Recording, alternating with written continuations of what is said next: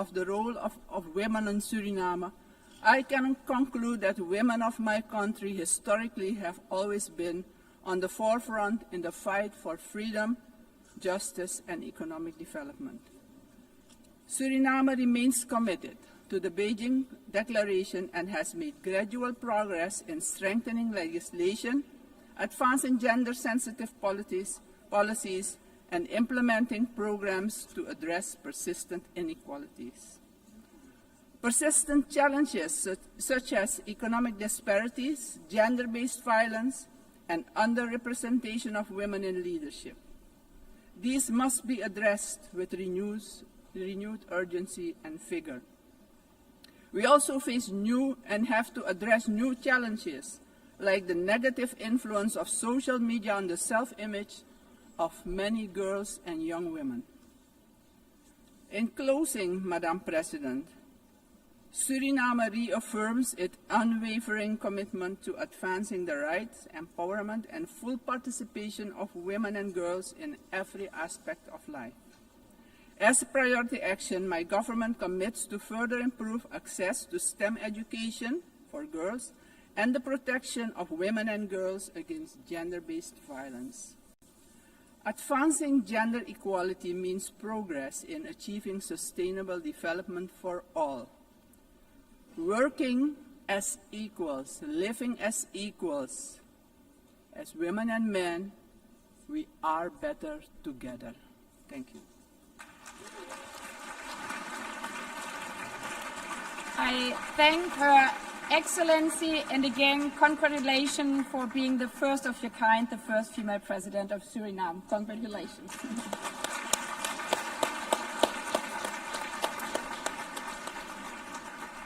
I now give the floor to Her Excellency Karen Keller-Sutter, President of the Swiss Confederation.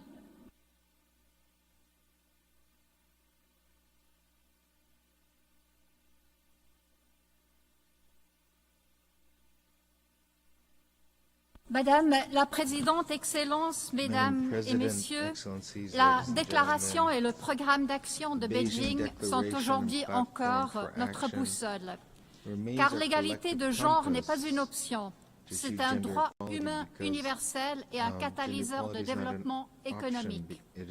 Malgré le chemin parcouru, les défis restent importants aussi en Suisse. Avant tout, la violence contre les femmes demeure une réalité inacceptable. Certaines inégalités salariales persistent en particulier parce que les mères ne sont pas pleinement intégrées sur le marché de l'emploi et parce que les femmes sont encore trop peu nombreuses aux postes de décision. 30 ans après Beijing, notre objectif reste intact. La Suisse a pris des mesures concrètes pour mettre en œuvre les droits inscrits dans notre Constitution et dans nos engagements internationaux. Une stratégie nationale pour l'égalité entre les hommes et les femmes adoptée en 2021, des réformes législatives majeures ont renforcé la protection des victimes de violences de genre, notamment l'adaptation de la définition pénale du viol et l'inscription du stalking dans le code pénal. En novembre prochain, nous lancerons une campagne nationale contre la violence de genre avec un message clair: l'égalité protège contre la violence. À travers sa politique étrangère, la Suisse s'engage pour garantir l'universalité des droits des femmes et l'égalité de genre, en priorité la participation économique et politique des femmes et la lutte contre la violence basée sur le genre. Madame la Présidente, Excellences, Mesdames et Messieurs, les crises récentes ont entraîné un recul en matière d'égalité des genres.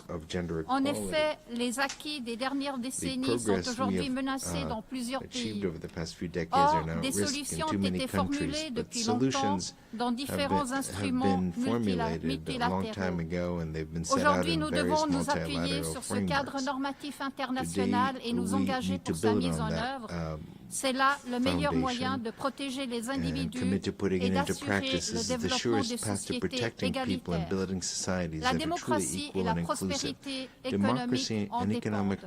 Ensemble, transformons la vision de Beijing en réalité. Je vous remercie.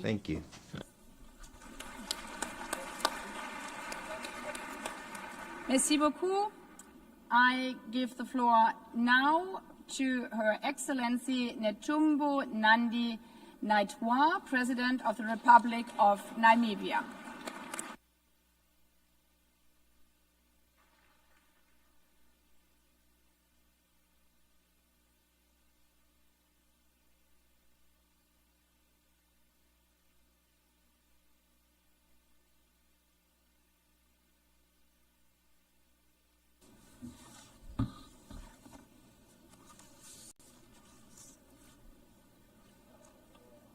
Madam President, gender equality and women empowerment have been key priorities for Namibia's government since our independence in 1990. We have shown strong political will through adopting international commitments, including the Beijing Declaration and the Platform of Action, which are domesticated in our national gender policy. 30 years ago in Beijing, we affirmed that women's rights were indeed human rights. Since then, Namibia has always built on the strong foundation of this declaration to draw a strong link on issues related to women and development and access. Our progress in the area of political inclusion and legal frame are grounded in this and underpinned our deep commitment to achieve progress for empowerment of women. As a result of this, Namibia closed 81.1% of its gender gap, ranking 8th globally and first in Africa as per the 2025 World Economic Forum Global Gender Gap reports. As President, I'm happy to highlight our historical milestone.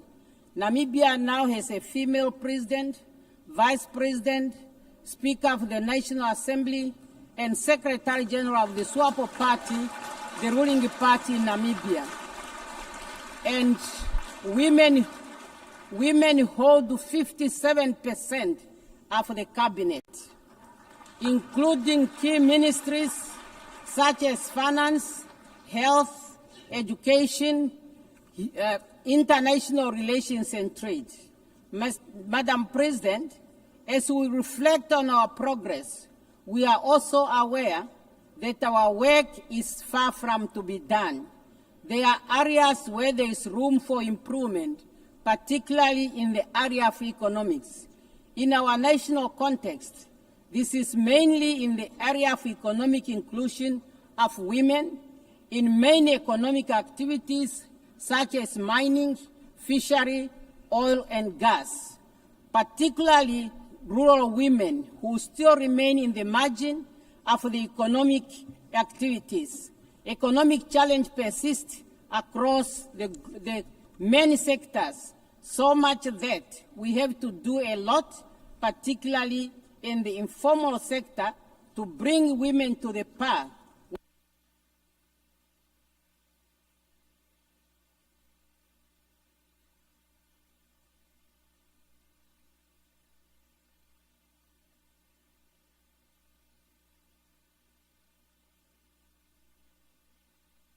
Madam President, thank you.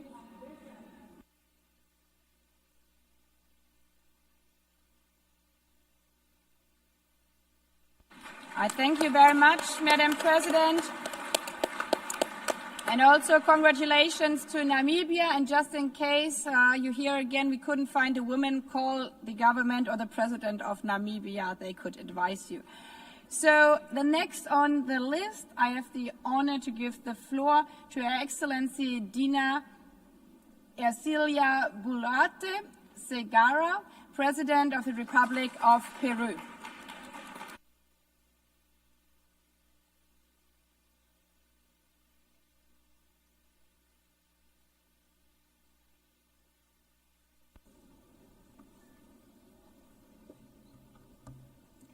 Gracias, señora presidenta. Thank you very much, Madam President. Han transcurrido 30 años desde la adopción de la Declaración y Plataforma de Acción de Beijing, un hito histórico que marcó el compromiso político internacional más importante para alcanzar el empoderamiento de todas las mujeres, adolescentes y niñas, y el pleno ejercicio de sus derechos humanos en condiciones de igualdad. Desde entonces, hemos alcanzado resultados relevantes. Se han reducido las brechas en el acceso a la educación y el mercado laboral. Un número creciente de mujeres accede a espacios de toma de decisión y se han fortalecido las normas para combatir la violencia, la discriminación contra las mujeres. Sin embargo, Presidenta, aún persisten brechas estructurales que limitan el desarrollo de las mujeres y las niñas, pues la pobreza extrema y la multidimensional, la discriminación y la violencia nos siguen afectando desproporcionadamente. Frente a ello, el Perú toma acciones decididas. En el año 2019 se aprobó la Política Nacional de Igualdad de Género, cuyos objetivos prioritarios son garantizar a las mujeres el ejercicio de todos sus derechos, erradicar la violencia contra ellas, empoderarlas y superar las barreras institucionales y socioculturales que enfrentan. Contamos con más de 400 centros de emergencia mujer a nivel nacional. emergency women's centers across the country. Con un enfoque intercultural para atender casos de violencia contra las mujeres y poner fin a este flagelo. Financiamos con recursos públicos proyectos para afianzar la autonomía económica de las mujeres. Apuntamos a reconocer legalmente el derecho al cuidado y a crear un sistema nacional de cuidados para garantizar este derecho, así como acreditar y certificar las competencias de las personas cuidadoras, muchas de cuales son mujeres. Trabajamos para garantizar el acceso de las mujeres a una educación de calidad, así como para promover una mayor inclusión laboral e incrementar su participación política en todos los niveles de gobierno. Y con mucho orgullo informo que el matrimonio infantil fue abolido en el año 2023. Señora Presidenta, como la primera mujer presidenta en más de first woman president. The interpreter apologizes. The microphone does not appear to be working.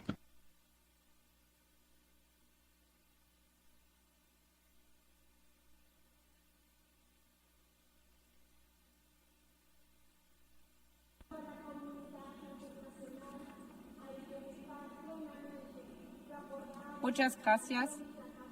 Thank you very much.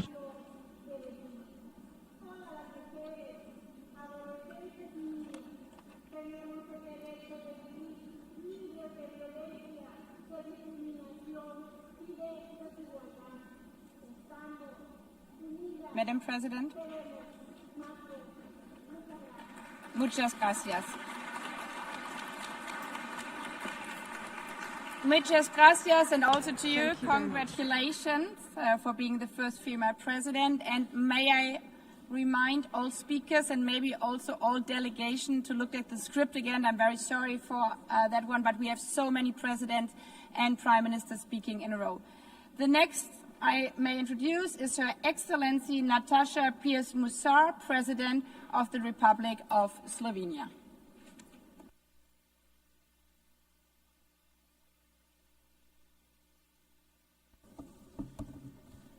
Madam President, Your Excellencies, we need to face a difficult truth.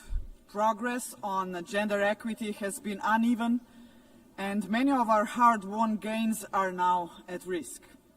Sexual and gender-based violence, economic inequality, a lack of sexual and reproductive rights, political underrepresentation, and the systemic discrimination of women persist. Real change requires making gender equity a genuine priority, including in peace and security. If not now, when? At a time when the world is facing a record number, claim a devastating number of civilian lives, as in Gaza, where 2/3 of the victims are women and children. Simply put, the inclusion of women is a guarantee for peace. It is also high time that the UN's leadership reflects the diversity of the people it serves. This calls for bold action from all of us to nominate, support, and elect women to the highest offices, both here at the UN and in our own countries as well. After 80 years, the United Nations must lead by example. We cannot afford to miss yet another chance to appoint the first woman Secretary General, nor we can afford to move forward into a future where still only 6% of General Assembly presidents are women. Let me be clear. The issue has never been about merit. There are plenty smart and capable women. What is lacking is the will to open doors. Dear all, let us invest in women's leadership and ensure that every girl can live a life of opportunity. I know that women and girls in Afghanistan, Gaza, Ukraine, Sudan, Haiti, and beyond are counting on us. And let me just conclude. My husband is a proud feminist. I am a proud feminist. And I am battling this battle not to say that the men need less. I'm not doing this for that. I just want the girls to have the same opportunities. And we need men to help us. And just to conclude with a couple of numbers, do you know how many presidents we have, female presidents we have in the European Union? 2, in Malta and in Slovenia. Do you know how many presidents we have here in United Nations out of 193 members? 16. Those are the numbers. Thank you. And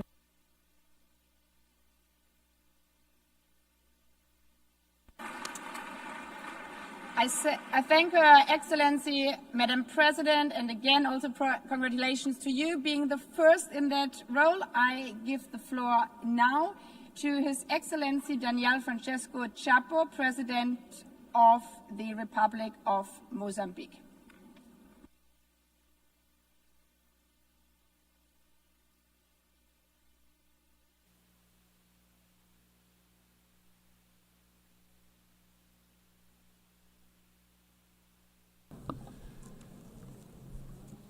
Senhora Presidente da Madam Assembleia Geral, President of the General Assembly, Senhora Secretário-Geral das Nações Unidas, Mr. Secretary General of the United Nations, Your Excellencies, before my intervention, I would like to say that I am here in order to save the honor of men in the room, because since we've started, I just see women making the intervention.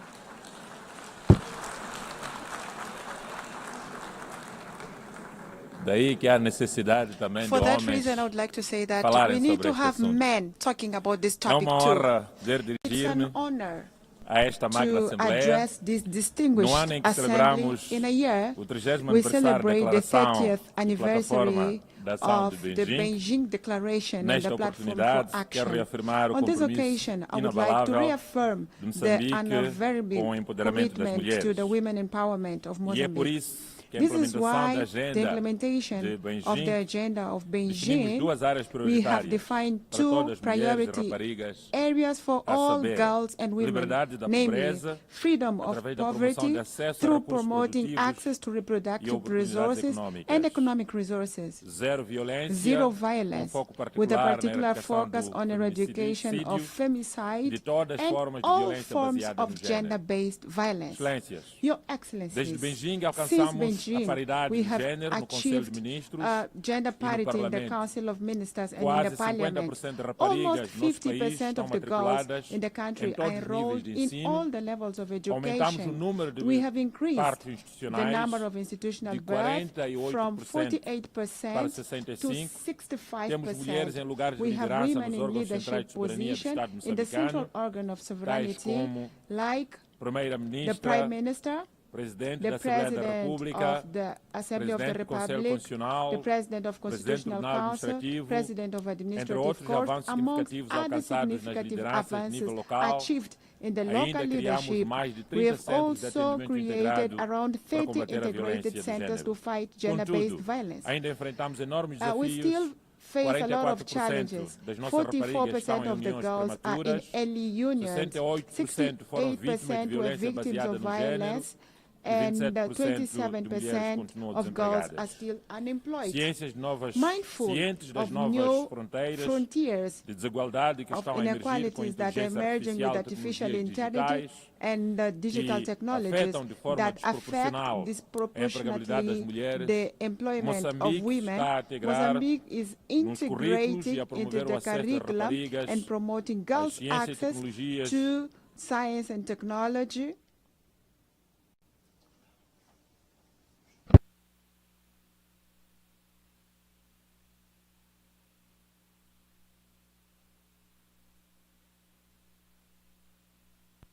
Thank you, Mr. President.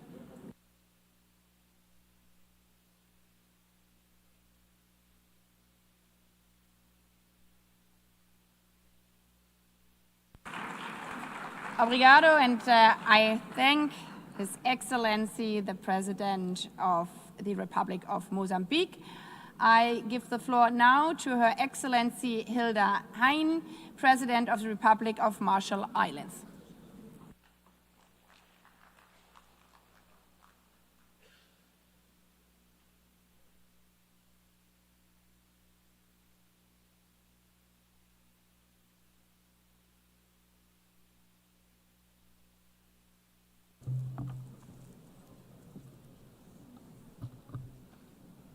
Madam President, Mr. Secretary General, Excellencies, Yahweh. 30 years ago, Ambassador Nay John Edwards, now happily retired, led a delegation of Marshallese women to the Beijing Conference of Women. That conference changed our life and generations of Marshallese women ever since. Since the Beijing Declaration, gender is now a core pillar of our national planning. As a small island developing state, we are not moving fast enough with island-tailored strategies. In a nation where 1 out of 2 women experience violence, and in a Pacific Island region with the lowest rate of women in elected government in the world. Core efforts need to be. We can build on our traditional matrilineal customs to encourage the role of women as peace builders, as human rights defenders, and contemporary leaders in their fields. While the Marshall Islands has instituted important legal reforms, rates of gender-based violence remain unacceptably high. Education, police officer training, and crisis services have been key steps. We will continue to ensure the full recognition and realization of human rights for women and girls, including through our recent ratification of the Palermo Protocol on Trafficking. The health of women and girls is a key priority and is written in our survival story, where the nuclear legacy has left behind cancers, reproductive health struggles, and the unseen weight of caregiving. We answer this with urgency, expanding maternal care and family planning, and launching mass cervical cancer screening and prevention so that every woman and girls has the chance to live and to lead. Women's economic empowerment is vital to achieving equality. Through the Marshall Islands CAREF Fund, a national financing initiative that supports women's entrepreneurship and access to capital, we are opening pathways to women to drive innovation, recognizing when women prosper, nation prosper. Our National Early Childhood Development Framework has forged key progress in direct interventions to provide assistance, nutrition, and care for vulnerable communities, including expectant mothers and mothers of young children. This will be expanded for universal coverage to address crisis levels of malnutrition and stunting. We welcome the region's new policy launch to incorporate climate and resilience in the framework. Madam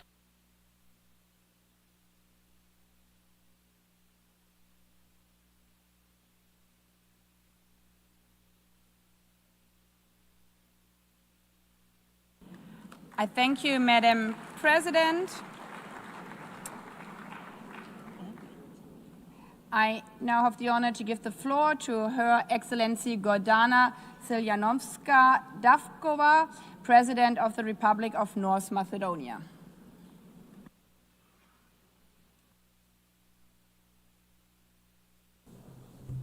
Distinguished Excellencies, ladies and gentlemen, 30 years ago in Beijing, the nations of the world made a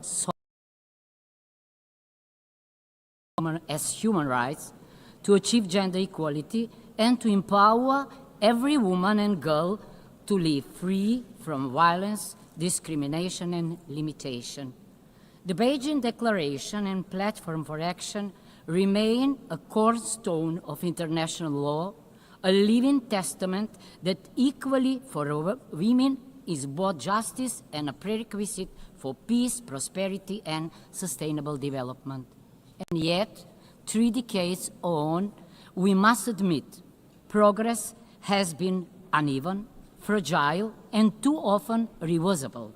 Violence against women persists with impunity, femicide desecrates the sanctity of life, and structural barriers still deny women leadership, resources, and decision-making power. These are not abstractions. They would wound families, societies, and generations. At the same time, the very institution created to safeguard peace, the United Nations faces a profound crisis.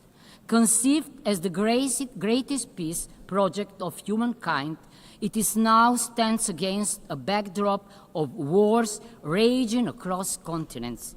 80 years after its founding, peace, the raison d'etre of the UN, remain elusive. Mars still rules when it is time for Venus, embodied in the vision, compassion, and leadership of women to guide our common future. If we are serious about peace, then the time has come to entrust the helm of the United Nations to a woman. We, the women of the world, together with the children, are the first and greatest victims of war. But we are also the bearers of healing, compassion, and hope. Gender equality is not a feminist privilege. It is a humanist imperative. We do not ask for favors, not for matriarchy, but for a just order in which the talents and creativity of half of humanity are fully recognized for the advancement of politics, science, health, education, and peace. Excellencies, the Beijing Declaration called on us to ensure equal rights and equal access for women and men, girls and boys. That call remains urgent today. Only together, women and men, do we embody the full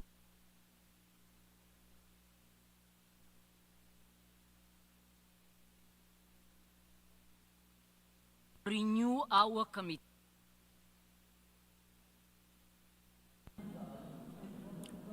Thank you, Madam President. Thank you. I thank you, Madam President. And now I give the floor to His Excellency Berjam Begay, President of the Republic of Albania.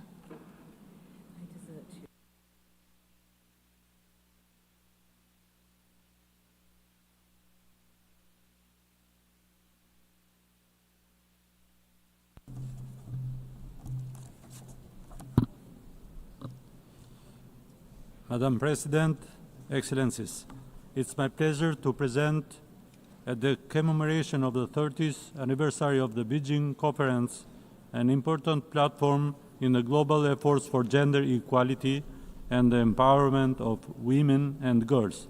Today serves as an opportunity to renew our collective commitment and to give fresh impetus to the full implementation of the Beijing Declaration and Platform for Action. We have made significant strides in ensuring women's participation in political, economic, and social life. Yet, with only 5 years left to achieve SDGs, progress on gender equality is stagnating and in some areas is regressing. We must reverse this trend. This meeting must serve as a turning point, moving beyond rhetoric to action. We must mobilize adequate financial resources, reinforce accountability frameworks, and invest in measurable and transformative actions. Albania is ready to share its experience. Over the past decade, we have undertaken substantial legal, institutional, and societal reforms aimed at promoting gender equality. Albania has closed the gender gap in education, strengthened women's economic participation, and invested in digital inclusion and entrepreneurship for women and girls.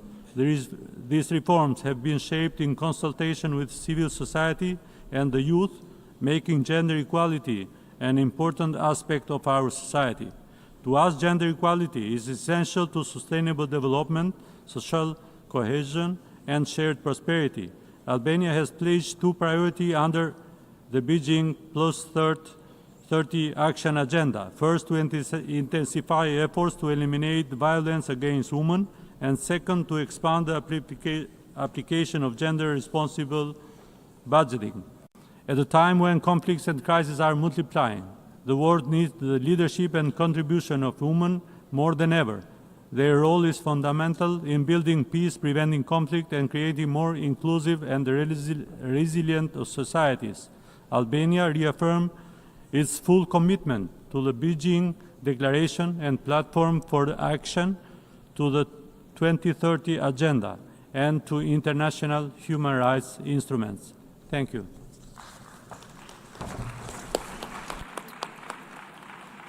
I thank His Excellency President of the Republic of Albania. I have the honor to give the floor to His Serene Highness Prince Albert II of Monaco.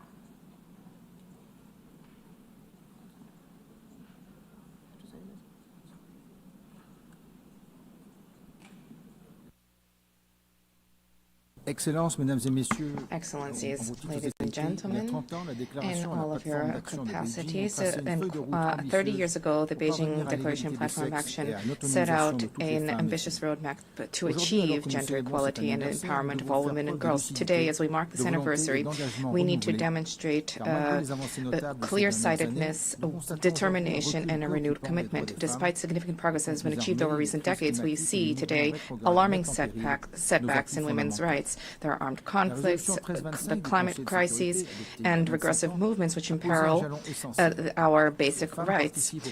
Security Council Resolution 1325 was adopted 25 years ago. It is a key landmark. When women participate in peace processes and are present in the negotiating table, the agreements that are the fruit of these negotiations are more inclusive, and peace is more likely to be attained and to be lasting.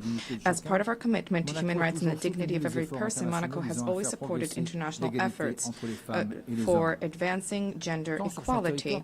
Both on our soil and through international cooperation, the Principality has been working proactively to promote girls' access to education, women's economic empowerment and independence, as well as the fight against all forms of violence, including in conflict and crisis contexts.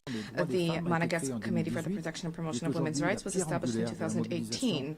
Today, this is the cornerstone for mobilization and awareness at the national level. The government of our Principality is working closely with UN agencies such as UN Women and its Sport for Generation Equality framework, which recognizes the role of sports as key leverage towards social transformation. Monaco is proud of supporting this initiative. We believe that sports should be an engine for empowerment, for respect, and for solidarity. UNICEF and UNFPA are also key partners for our action through tangible projects. So these partnerships help to anchor the principles of the Beijing Declaration in actions on the ground. I also wish to highlight the key role of civil society, women leaders, young people, and male allies in building a world that is more just, with greater solidarity and greater equality. Our Principality reaffirms our commitment to continue along this path in a decisive way alongside all of those who work day by day to ensure that this equality becomes a reality. Thank you.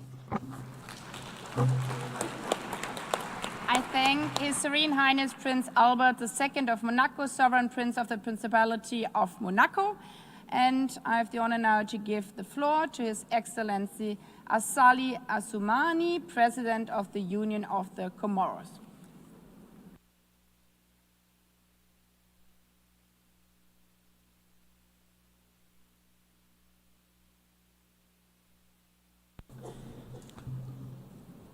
Madame la Présidente de l'Assemblée, Madam President of the General honorable Assembly, assistance, Mesdames et Messieurs, Assalamu honorable guests, alaikum wa ladies and rahmatullahi wa barakatuh. gentlemen, salam C'est pour alaikum. moi un grand honneur, un It's vrai a great plaisir honor and a real de pleasure prendre la parole en ce for moment me solennel to à take the l'occasion du floor 30e on this anniversaire solemn occasion of the de la 30th 4e anniversary conférence mondiale sur les femmes. of the World Cet Conference on anniversaire Women. est l'occasion de This dresser un bilan de anniversary progrès is a accompli time for us to take stock of the depuis la progress that has conférence been historique made de since the Pékin en historic Beijing 1995, in mais aussi de mettre en 1995, lumière but also les to réalisations, highlight les meilleures the pratiques, achievements and best ainsi que les défis practices, persistants dans la as well promotion as the de continuing l'égalité des challenges genres when it à travers le comes monde. to promoting gender equality Fidèle à around ses the engagements world. internationaux et régionaux, As we are l'Union des faithful Comores to a our ratifié international plusieurs regional instruments commitments, juridiques the Comores pertinents has pour la ratified a number of protection legal et la promotion des instruments droits that des are femmes, relevant to the promotion and protection notamment of la women's Convention rights, sur l'élimination de toutes les notably formes de the discrimination prevention of à all l'égard des femmes. forms of discrimination against Et women. durant la présidence comorienne de l'Union africaine, During j'ai the eu l'honneur presidency of the Comoros of de the porter African le flambeau de Union, cette cause we were essentielle. proud to hold C'est dans ce up the cadre torch que, of le this 30 octobre important 2023, cause. And on the 30th of October notre pays a 2023, organisé our la country troisième organized the conférence third de consultation des femmes conference leaders africaines of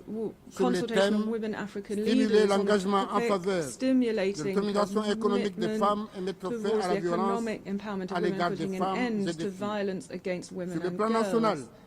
la Constitution comorienne a toujours garanti les droits des Nationally, femmes we have en always les protégeant guaranteed contre la women's violence, rights by l'exploitation, protecting them against violence, l'abandon et contre exploitation, toutes sortes de violences.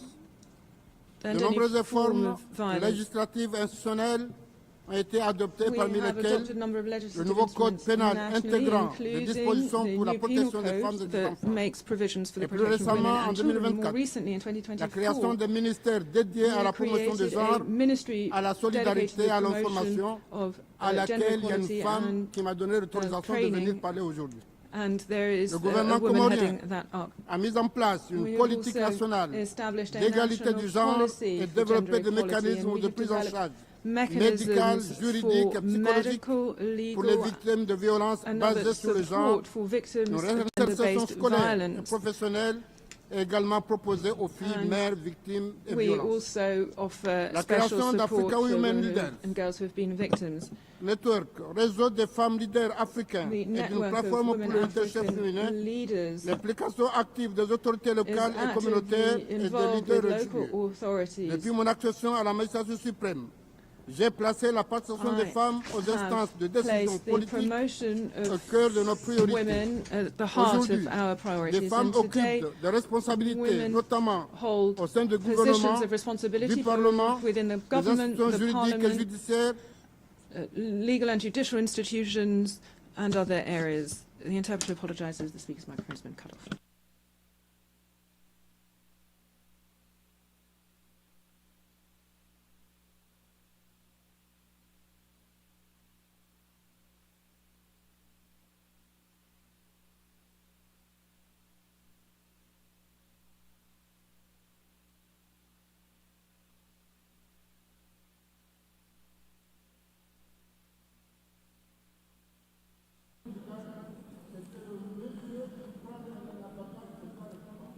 Excellency,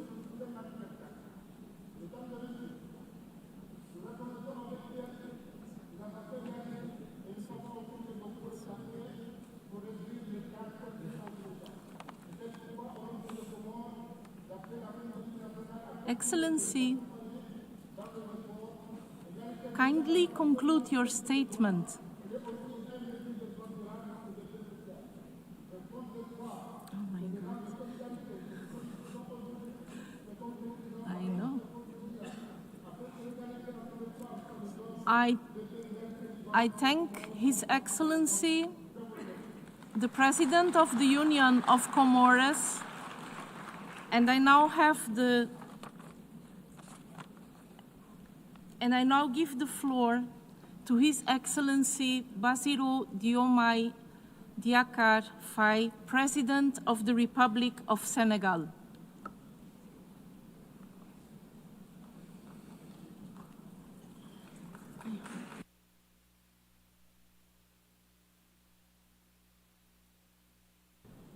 Madame la Présidente Madam de President l'Assemblée générale, and General Assembly, Madame la members of the General Vice-Secrétaire Assembly, générale, chers collègues, distinguished Mesdames, Messieurs. colleagues, ladies and gentlemen, Je remercie la I Présidente wish de l'Assemblée to thank the générale President of the General et le Assembly Secrétariat général pour la and convocation the de cette Secretariat réunion. and the Secretary General for the Nous invitation sommes là pour extended rappeler, to participate in this meeting. We wish to pour appeler à recall la the poursuite following. de l'action, À la pursuant to a call mobilisation for des action ressources and afin mobilization for d'accélérer resources la in order marche to accelerate pour l'égalité parfaite des progress sexes et towards l'autonomisation full de gender toutes les equality and femmes empowerment of et de all toutes les filles. women and girls. Le programme d'action de The Beijing a Beijing été Program of un Action tournant has dans been la a prise de turning conscience point when it comes to sur awareness about the l'obligation d'être obligation plus juste to vis-à-vis have de greater toutes les femmes. justice vis-à-vis all progrès ont été women. accomplis, Progress mais has been ils méritent achieved. d'être évalués However, régulièrement this progress pour should be assessed identifier on a nos regular faiblesses basis in order to et identify apporter weaknesses, les as well ajustements as qui to permettent to make the necessary une société adjustments plus to équitable et build plus a inclusive. fair and more inclusive L'engagement society. à promouvoir The commitment l'égalité to des sexes et les promotion droits of des gender femmes equality and the rights of signifie women lutter contre means la that there's a pauvreté, need to fight against poverty, garantir leur to accès aux guarantee women's ressources access économiques, to à economic l'éducation et resources, à la to santé, education, to accroître leur healthcare, as well as participation to aux instances de enhance décision women's et les participation in protéger decision-making contre bodies, toutes as les well as to formes de protect violence et them de against all forms of violence and C'est ce que discrimination. nous faisons au This is what we have Sénégal been doing à in travers nos Senegal politiques through publiques our public et la vision policies Sénégal and through the 2050, Senegal 2050 qui place les vision, femmes which et les places jeunes women and young au cœur de people la citoyenneté at the very et de la heart stabilité of nationale. national citizenship Nous and mettons en stability. œuvre un We accélérateur have de been progrès implementing pour lever a les progress obstacles accelerator persistants to à l'égalité, surmount the avec persistent des obstacles programmes to pour equality élargir with l'accès des programs filles which include et des expanding femmes à access l'éducation for et à women la and girls to formation, education and et training, combattre sans and relâche combating toutes les violences unstintingly basées sur le all genre. gender-based Le violence. combat contre toute forme We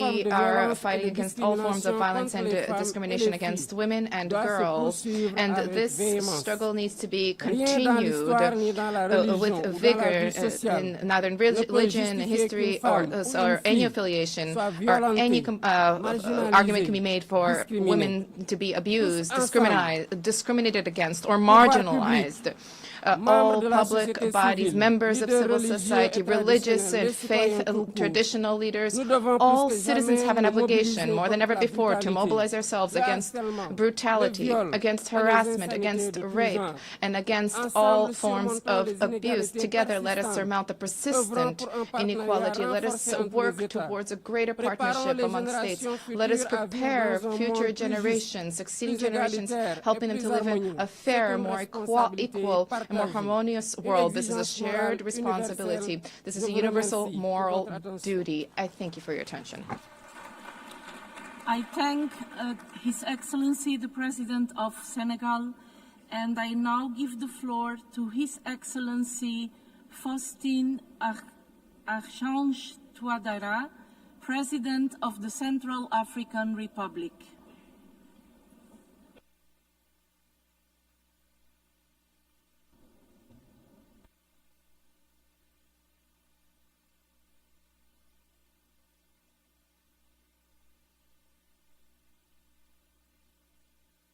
Madame la Présidente, Madam Excellences, Mesdames et President, Messieurs, Excellencies, ladies and je gentlemen, suis honoré de I prendre la parole à am honoured cette to réunion take de the haut niveau floor at this high-level qui marque meeting. un tournant décisif It marks pour l'égalité a entre les pivotal femmes et les moment hommes, for equality 30 ans between après la men déclaration and women 30 et le years programme d'action de following Beijing. the Beijing Declaration Programme La of République Action. centrafricaine a The Central African inscrit Republic l'égalité de genre has placed et l'autonomie.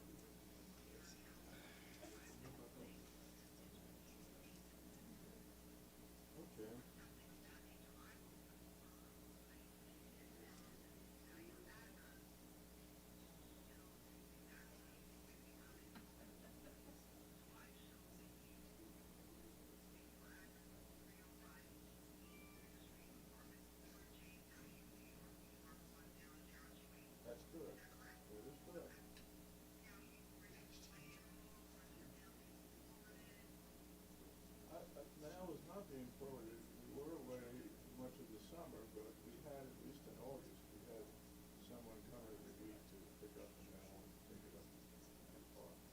I didn't see anything, but, you know, why don't you just resend it if you would?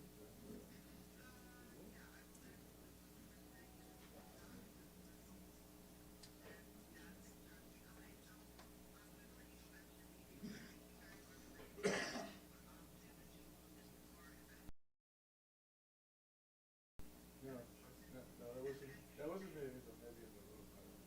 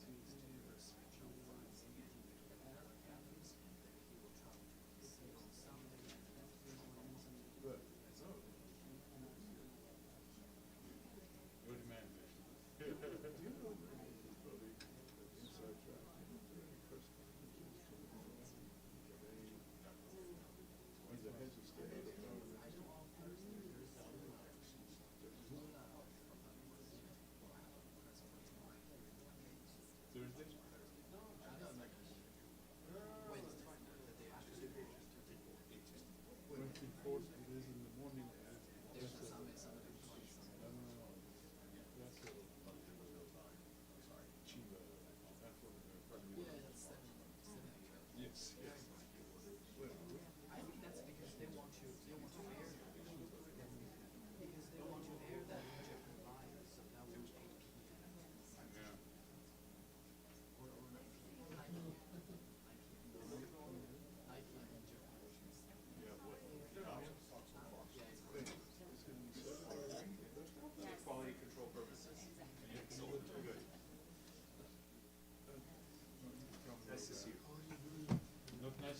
It's nice to see everybody.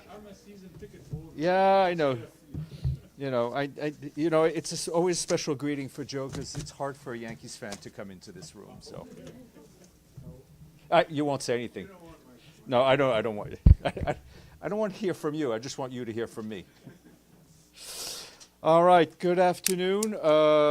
Tomorrow is the start of the General Assembly. Yes. Just to give you a little update on numbers, because I know you like them. We expect about 193 delegations in total, with approximately 89 heads of states, 5 vice presidents, 1 crown prince, 43 heads of government, and... Senor? How many heads of government? 43 heads of governments, 1 crown prince, 5 vice presidents, 89 heads of states.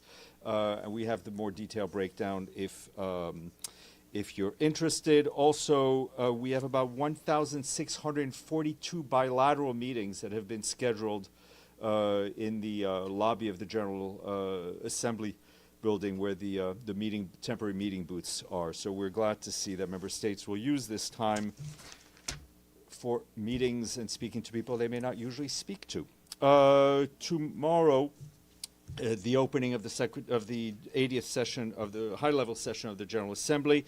The Secretary General will address world leaders. His speech will be a stark wake-up call to the world, framed around the need to make clear decisions in this decisive time. It will be an appeal for renewal and the urgency of action and moral leadership. He will call out the impunity and the lawlessness that threatens the world order. His speech will be framed around a fundamental question that he will pose to world leaders. What kind of world do we want to choose to build together? The Secretary General will speak of the unique challenges facing our world and the organization itself, and point out that we have our work cut out for us, as our ability to carry out that work is being cut from us. He will lay out 5 critical choices facing humanity: peace, dignity, climate justice, technology in the service of humanity, and a stronger UN. He will also remind world leaders that it is not enough to know that what the right choice is. We must have the courage to act. He will also recall that his own experience growing up in the dictatorship of Portugal and underscore the importance of never giving up. We will share the Secretary General's remarks under embargo later today.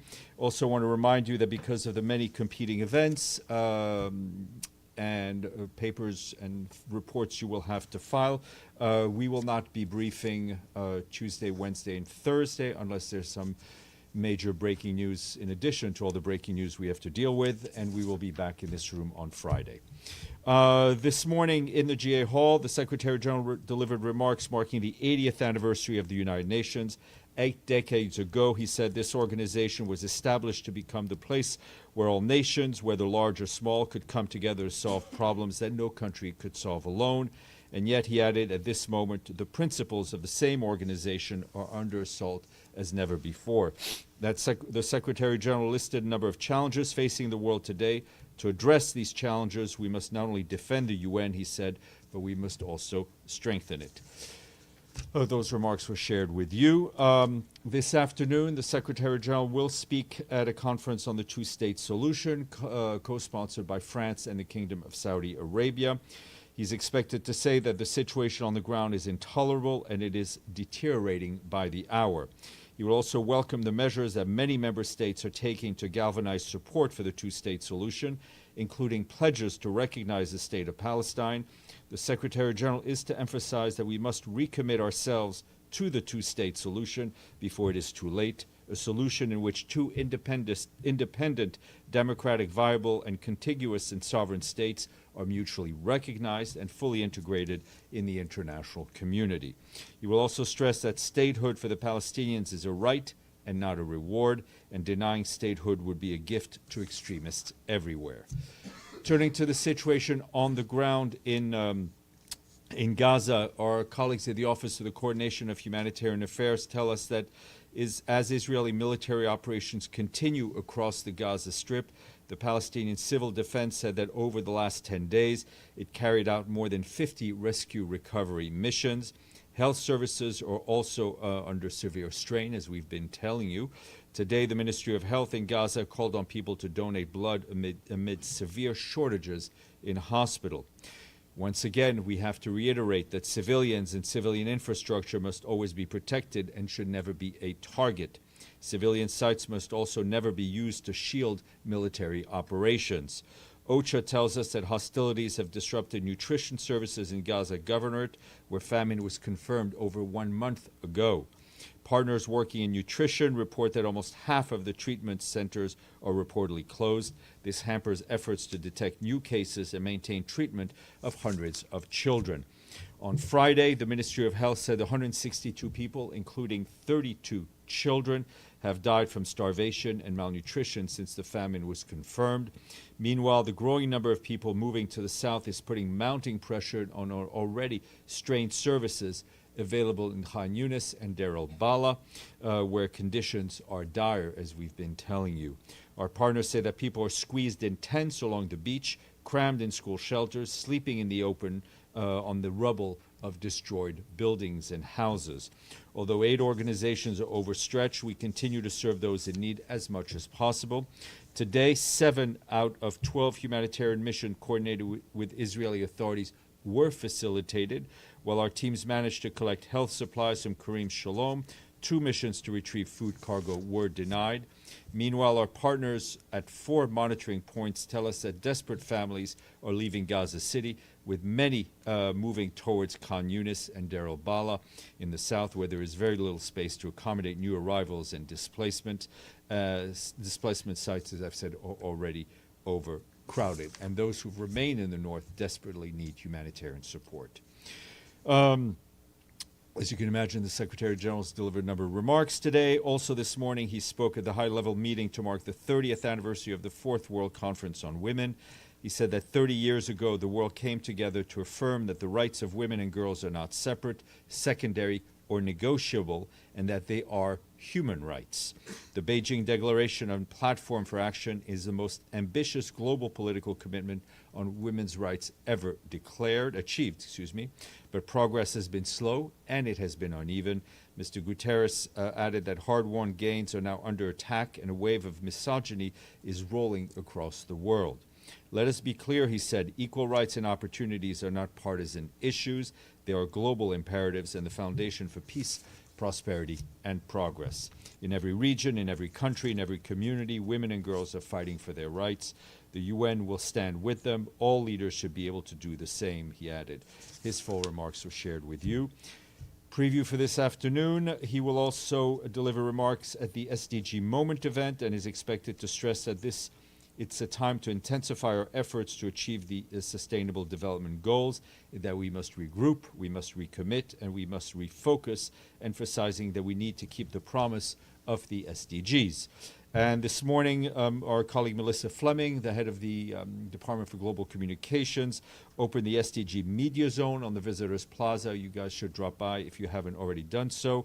In a welcoming message, the Secretary General also underscored that the space will be a platform for ideas, a catalyst for action, and a launchpad for hope.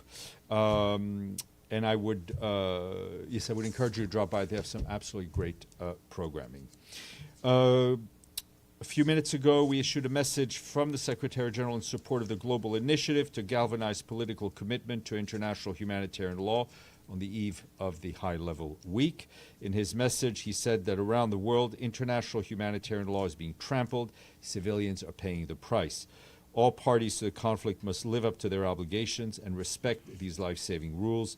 It is urgent for the global initiative to galvanize political commitment to international humanitarian law. Also this morning, Security Council, as you know, held a meeting on threats to international peace and security. Briefing members was our friend Miroslav Jenča, the Assistant Secretary General for Political Affairs. He said in his remarks that on 19th September, according to Estonian reports, 3 Russian MiG-31 fighters entered up to 10 kilometers inside Estonia's airspace for about 12 minutes, in violation, obviously, of Estonian airspace.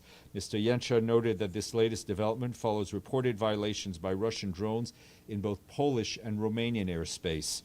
Mr. Jenča stressed that violations of sovereign countries' airspace are unacceptable, and again urged all concerned to act responsibly and to use all available channels and to take immediate steps to de-escalate tensions and prevent further risks of regional instability. His remarks were shared with you. Meanwhile, on the ground in Ukraine, our humanitarian colleagues tell us that hostilities over the weekend and early this morning killed and injured several civilians across the country, including health workers and emergency responders. That's what the local authorities are telling us. Strikes hit 2 major cities in Dnipro and Zaporizhzhia, as well as frontline communities in areas further from the front lines. They damaged homes, schools, and other civilian facilities. Civilian casualties were also reported in Chernihiv, Donetsk, Kherson, several other regions. Following these attacks, aid organizations mobilized support for first responders and municipal services, and emergency teams were dispatched to where they were needed. We, along with our humanitarian partners, continue to deliver aid through convoys in frontline areas. On September 19th, an interagency convoy reached the Bilozherka community in Donetsk, one of the hardest hit areas following the recent escalation in hostilities. The convoy delivered medical supplies, solar lamps, and other essential items. Moving a couple of African-related notes. In the Central African Republic, we issued over the weekend a statement about the tragic incident in that country that happened on September 16th, and we had mentioned to you last week. The Secretary General said he's deeply saddened by the death of 4 UN peacekeepers from the Republic of Congo serving in our peacekeeping mission in Central African Republic. 2 others were injured when their armored personnel carrier fell into the Umbela and Poko River while driving from Bangui to Bambari, and this was a routine resupply convoy. Another peacekeeper remains missing, sadly, as of today. Secretary General extends his heartfelt condolences to the families of the fallen peacekeepers, as well as to the government and people of the Republic of Congo, and wishes a speedy recovery to our injured colleagues.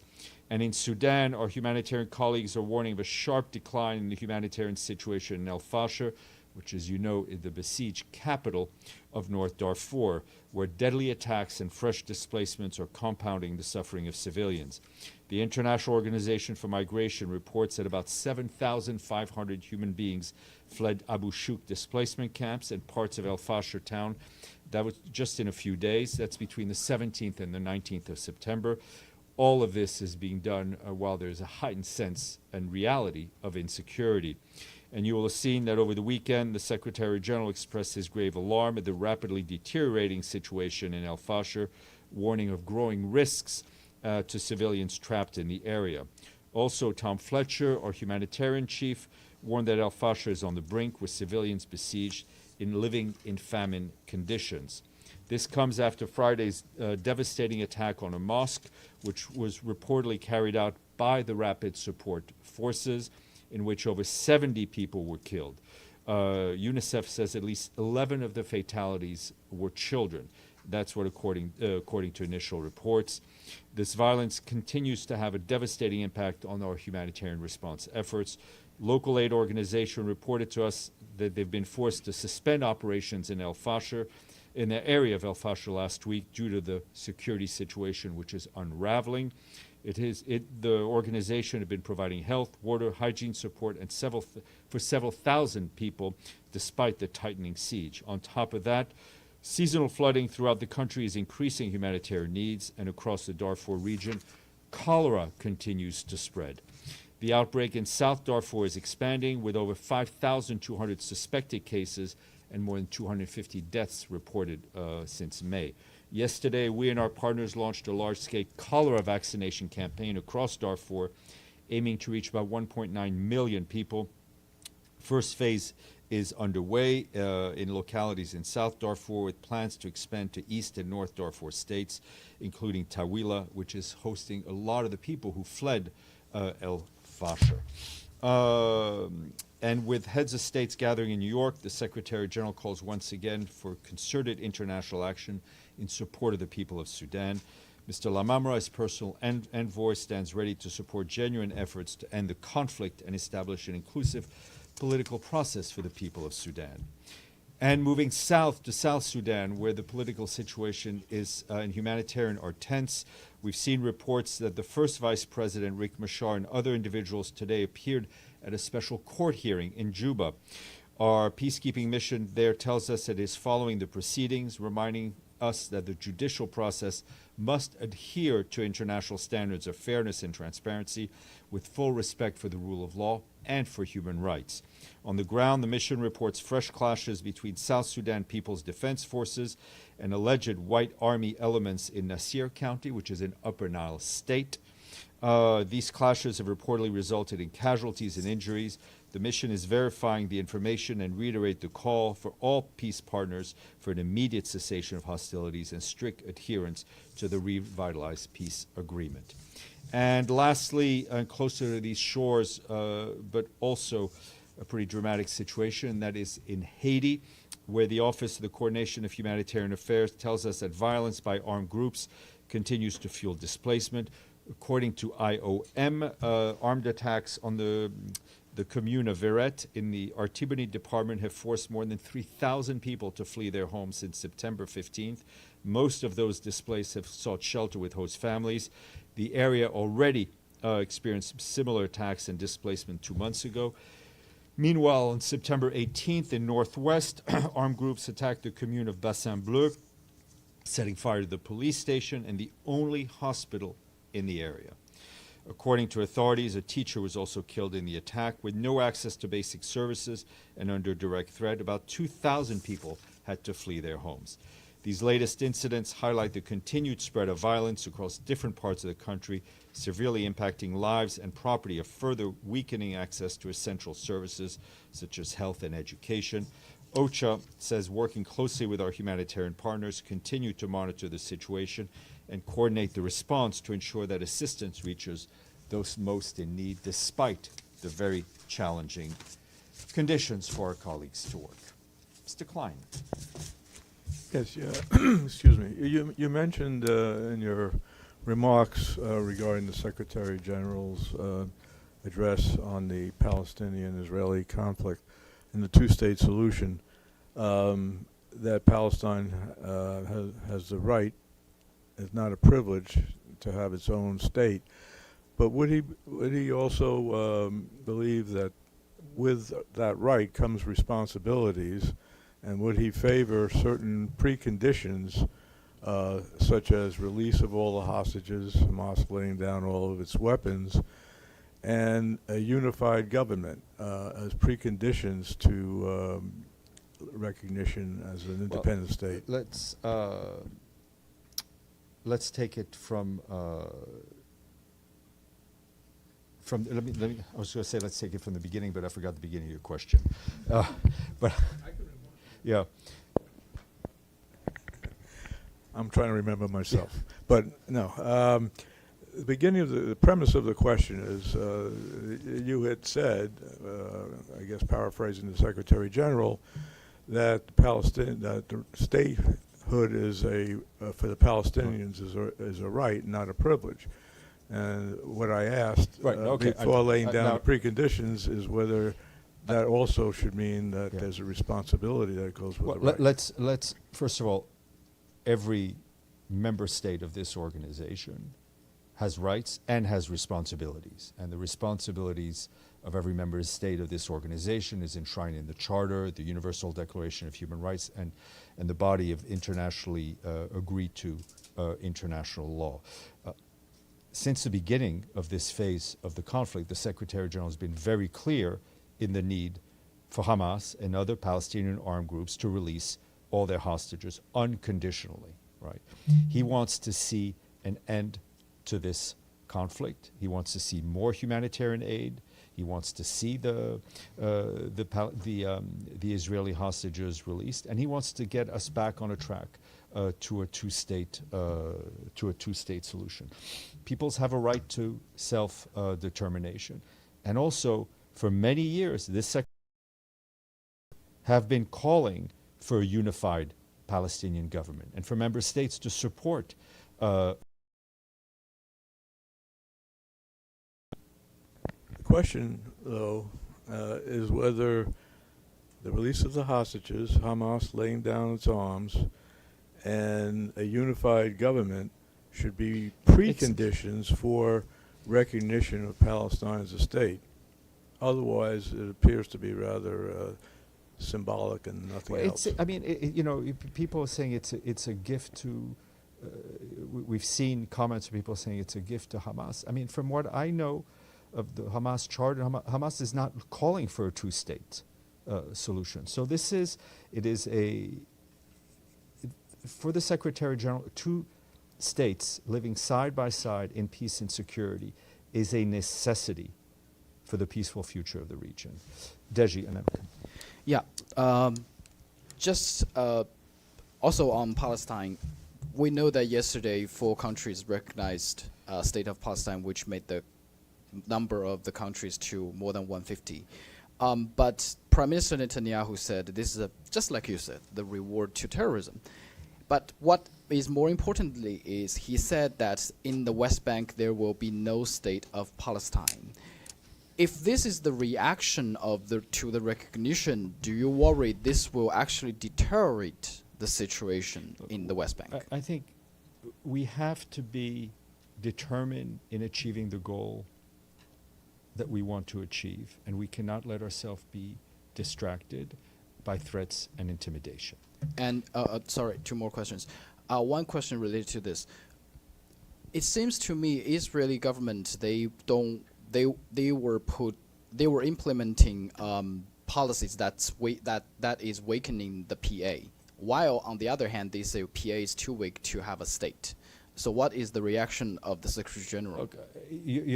Deji, we've gone through this before. You're asking questions that should be asked of an analyst. I mean, the Secretary General's I'm not going to analyze and give you color commentary. The Secretary General's position is clear. He supports the Palestinian Authority. The Palestinian Authority is recognized here as a permanent observer, and we're looking and working for a two-state solution, those 2 states being Israel and Palestine. Okay, one last question. This one is difficult. Today we have several statements from this SG talking about the women's rights, talking about the establishment of this very organization for 8 decades, talking about the 2-state solution, and SDG as well. So which does the Secretary General consider the most important item? Look, we will leave we make the statements, we leave it up to you to rank them. Yes, ma'am, if you could introduce yourself, thank you. Hi, my name is Naomi Lim and I'm with the Washington Examiner. So tomorrow marks President Trump's return to the UN after many years not being here. I'm just wondering what the Secretary General thinks of this moment, particularly when the US is threatening to withdraw not only political support from the UN, but also financial support as well. Well, I mean, I can tell you the Secretary General very much looks forward to his meeting with President Trump. Yesterday, he received the credentials of Mike Waltz, the new permanent representative. They had a very good discussion, a very solid and deep discussion on the UN, U.S.-UN relations, and we look forward to having President Trump, to hosting him, and to welcoming him back to the United Nations. So no concerns about what it means for the future of the organization? Well, I mean, I think that it is, frankly, they would be more concerned if he wasn't here. Farnoosh. Thanks, Steph. Can you give us a status now that we are in officially UNGA week? What is the status of Brazil's president's visas? Are there any restrictions that you guys have been made aware of? Are there anyone that you expected to be here that may not, that you've been told could not come? My understanding, there are a number of delegations that have some issues with visas for their delegations, with members of their delegation. The only head of delegation that I know of that is not getting a visa is President Abbas. Abdelhamid, and then we'll go to, and then, yes, go ahead. Thank you, Steph. Don't you see that this two-state fanfare and recognition of Palestine is distracting attention from the genocidal war in Gaza?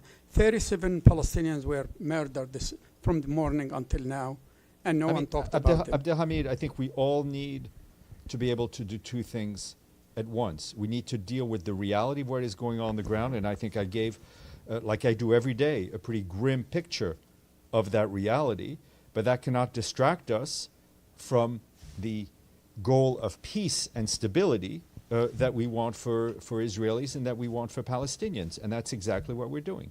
My second question, I don't know if the SG aware of some steps Israel taking in the West Bank, including constructing gates at every single village all around the West Bank.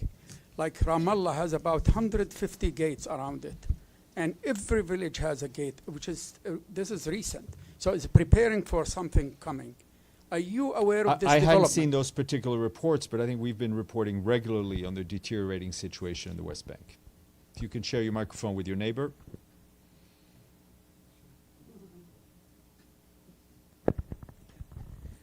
Yes, my name is Paula Dupré-Levias. I'm with Geneva Solutions, coming from Geneva. I wanted to ask a little bit about the UN80 initiative, and the Workstream 3 report just dropped just a few days after Workstream 2. I'm just wondering, I mean, in this latest report, we have rather complex sort of long-term proposals that would need quite some time to be implemented. I'm just wondering, you know, how long this will take. There's going to be, in the Workstream report, it's said that the Secretary General will be announcing actions to be taken. Wanted to know when that would happen. And also, I'd like to know whether the UN still expects the U.S. to be contributing soon. Well, we expect every member state to pay their dues. On your first question, the Secretary General will present the report in person to the General Assembly to the membership right after the high-level week. He wanted to share the report with them in writing before, and it will obviously on things that he can do, he will move as quickly as possible. But as you well know, a lot of this is in the hands of member states, including of shifting posts, shifting structures. So that will take some time. But the Secretary General is determined to move on this as quickly as possible. David, Ahmed, then Dennis. Thanks, Steph. On the two-state solution, there are now 150 some odd countries, and I've asked this question before, but I would love to hear in simple terms, what does it actually mean moving forward? Having a recognized Palestinian state, we all know that it is not a state by definition of what the UN is in terms of borders, in terms of a government. So what does it mean? Well, let's, you know, good luck trying to get a simple answer out of any question asked in this organization. The recognition is a bilateral issue, right? So member states recognize each other on a bilateral basis. The issue of membership in this organization and the requirements for membership is a separate issue. I think what it all means, I mean, in a way, it's a powerful symbol of our determination, or determination of the majority of member states of where they would like the situation to go. But it obviously has a legal impact on the bilateral relations between two states. Thank you. Okay, Steph, on the same point on the two-state solution, the recognition of the state of Palestine. So if 150 countries, which they represent 77.7% of the member states, decide that this is, we recognize this entity as a state, they will put, I'm assuming there's going to happen a triggering for a process at the Council, Security Council, which is going to be vetoed, and then it will go to the GA, like we had with the status of an observer state. What will be the situation that there is 150 nations vote to change the status of Palestine into a full member from an observer member? Since much I love to walk down the hypothetical path with you. I can tell you that the charter is clear on the path to membership. It is in the hands of the member states. Any other change in status or any other solutions that may be found is up to member states, but I'm not going to go there. Dennis. When does UNSG plan to meet Mr. Lavrov, and what topics does he want to touch upon? It will be Thursday afternoon, if I'm not mistaken. What day is the foreign minister speaking? Okay, I think it will be Thursday late afternoon he is speaking, and it will not surprise you if I tell you that they will speak on issues of mutual concern. And I'm sure the list is long. Yes, sir. Does the Secretary, sorry, I'm John Haltwanger from Foreign Policy Magazine. Does the Secretary General have concerns about democratic backsliding in the United States under the Trump administration? This General Assembly is occurring under the backdrop of political violence, concerns about censorship and the free press in the United States. These are values that the UN promotes and pushes for countries to uphold.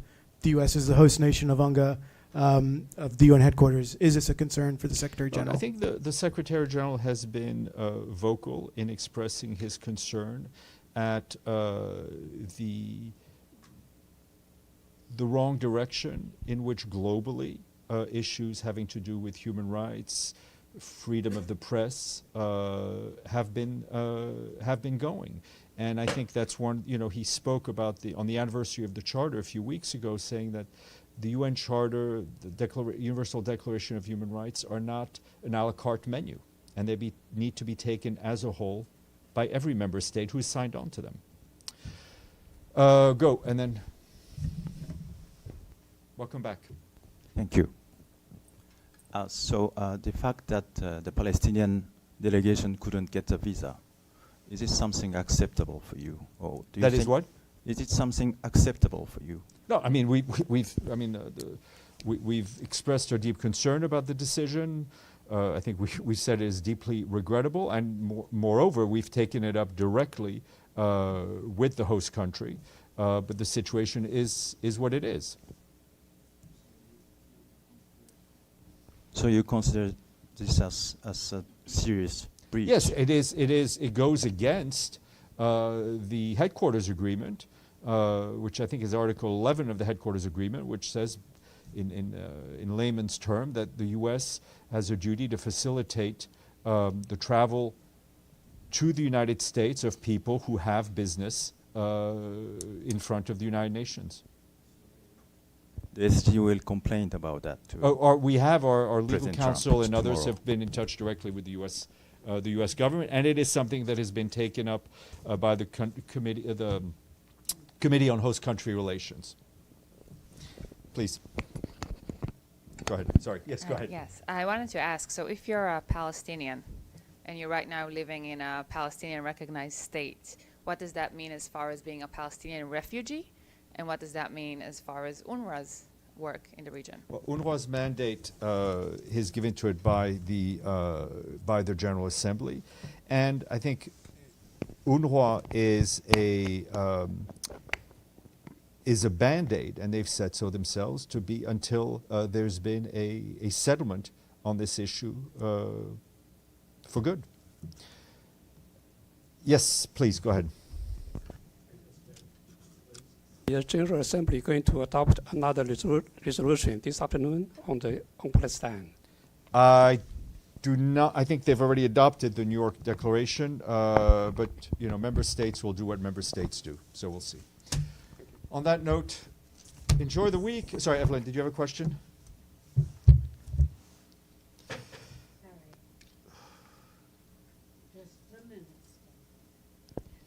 I wanted to ask about the Central African Republic. Is Wagner Group still active there, or does it have a Russian successor? That's not a question I can answer, but I can tell you there are a number of foreign armed elements there.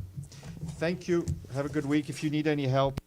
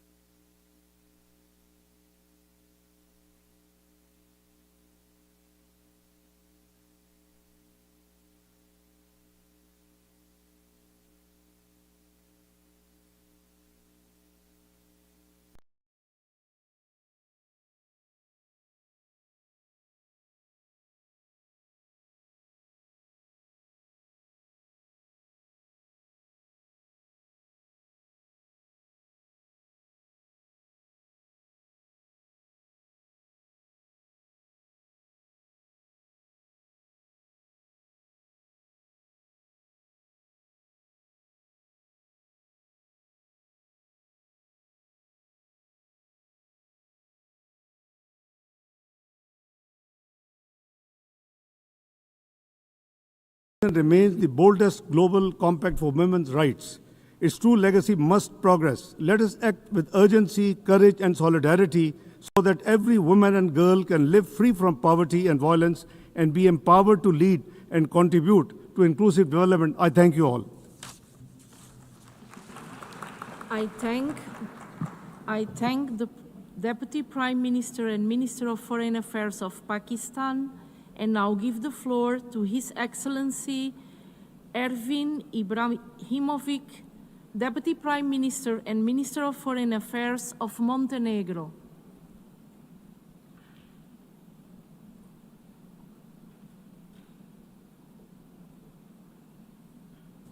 Excellencies, the promotion of gender equality and the empowerment of women and girls are among the central pillars of the government of Montenegro's human rights policy. Over the last 3 decades, Montenegro has succeeded to set up the legislative and strategic framework for agenda equality and to significantly improve its institutional network at all levels. Despite the progress, serious challenges remain, in particular when it comes to the effectiveness in institutional capacities and their efficiency in fighting discrimination, harassment, and hate speech and gender-based violence. The 30th anniversary of the Beijing Declaration and Platform for Action is a unique opportunity for all of us to reaffirm our unwavering commitment to gender equality and women empowerment. It reminds us that the advancement and full enjoyment of all human rights by all women and girls everywhere is not only a goal in itself. Advocating for women's rights, combating discriminatory policies and practices, fighting the ever-increasing violence against women and girls, as well as challenging the deeply rooted stereotypes in our societies that affect inequalities are not just our obligation under the international human of a good governance and the foundation for sustainable and inclusive development. The last 3 decades have shown that the global progress is possible in addressing domestic violence in the education field, in increasing women's participation in the parliament. But much remains to be done. Montenegro will continue to work with all partners to advance in implementation of the key UN, Council of Europe, and EU norms and standards. We will scale up our effort toward the full and effective implementation of the Beijing Platform for Action, including the Beijing Plus 30 process and the conclusion of the Commission of the Status of Women. and the very end, Excellencies. An ordinary girl in Montenegro can expect to live longer than an ordinary boy. She will probably get high level of education classmate. But despite all the progress, she will still have challenges if she dreams to become a head of state or government, or to address you from this place. This is not reality only for Montenegro girls. It is up to us, the government's power, to invest more to create a just and equal future for all women and girls.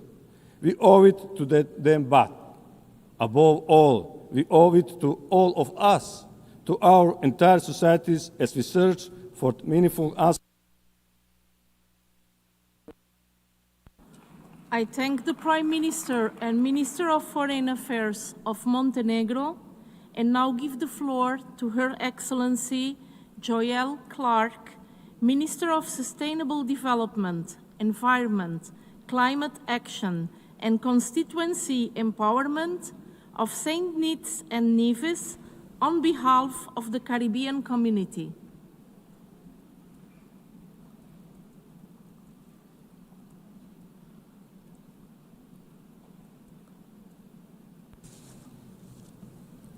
Mr. President, Excellencies, distinguished delegates, St. Kitts and Nevis has the honor to deliver this statement on behalf of the Caribbean community, CARICOM. Excellencies, today marks 30 years since the world gathered in Beijing to make a bold promise to women and girls that their rights would no longer be violable, their voices and experiences no longer silenced, their inclusion no longer negotiable, and their lives and expertise no longer devalued or overlooked. The declaration signaled the international community's political will to serve and honor an undeniable requirement of sustainable development, gender parity. However, 30 years later, if we appraise the delivered outcomes of our actions, we would find clear signs of regression, promises reneged, actions unfulfilled, and the spirit of the declaration underserved. Despite their indispensable roles, women and girls continue to face unequal burdens, limited opportunities, and persistent threats to their safety and autonomy. They are often relegated to the informal sector, underrepresented in political leadership, and disproportionately affected by poverty, climate change, and gender-based violence, realities that are escalated by the climate crisis. Notwithstanding, women and girls, especially in the Caribbean and across small island developing states, remain the fulcrum of our societies. Their stewardship and contributions are the axis which families, communities, and indeed nations turn. Acknowledging this, CARICOM reaffirms its commitment to the full implementation and acceleration of the Beijing Declaration and Platform for Action, the Convention on the Elimination of All Forms of Discrimination against Women, and all other frameworks geared towards the realization of gender equality. We must look at the numbers and decode the pictures that the data paints.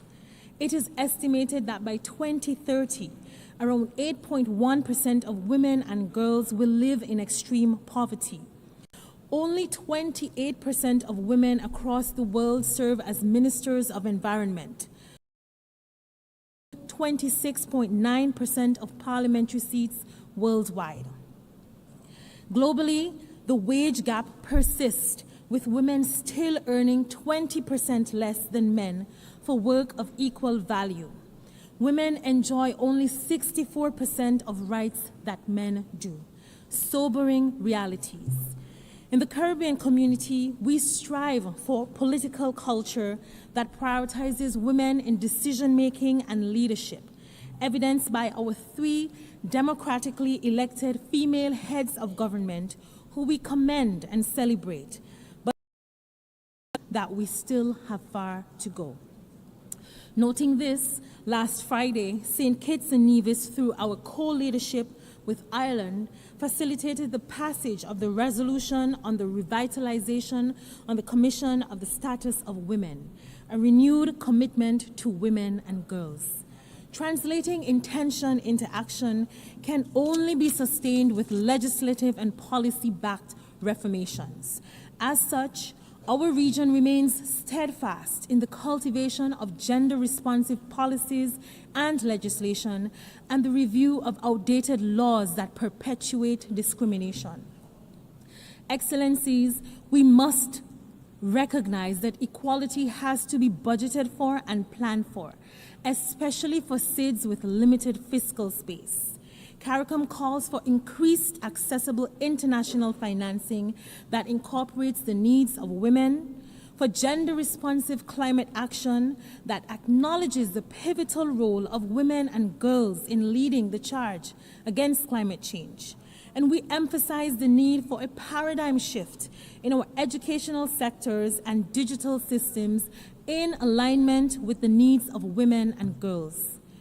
In closing, CARICOM recommits its policy towards gender empowerment, resourcing through gender-sensitive climate financing and accelerating the full force of political will. Another 30 years should not greet us speaking of potential and possibilities. Let us make good on our shared ambition to leave no one behind. I thank the Minister of St. Neots and Nevis and now give the floor to Her Excellency Nemat Neme Aoun, First Lady of Lebanon and President of the National Commission for Lebanese Women.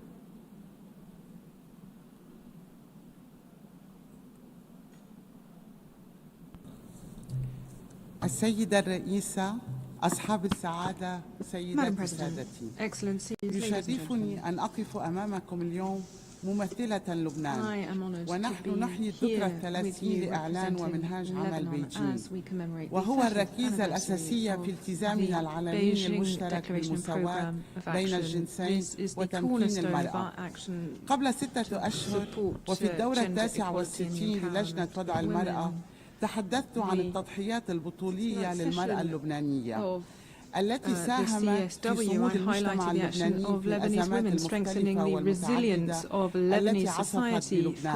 through the وللأسف various ما زالت. crises that have اليوم afflicted the يقف country لبنان and عند that unfortunately مفترق continue الطرق. to this day. إن تعافي وطننا Lebanon is at a واستقراره crossroads. يعتمدان على وقف الحرب Recovery على لبنان and والمضي stability في in my ورشة country الإصلاح السياسي والاقتصادي. requires وهذا political يمر أيضا and عبر economic تمكين المرأة reform. والثقة بقدراتها.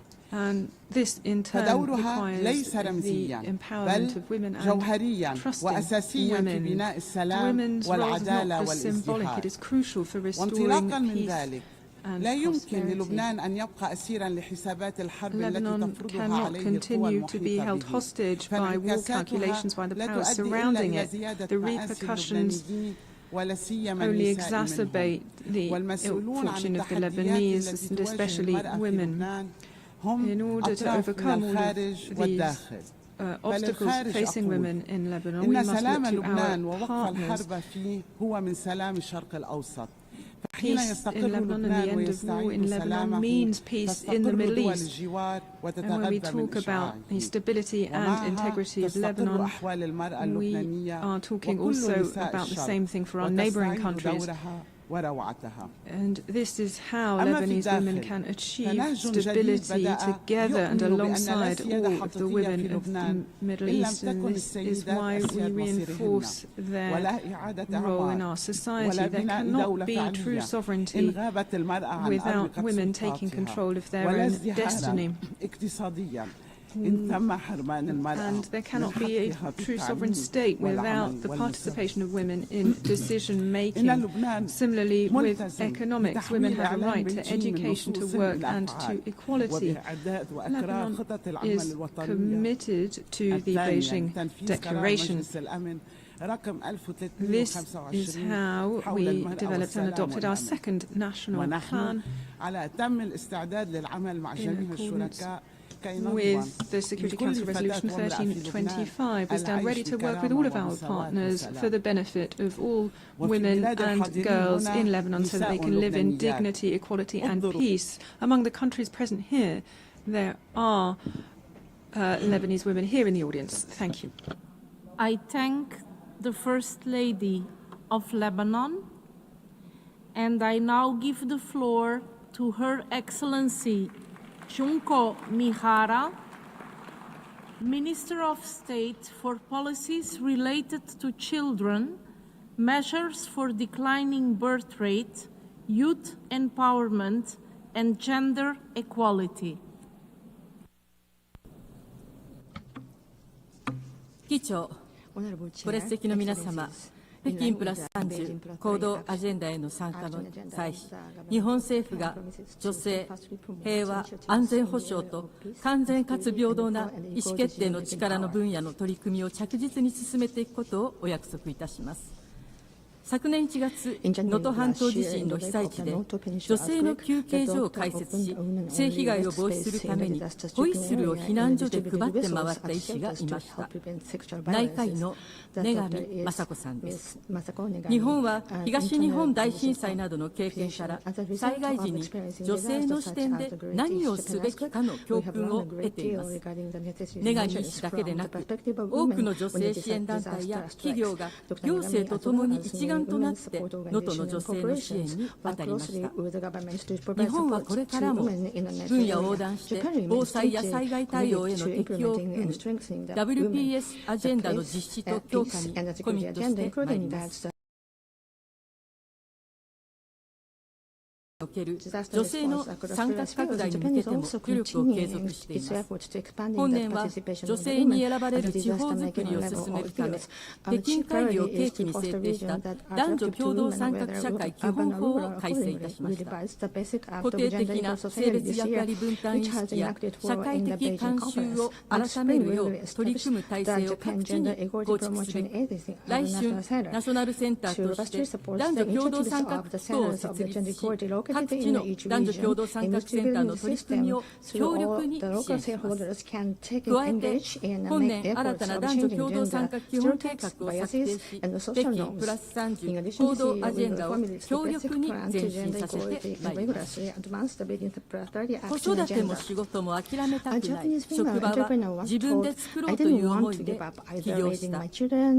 私にこう語ったある日本の女性起業家は、出産を契機に仕事を辞めて地元に戻り、男性中心の地域で苦労しながらも酒蔵体験の滞在ビジネスを起業し、地域の幅広い年齢の女性たちをスタッフに迎えてビジネスを発展させました。私は日本はまだまだ変わっていけると信じています。世界各国の皆様と手を携え、男女共同参画社会の実現に向けて、日本は全力を尽くしてまいります。ありがとうございます。I thank the Minister of State of Japan and now give the floor to Her Excellency Baiba Braze, Minister of Foreign Affairs of Latvia.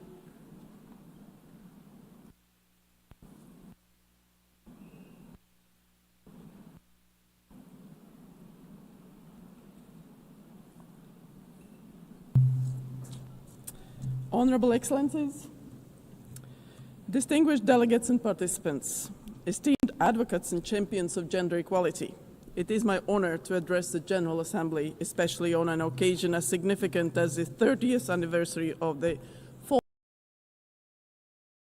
30 years ago, a historic commitment to gender equality was made, embodied by the Beijing Declaration.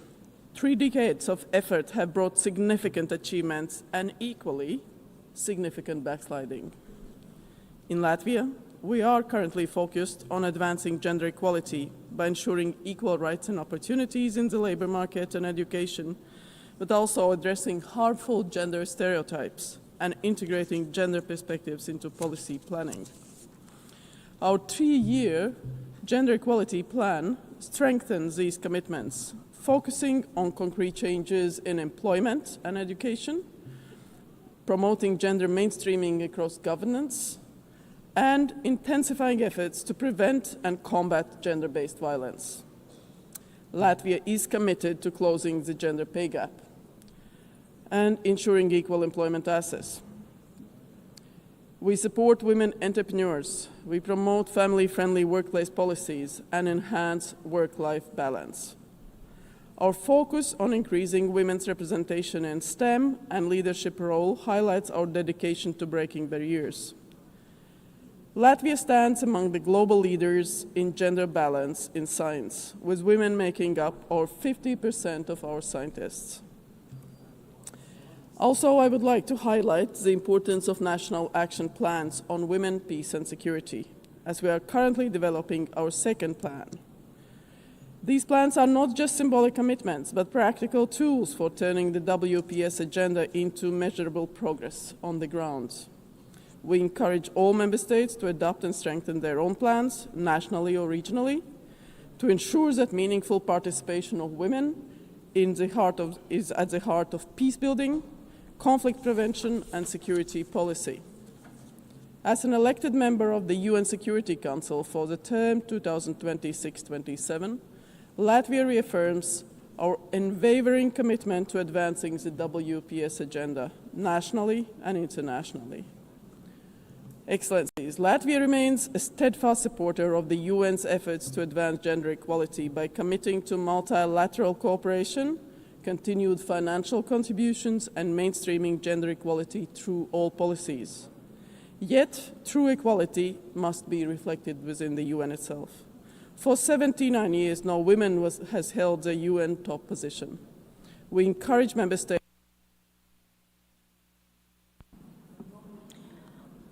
I thank the Minister of Latvia and now give the floor to Her Excellency Marcia Helena Carvalho Lopes, Minister of Women, Brazil.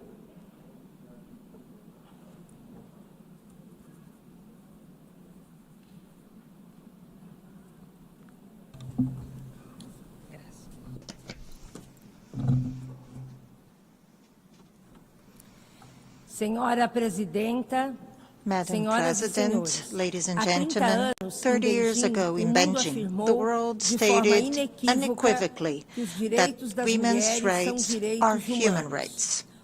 Today, as we celebrate the Beijing Platform for Action, we reaffirm this commitment, conscious that without gender equality, there can be no true democracy, nor can there be sustainable development. President Luiz Inácio Lula da Silva has reiterated in international forums, Brazil seeks to be an active voice in defense of peace, democracy, and social and climate justice, placing social participation guided by an inclusive perspective at the center of the political debate, a perspective including Afro-descendant populations, native peoples, communities of the waters, fields, and forests, migrants, LGBTQA+, individuals, youth, children, adolescents, the elderly, and persons with disabilities. It is in this spirit that I bring Brazil's contribution to this high-level meeting. Brazil has been giving concrete expression to the Beijing Platform for Action. I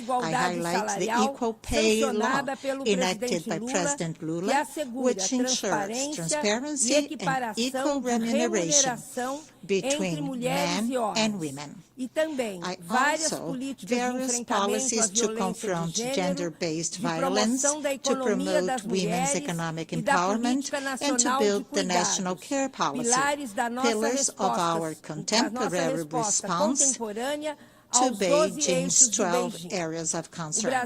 Brazil also announced as one of its actions under the framework of Beijing +30 its commitment to a protocol for responding to women in climate emergencies and disasters, developed in partnership with UN Women Brazil and within the context of Brazil's presidency of COP30. This protocol integrates the gender perspective in every stage of emergency and disaster management, from prevention to reconstruction, to ensure equitable, inclusive, and effective responses. It is anchored in national experiences and in the successful South-South cooperation. Ladies and gentlemen, the 30th anniversary of Beijing is more than a celebration. It is a call to action. Brazil reaffirms its commitment to advancing through multilateral cooperation toward a society without hunger, racism that is just, sovereign, and democratic.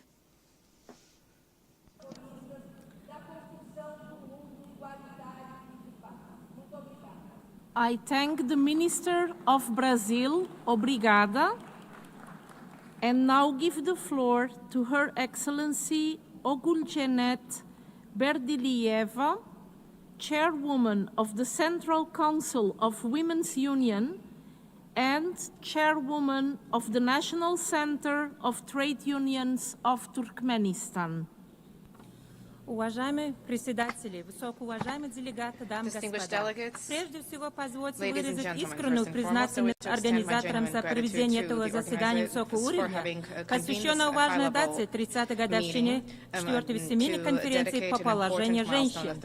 Эта конференция, которая состоялась в Пекине в 1995 году, стала важнейшей вехой в продвижении равенства женщин и мужчин и утверждения прав женщин как неотъемлемой части прав человека. 30 лет спустя мы можем с гордостью отметить достигнутые успехи, но в то же время ясно осознаем, повестка дня, определенная Пекинской декларацией платформы действия, остается актуальной и сегодня. Туркменистан, руководствуя политикой нашего глубоко уважаемого президента, придает большое значение созданию усилий для всестороннего раскрытия потенциала женщин и девочек, обеспечению их активного участия в общественной, политической и экономической жизни страны. Союз женщин Туркменистана, как крупнейшая общественная организация, объединяющая женщин разных поколений и профессий, вносит свой вклад в воплощение в жизнь национальных и международных обязательств сферы гендерного равенства. В нашей стране действуют правовые и институциональные механизмы, которые обеспечивают защиту прав женщин, поддержку материнства, детства, равенства, женского предпринимательства, расширение возможностей получения образования и профессиональной подготовки. Особое внимание уделяется молодежи и девочкам, ведь именно они определяют будущее. Туркменистан твердо убежден, что инвестиции в образование, здоровое лидерское качество девушек и женщин – это инвестиции в устойчивое равенство, общество, процветание всего человечества. Сегодняшняя встреча дает нам возможность обменяться опытом и объединить усилия для достижения целей повестки дня в области устойчивого развития на период до 2030 года. Туркменистан готов и далее активно сотрудничать с ООН, ее специализированными структурами, а также с государствами-членами в продвижении принципов гендерного равенства и расширения прав и возможностей женщин. Уважаемые коллеги, Пекинская конференция оставила нам ценный завет. Только через совместное действие, уважение, взаимопонимание мы можем построить мир, где каждая женщина, каждая девочка смогут реализовать свой потенциал в полной мере. Туркменистан подтверждает свою приверженность этому пути и выражает готовность вносить посильный вклад в общее дело. Благодарю за внимание. I thank the chairwomen of the councils of Turkmenistan and now give the floor to His Excellency Arnoldo André Tinoco, Minister of Foreign Affairs and Worship of Costa Rica. Madam President, 30 years ago in Beijing, the international community proclaimed something that today, in 2025, must remain unquestionable, that women's rights are human rights. However, the struggle for equality and equity remains unfinished, and it reminds us, as we commemorate 80 years since the creation of this organization, that 8 Decades have passed without a single woman at its helm. It is urgent that we guarantee women's participation. Without female leadership, there can be no social development, no economic progress, and much less climate justice. At COP28, only 34% of delegations were made up of women, and less than 20% of these delegations were led by women. Costa Rica is committed to strengthening Pillar 6 of Beijing Plus 30 and highlights its national gender and climate change plan as a pioneer in promoting female leadership and dialogue in environmental governance and the transition to sustainable economies. Similarly, it is essential that we eradicate violence against women, a global crisis that will affect 1 in 3 women around the world. The CSW 69 political declaration facilitated by Costa Rica and Cabo Verde underscored the need to ensure safe environments free from domestic violence, online violence, harassment and sexual violence, especially in the context of armed conflict. In this regard, my country reaffirms its commitment to Pillar 3 of Beijing Plus 30, zero violence, and we will strengthen access to comprehensive care and protection services in rural and indigenous areas. Madam President, Costa Rica urges member states to renew their national commitments and to align their actions with the global commitments and to support the CSW call for the next Secretary General of the United Nations to be a woman. I thank you. I thank the Minister of Costa Rica and now give the floor to Her Excellency Butaina bint Ali Al-Jabr Al-Nuaimi, Minister of Social Development and Family of Qatar.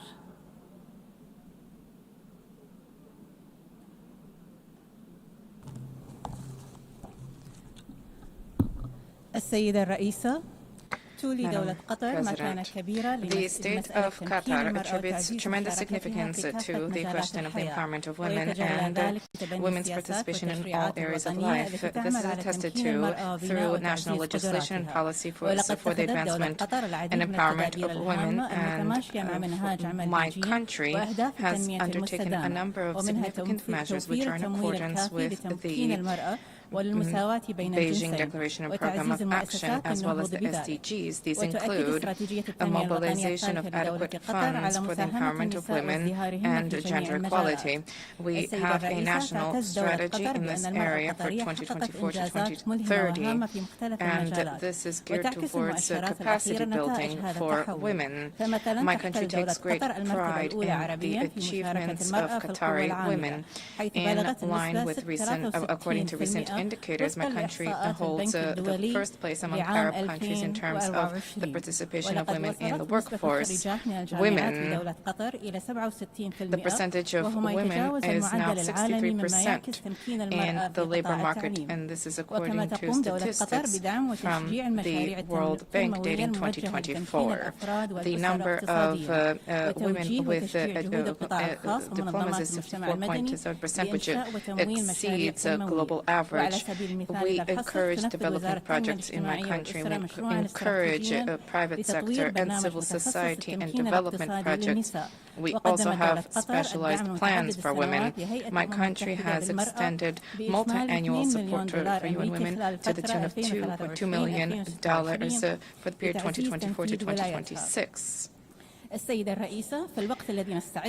Madam President, as we prepare to hold the World Summit on Social Development in 2025, on the second World Summit for Social Development, that being the theme, it is our pleasure to host this event.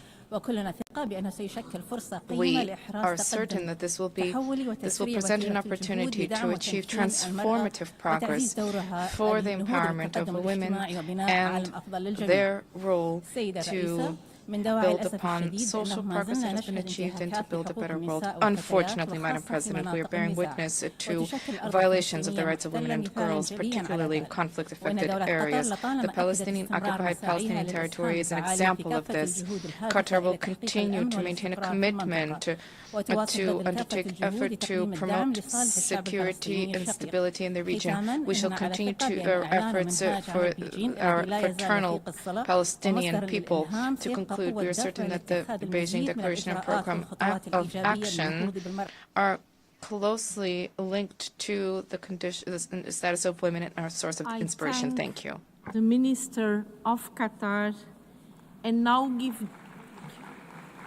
give the floor to Her Excellency Agnes Na Momo Lartey, Minister of Gender, Children and Social Protection of Ghana.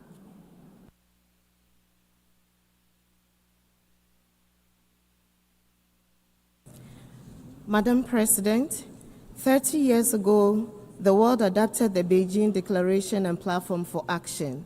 It was a bold vision that affirmed a truth, a simple truth, that the advancement of women and girls is essential for peace, justice, and sustainable development.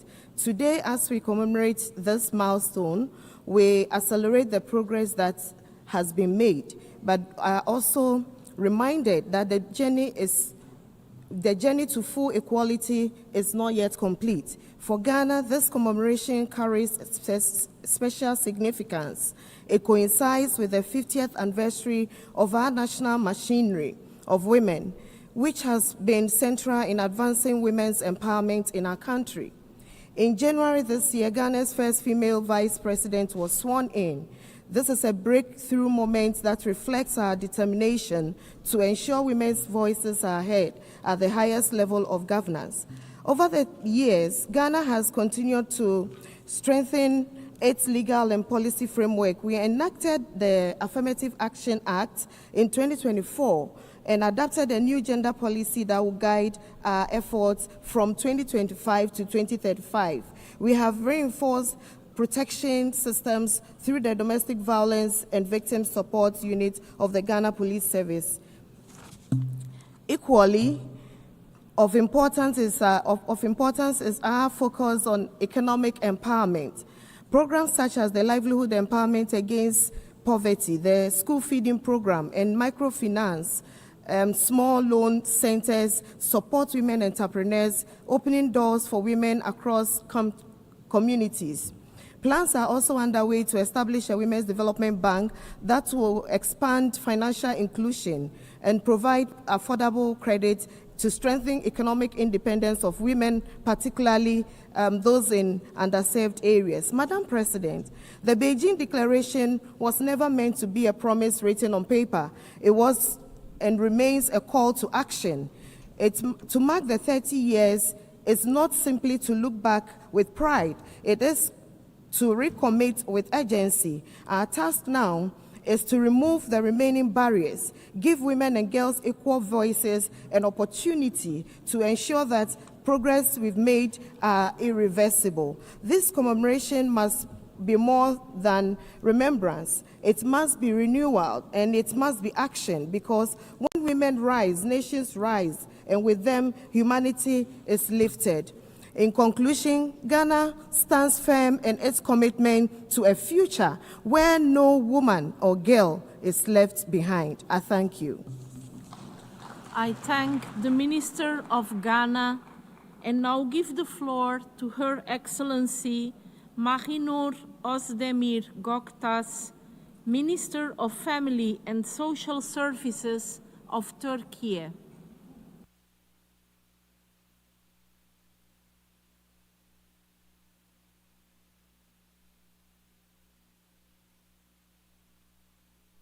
Chair, distinguished participants, it's a pleasure to be with you at this meaningful gathering which aims to carry forward the legacy on the Fourth World Conference on Women. There is no doubt that the Beijing Declaration and Platform for Action has been a global commitment beyond its time. This commitment reminds us that equality, justice, and peace in our societies can be achieved only through the empowerment of women. Although the progress achieved over the past 30 years in advancing women's participation is invaluable, challenges still remain. As our President, His Excellency Recep Tayyip Erdogan has stated, the 21st century, contrary to expectations, is increasingly turning into an age of crisis. In all crisis situations, women and girls bear the heaviest burden. Today, the humanitarian crisis in Gaza is a clear example of this reality. It's not only a regional issue, but a global challenge for humanity. Delaying peace means more death and destruction every day. Active participation of women should be urged to build a peace which will end this crisis once and for all. On this occasion, I'll call upon all countries to take immediate and effective action to end the humanitarian crisis in Gaza and to safeguard the right to life of all women and children. Dear participants, Turkey considers the empowerment of women as fundamental for social welfare. We build our social policies upon these understandings. We have developed the legal and institutional framework to promote the empowerment of women and girls. Our Women's Empowerment Strategy document and action plan is guiding of effort on this field. Comprehensive social service networks, incentives that facilitate women's participation in economic lives, and budgeting effort responsive to women-man equality are some of these concrete steps we have taken. We also have supported women entrepreneurs, cooperatives. In addition, we have contributed to enhancing women's digital and financial literacy skills through regulation, including the right to part-time work after childbirth and mandatory childcare services at place. A stronger balance between work and family has been ensured for women. We have achieved significant progress in women's participation in the labor force and their access to equal opportunities in all areas. The international community must develop new mechanisms to ensure the effective participation of women in peace progress, climate action, and digital transformation. As Turkey, we are determined to fulfill our responsibility in this regard. Turkey will continue its significant contribution to the work carried out in the international fora, in particular the UN. We stand ready to support every initiative that unlocks the potential of women and contributes to building more just and prosperous societies. Thank you. I thank the Minister of Turkey and now give the floor to Her Excellency Kristrún Frostadóttir, Prime Minister of the Republic of Iceland.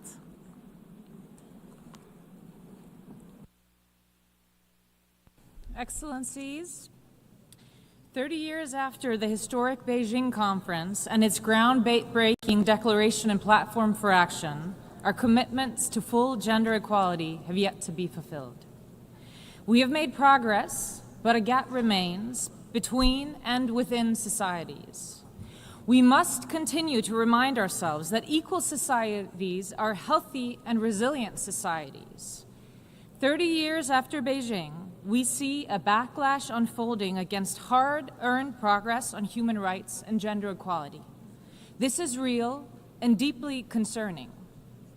Excellencies, I grew up with a female president, and I assumed as a young girl in Reykjavik that presidents were female.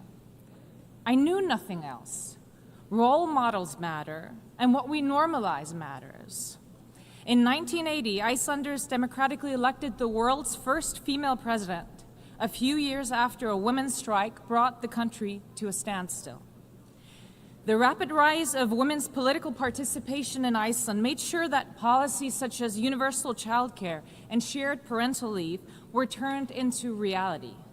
The norms changed when women moved into governing positions. The true victory, however, is that in Iceland, gender is not a decisive factor in public life anymore. What matters is that individuals serve with competence and integrity.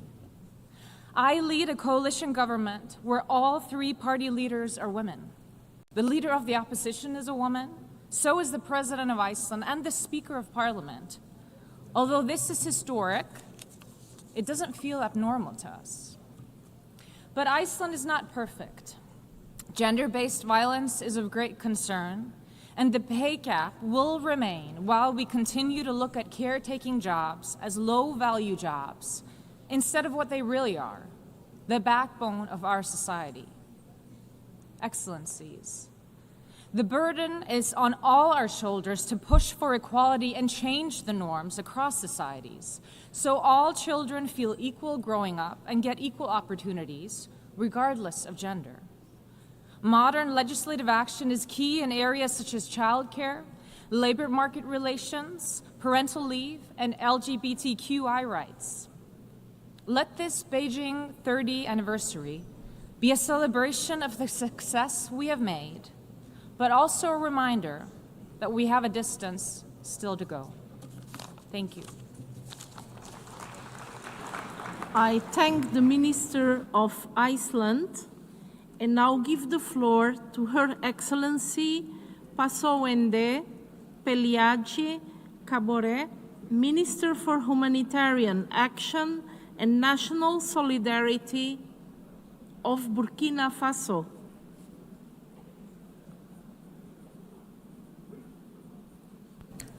Madame la Présidente, Mesdames et Messieurs les délégués, Madam President, conformément au programme d'action de Beijing, le Burkina Faso a engagé des réformes structurelles en vue d'améliorer durablement les conditions de vie, en particulier celles des femmes.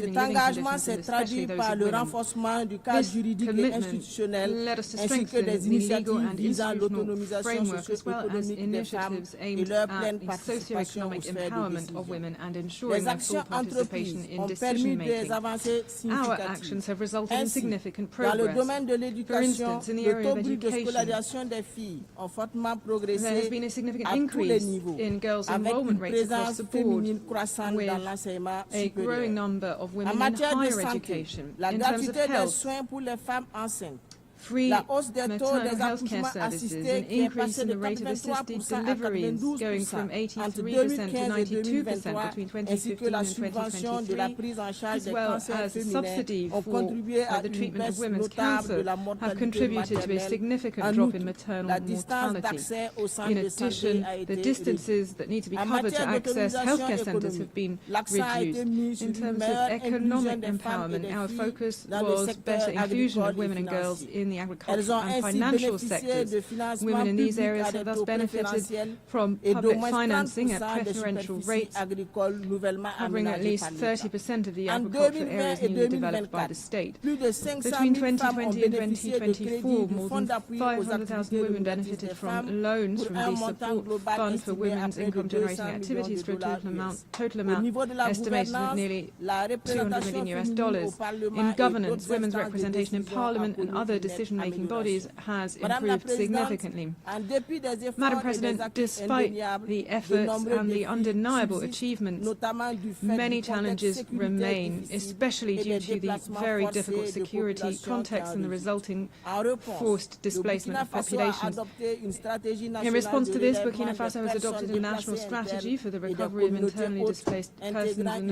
host approche communities, sensible au genre. integrating À a moyen et long terme, mon gender-sensitive pays entend approach. In the renforcer medium and long l'autonomisation term, my country économique et intends l'entrepreneuriat to féminin, strengthen economic intensifier empowerment la and lutte women's contre les violences faites entrepreneurship, aux femmes et aux filles, intensify the fight ainsi que les against violence pratiques against women néfastes and telles que girls, la as well as mutilation harmful génitale practices féminine such et le as mariage female forcé. genital mutilation, Améliorer FGM, l'accès and aux soins de forced santé early maternelle et marriage. infantile, We're promouvoir improving l'accès access des to femmes aux maternal sphères and de child décision health care, et and we are aux also promoting women's infrastructures access to de base. decision-making Pleinement and convaincu du rôle basic essentiel de la infrastructure. famille comme Fully vecteur convinced as we de are of the transmission essential des role of valeurs the et family d'aider as de a vector for the transformation transmission sociale, of values nos and as a politiques lever for publiques social continueront de mettre transformation. un accent particulier sur la Our public protection de la policies will famille, continue to gage place de particular l'épanouissement des emphasis femmes on et des protection filles. of the Pour family terminer, as ma a guarantor délégation of the development of réaffirme women son and girls. ferme engagement à faire In de conclusion, Madam l'égalité des President, my delegation will conclude. The speaker's microphone has been cut off.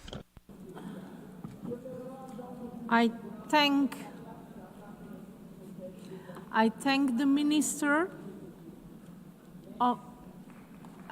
the Minister of Burkina Faso and now give the floor to Her Excellency Sean Sobers, Minister of Foreign Affairs and CARICOM Affairs of Trinidad and Tobago.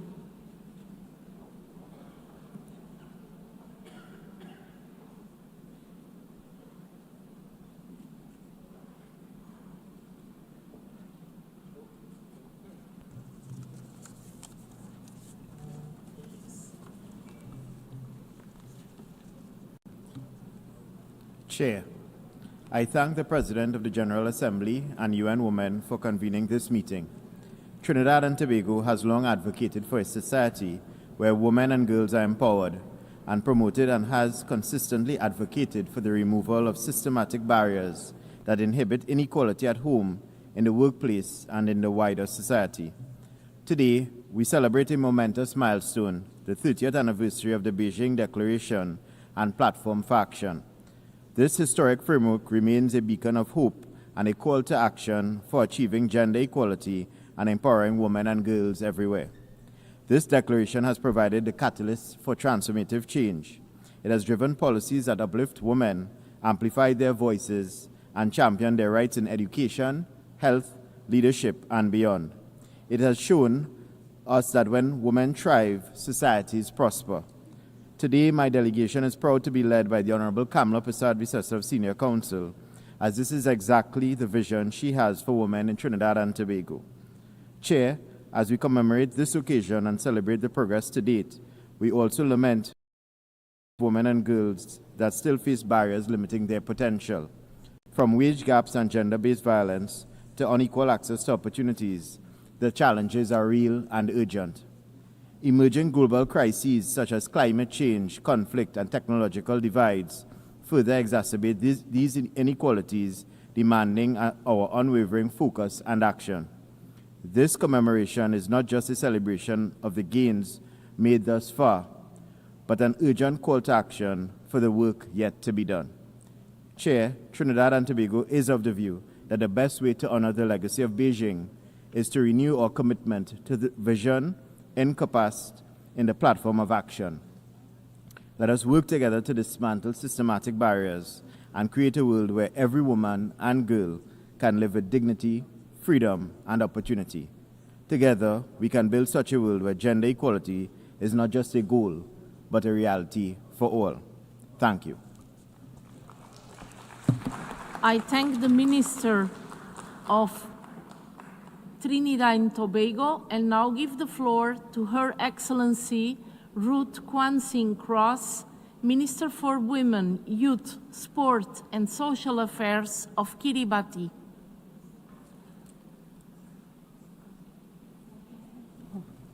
Thank you, Madam Chair.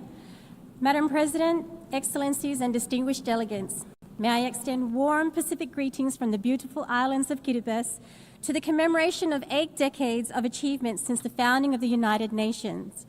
As we mark 30 years of the Beijing Platform for Action, we echo sentiments shared by His Excellency Jeremiah Manele, Prime Minister of the Solomon Islands and Chair of the Pacific Islands Forum.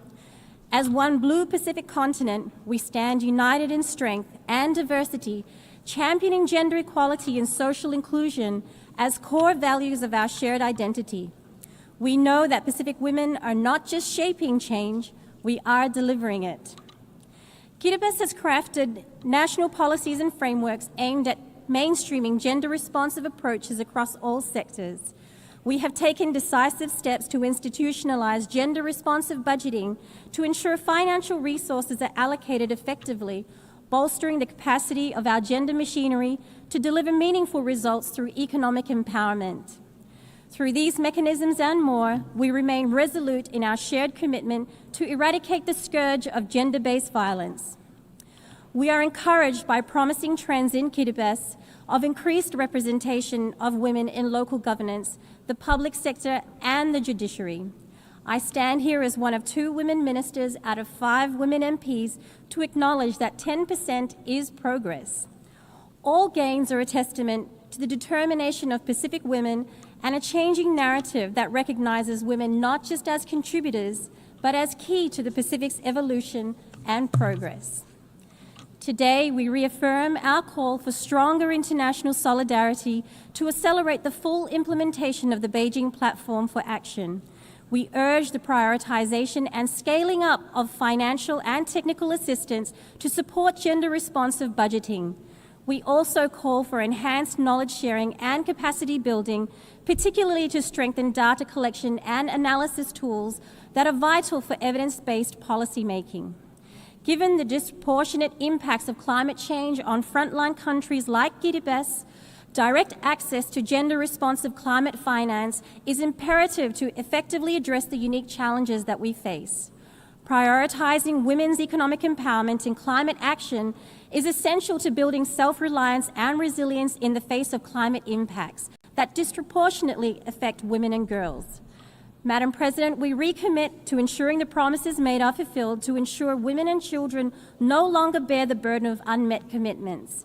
Kiribati stands ready to work better together with all partners to ensure the vision of Beijing is a promise that women and girls in all their diversity are empowered to live in peace, security, and I thank the Minister of Kiribati and now give the floor to His Excellency Thani Mohamed Soilihi, Minister for la Francophonie and International Partnerships of France.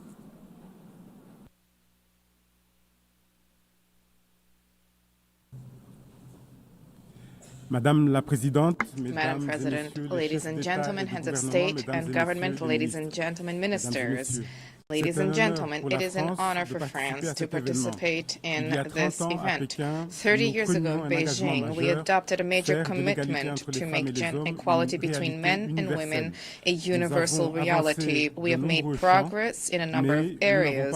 However, we have not yet attained the goals. Today, we have gathered at a time when the very principle of equality between men and women has experienced setbacks in many parts of the world. Nothing is ever given in terms of equality between men and women. Women and girls continue to be targeted by sexist and sexual violence, gender-based violence, including during armed conflict. This violence includes the use of rape as a weapon of war, and this has risen in incidents, and we call for armed groups to be held accountable.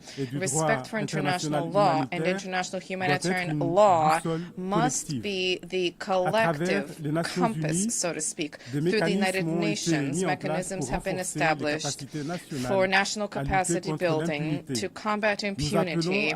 We call for these mechanisms to enjoy support and for them to be reinforced.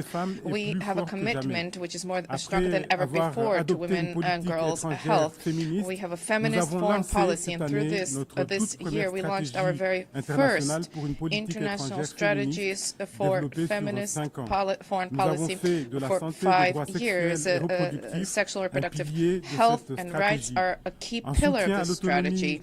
In supporting the bodily autonomy of women, France supports the work of the United Nations, UNFPA and UN Women. Women need to have ownership over their bodies and their choices and have access to political and public life.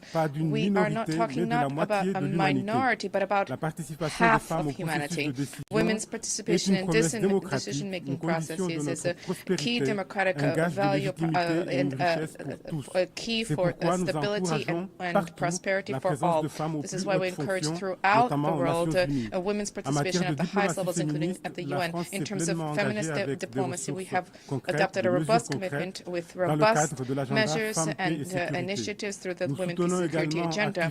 We also proactively support civil society with the French Support Fund for feminist organizations.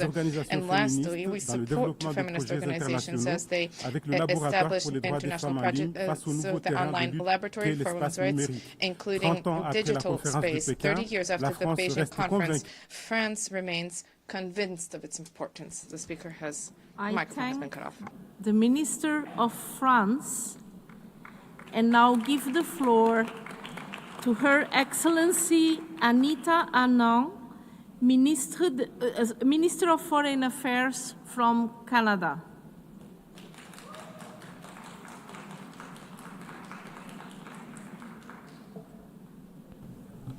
Bonjour, mes amis. Good This afternoon, evening, friends. we mark 30 years since the world came together in Beijing for the 4th World Conference on Women, where the world adopted the most ambitious blueprint ever for advancing the rights of women and girls.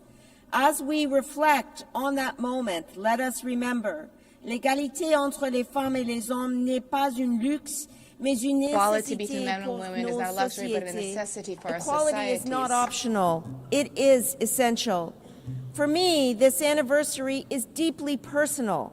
I stand on the shoulders of my mother, an immigrant woman and medical doctor from India, who came to a small rural town in Nova Scotia, Canada in the 1960s. In a place where few looked like her, she had to prove herself again and again. She raised 3 daughters to be strong, to work hard, to support each other, and to keep trying even in the most adverse circumstances. She lived the spirit of Beijing long before 1995. She believed in education, in health, and in the power of women to transform their communities. But my mother did not stand alone. My father believed in her and in us, his 3 daughters. He supported us as we pursued our paths as women and as professionals, never doubting that our ambitions were valid, our talents real, and our futures worth investing in. His example showed us that gender equality is not only a woman's cause, it is a shared responsibility. We have made progress since Beijing, more women in leadership, stronger protections, better health outcomes. Yet women today still have to work twice as hard, to walk twice as far, to speak twice as loud, and to prove themselves twice over just to be seen, heard, and valued equally. Progress has not erased prejudice, and equality is still too often conditional.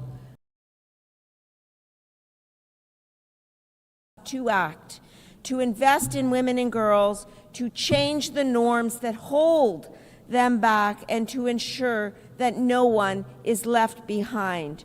Aujourd'hui, j'honore le parcours de mes parents en renouvelant notre engagement. L'égalité n'est pas un rêve reporté, c'est une promesse que nous devons réaliser. Merci beaucoup. I thank the Minister of Canada. Excellencies, distinguished participants. Oh, sorry. One more. Oh, I'm sorry.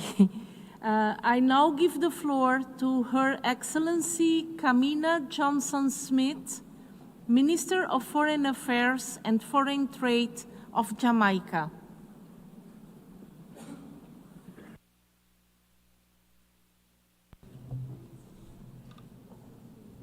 Madam President, Excellencies, 30 years ago in the city of Beijing, the international community made a historic pledge that the rights of women and girls would be fully recognized as human rights.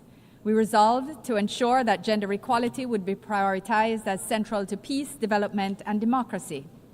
Today, Jamaica stands proudly in reaffirming that commitment, determined to accelerate progress and to ensure that no woman or girl is left behind. Since 1995, Jamaica has moved to strengthen its national gender architecture. Our transition from a small women's affairs desk to a fully established Bureau of Gender Affairs is testament to this. Our overarching gender mainstreaming program is supported by specialized units addressing policy and research matters, sexual harassment, gender-based violence, provision of regional counseling and referrals, male engagement, and socioeconomic empowerment.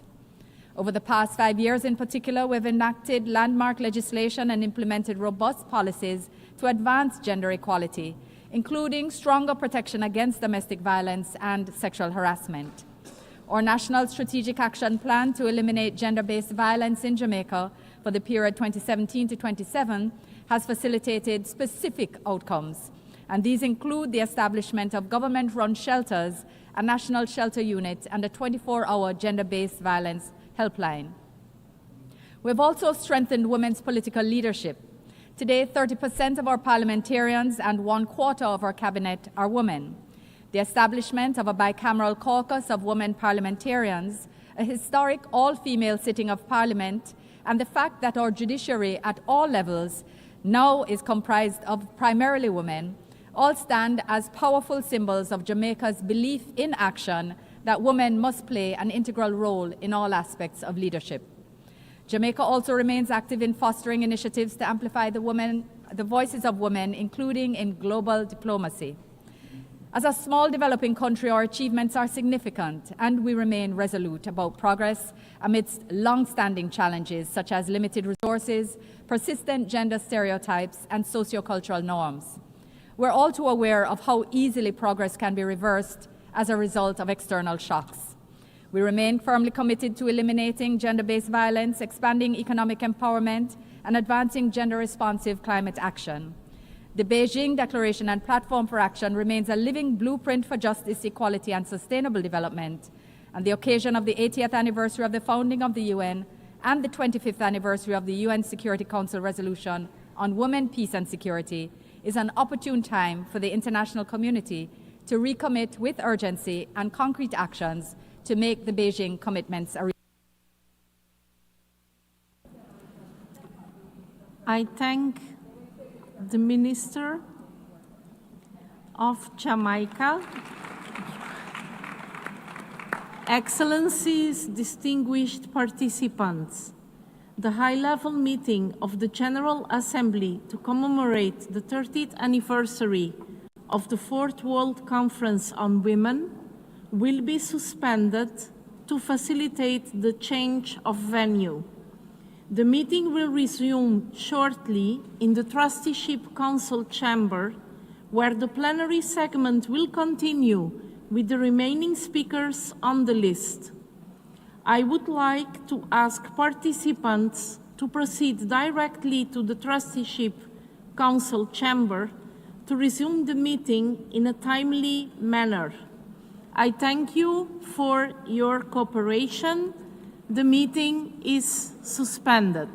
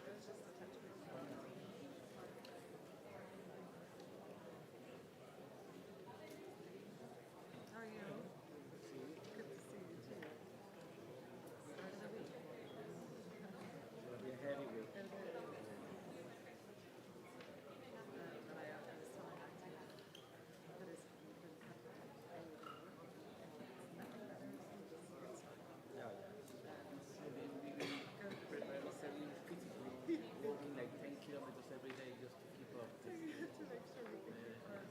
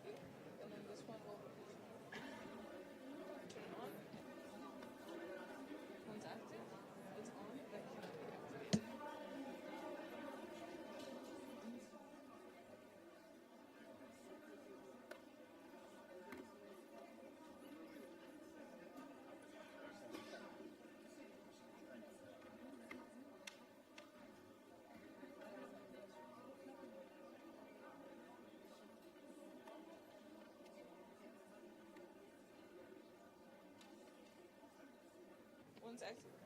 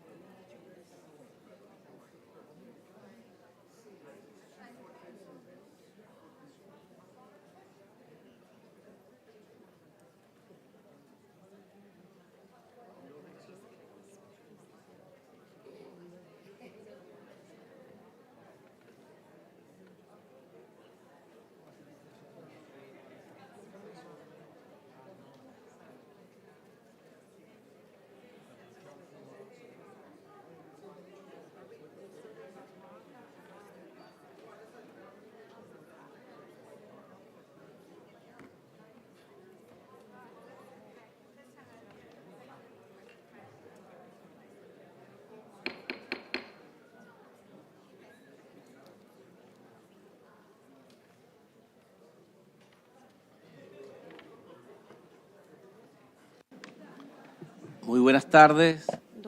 Se reanuda la sesión. Jefes de Estado y de Gobierno, ministros, excelencias, distinguidos delegados, distinguidos participantes.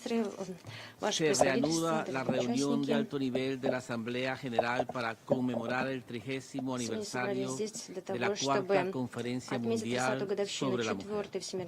Ahora continuaremos escuchando declaraciones en el segmento plenario. Me gustaría recordar a las delegaciones que tenemos una lista muy larga de oradores y para permitir que la reunión de alto nivel escuche a tantas delegaciones como sea posible en el tiempo limitado de se solicita a todos los oradores que respeten el límite de 3 minutos para las declaraciones en capacidad nacional y 5 minutos para las declaraciones hechas en nombre de grupos de Estado.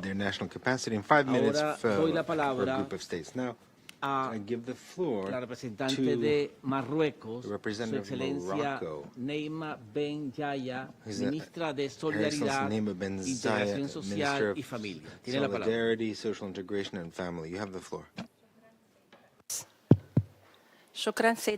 Thank you, Mr.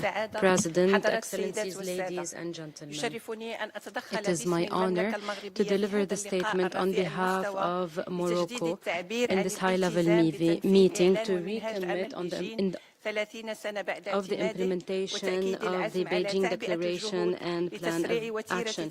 We will continue to implement this declaration. We continue our social, economic and political reforms under the leadership of our King. God protect him. He insisted that building a Morocco of dignity, we want all Moroccans take part, women and men. Our constitution in 2011 promoted the rights approach adopted by Morocco, which is in line with international standards and frameworks to which Morocco has adhered, including the Beijing Declaration and Platform of Action and the 2030 Agenda. We continue to implement our policies to empower women and ensure their effective participation in development by promoting the 2026-2030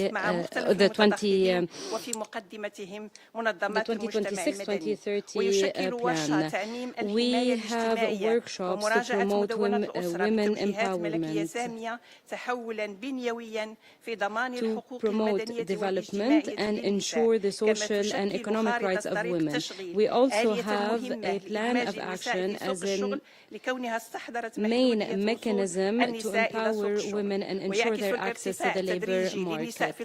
The growing number of women in the parliament and in the government, which now represent a global standard, proves the national will to empower women politically. Ladies and gentlemen,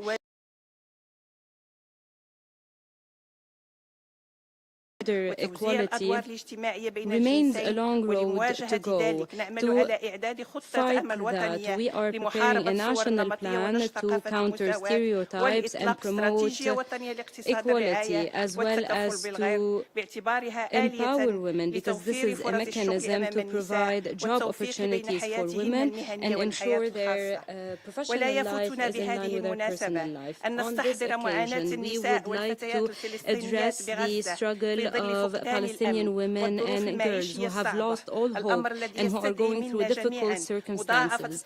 This is why we have to promote international efforts to protect them and ensure their human rights, to contribute to peace and stability in the world.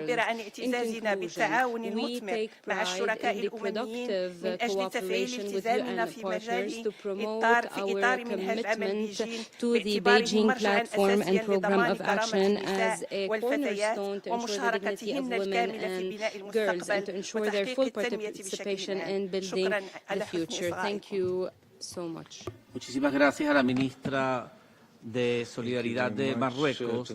Doy ahora la palabra a Su Excelencia Imar Torfaus, ministra de Asuntos Extranjeros de Andorra.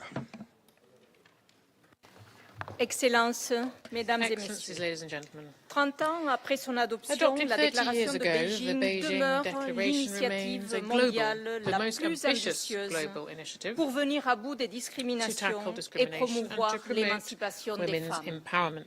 Cet événement nous permet This de event réfléchir aux gives us progrès opportunity to accomplis, reflect on the mais progress aussi made, aux but nombreux also the many défis qui restent challenges à that relever. remain before us. Dans beaucoup de pays, comme en Andorre, countries much l'égalité like de Andorra, genre est gender désormais equality une priorité is a transversale cross-cutting des priority politiques in publiques. public policy. Nous avons mis en place l'Observatoire de created the l'égalité Equality afin de Observatory disposer de données to précises provide precise et l'Institut andorran data, des and femmes qui also encourage the une Andorran participation Women's Institute, équitable which à la encourages vie equitable sociale, participation in social, économique economic et and politique. political life.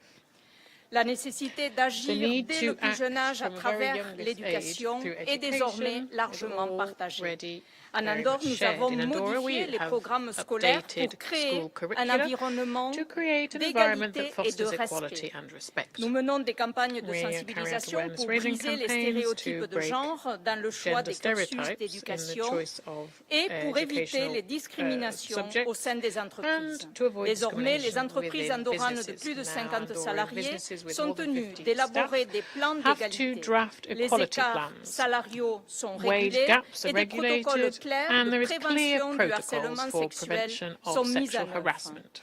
Des efforts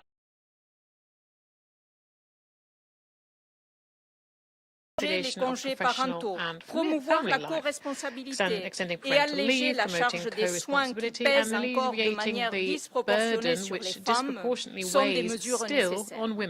Un fléau à combattre avec fermeté partout dans le monde reste la violence envers les femmes.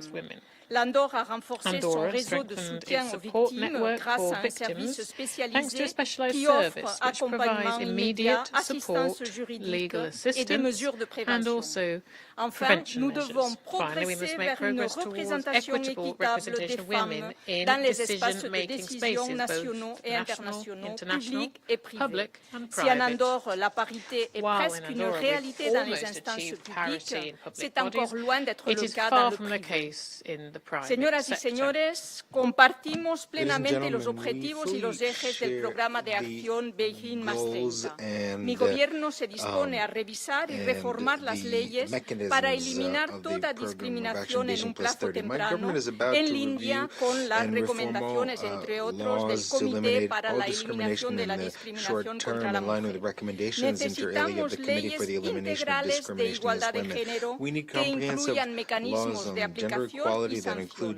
Necesitamos presupuestos que estén a la altura de los compromisos. Necesitamos evaluaciones de estas políticas y rendición de cuentas ante instancias nacionales e internacionales. A 5 años del vencimiento de la Agenda 2030, la igualdad de género no es solo un objetivo en sí mismo, sino un catalizador indispensable para alcanzar todos los objetivos de desarrollo sostenible. Muchas gracias. Thank you very much. Muchísimas gracias a la ministra de Asuntos Exteriores de Andorra. Doy ahora la palabra al ministro Denis Moncada, ministro asesor de la copresidencia de Nicaragua.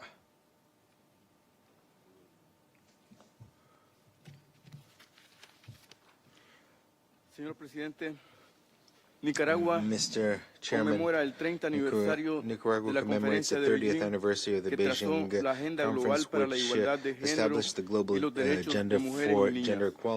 Reconocemos avances significativos, no obstante, aún persisten brechas, discriminación y violencia que limitan su plan de participación. En Nicaragua, la igualdad y la equidad de género son una prioridad nacional en consonancia con nuestro compromiso con los derechos humanos, la paz, la solidaridad, y se refleja en un sólido marco legal, en políticas públicas que restituyen derechos, promueven el protagonismo real de las mujeres y fortalecen su liderazgo en todos los espacios de acción. Estos avances han sido reconocidos internacionalmente. El Informe Global de Brecha de Género 2025 del Foro Económico Mundial ubica a Nicaragua como el país con mayor paridad de género en América Latina y el Caribe, con un 80.7% de cierre de brecha. Asimismo, el informe de la Unión Interparlamentaria y ONU Mujeres confirmó que Nicaragua ocupa la tercera posición mundial en representación parlamentaria femenina. Nicaragua también se ubica entre los países líderes en igualdad de participación en el Estado y gobiernos locales. Las mujeres ejercen cargos de alta responsabilidad, representan el 56% del gabinete de gobierno y más del 57% de los puestos de elección popular, reflejo de un modelo democrático y participativo que garantiza equidad en el acceso y ejercicio del poder público. Estos logros alcanzados producto de nuestra determinación y voluntad política siguen fortaleciéndose y avanzando a pesar de la imposición de las ilegales e inhumanas medidas coercitivas unilaterales que afectan de manera desproporcionada a mujeres y niñas en los países en desarrollo.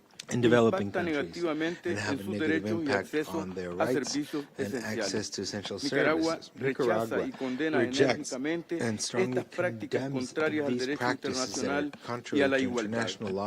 Asimismo, priorizamos el protagonismo de las mujeres rurales, indígenas y afrodescendientes, cuyo papel es fundamental en la defensa de los recursos naturales y en medidas ante el cambio climático, construyendo comunidades estables y sostenibles. Señor Presidente, Nicaragua denuncia las atrocidades sufridas por mujeres y niñas palestinas víctimas de la agresión, ocupación ilegal y del genocidio del Estado de Israel, que las someten a mayores niveles de violencia y discriminación. Estas acciones constituyen... The microphone is switched off.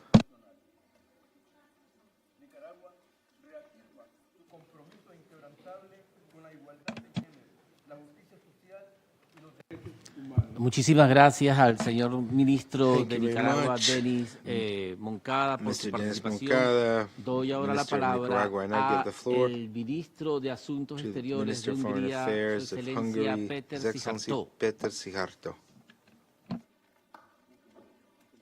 Mr. President, dear colleagues, in Hungary we do consider the families as the basis of the society. Although we understand that the institution of family has been under a severe attack of the extremist gender ideology, therefore, we do believe that the definition must be clarified. Back in Hungary, we do consider family as mother, father, and children, where mother is a woman and father is a man.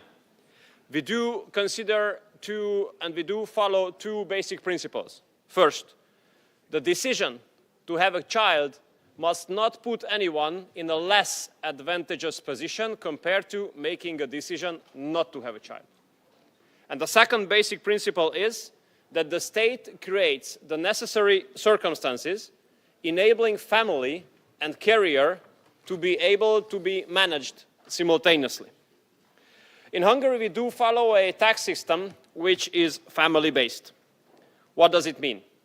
First, from next week onwards, all ladies giving birth to at least 3 children will be exempt from paying personal income tax lifetime.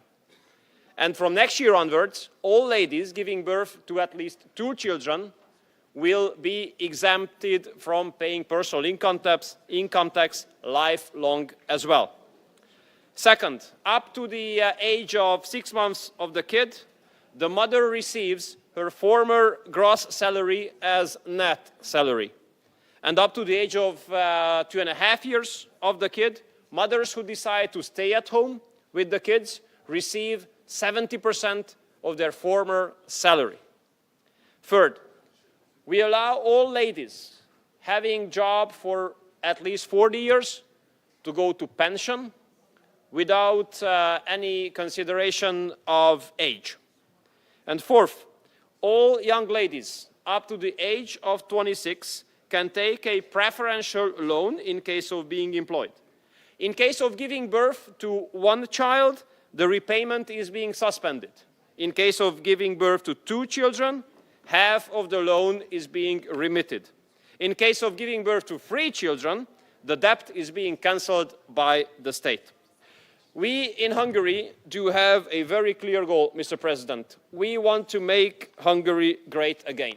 Making Hungary great again is only possible through strong families. And we all know that the basis of a strong family is the woman, is the mother, whom we honor a lot. Thank you so much. Muchísimas gracias al señor ministro de Hungría. Doy ahora la palabra a la secretaria de Estado de Asuntos Exteriores y Desarrollo del Reino Unido de la Gran Bretaña, Su Excelencia Yvette Cooper. Madam Yvette Cooper. Chair. Good afternoon. I'm honoured to join you today as the United Kingdom's new Foreign Secretary and to be here too alongside the UK's trailblazing Special Envoy for Women and Girls, Baroness Harriet Harman, who gave me one of my first jobs in politics more than 30 years ago, including research on women's equality, not long before the Beijing Declaration was adopted. And I remember at that time just how significant it felt to see countries coming together from across the globe committed to advancing women's equality and women's rights. So it is particularly special to be here 3 decades on to discuss an issue that has been so close to my heart since, and to be clear that this will be a priority for me now in this role, supporting women across the globe on leadership, on representation, on access to education and economic opportunity. An agenda set by women and supported by male allies who are vital partners for progress. But I particularly want to draw attention to the topic of violence against women and girls, because we know that safety and security are the bedrock on which all opportunities in our lives are built. Women's safety is an essential foundation for women's equality. And while individual nations and UN agencies have helped to achieve great strides forward, with FGM and forced marriage less prevalent than they were 3 decades ago, the facts should still shame us all. Across the globe, 1 in 3 women will be beaten or sexually assaulted in their lifetime. 140 women and girls are killed every day by a partner or close relative, and rape and sexual violence continue to be used as a weapon of war. My government has described violence against women and girls in the UK as a national emergency, and we've set out an unprecedented mission to halve it in a decade. But the truth is that this is an international emergency too. So today I make 2 calls for action. First, that we step up our efforts to eliminate violence against women and girls, because everyone has the right to live in freedom from fear, including challenging new forms of abuse and collaborating against devastating sexual abuse of children online. And second, we must ensure that the multilateral system remains a powerful force for the rights and equality of women and girls everywhere, because we know that by doing so, we also strengthen our families, our communities, our economies, and our nations too. Thank you very much. Muchas gracias a la ministra del Reino Unido. Doy ahora la palabra a Su Excelencia Cynthia Figueiredo, ministra para la Mujer de la República de Paraguay. Minister of Women for Paraguay. Muchas gracias, señor presidente. El Gobierno de Paraguay ha realizado cambios para avanzar hacia la igualdad real con acciones concretas como la implementación del 4º Plan Nacional de Igualdad y, en ese mismo tenor, la formulación del 5º Plan que orientará las acciones institucionales para los próximos 10 años. La estrategia de estadísticas de género que permite tener información desagregada y oportuna. La aprobación de la guía metodológica para la medición de la inversión en género en el presupuesto general de la Nación. El primer plan de acción de la Política Nacional de Cuidados 2025-2030 que se encuentra en etapa de socialización. El plan de acción de la red de mecanismos de género conformada por más de 30 instituciones de los 3 poderes del Estado. La made up of some 30 institutions. There's a secretariat of women with some 185 in different regions of the world.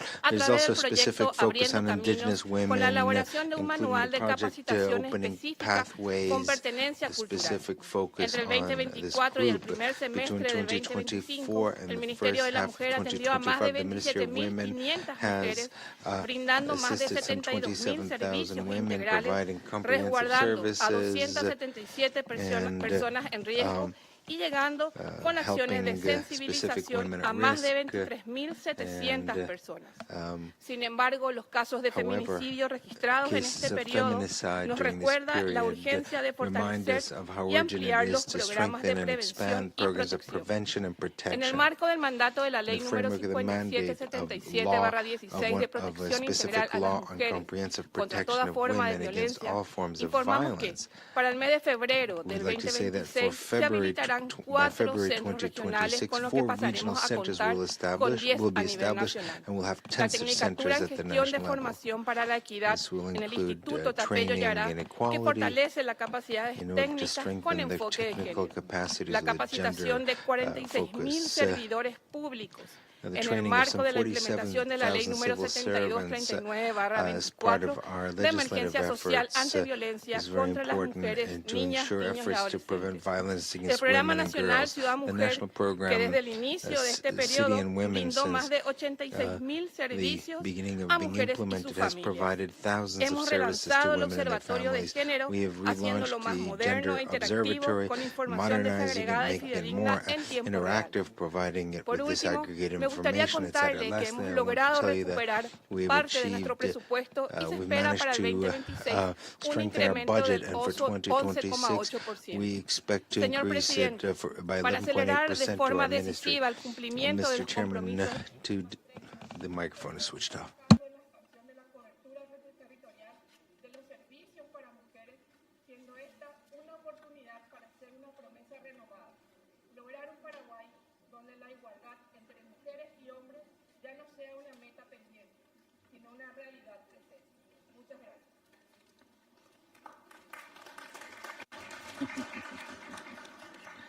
Muchísimas gracias a la ministra del Paraguay. Tenemos un detalle ahora. Doy ahora la palabra a la ministra de Familia y Desarrollo de Derechos Humanos de Somalia, Su Excelencia Khadija Al-Makazumi.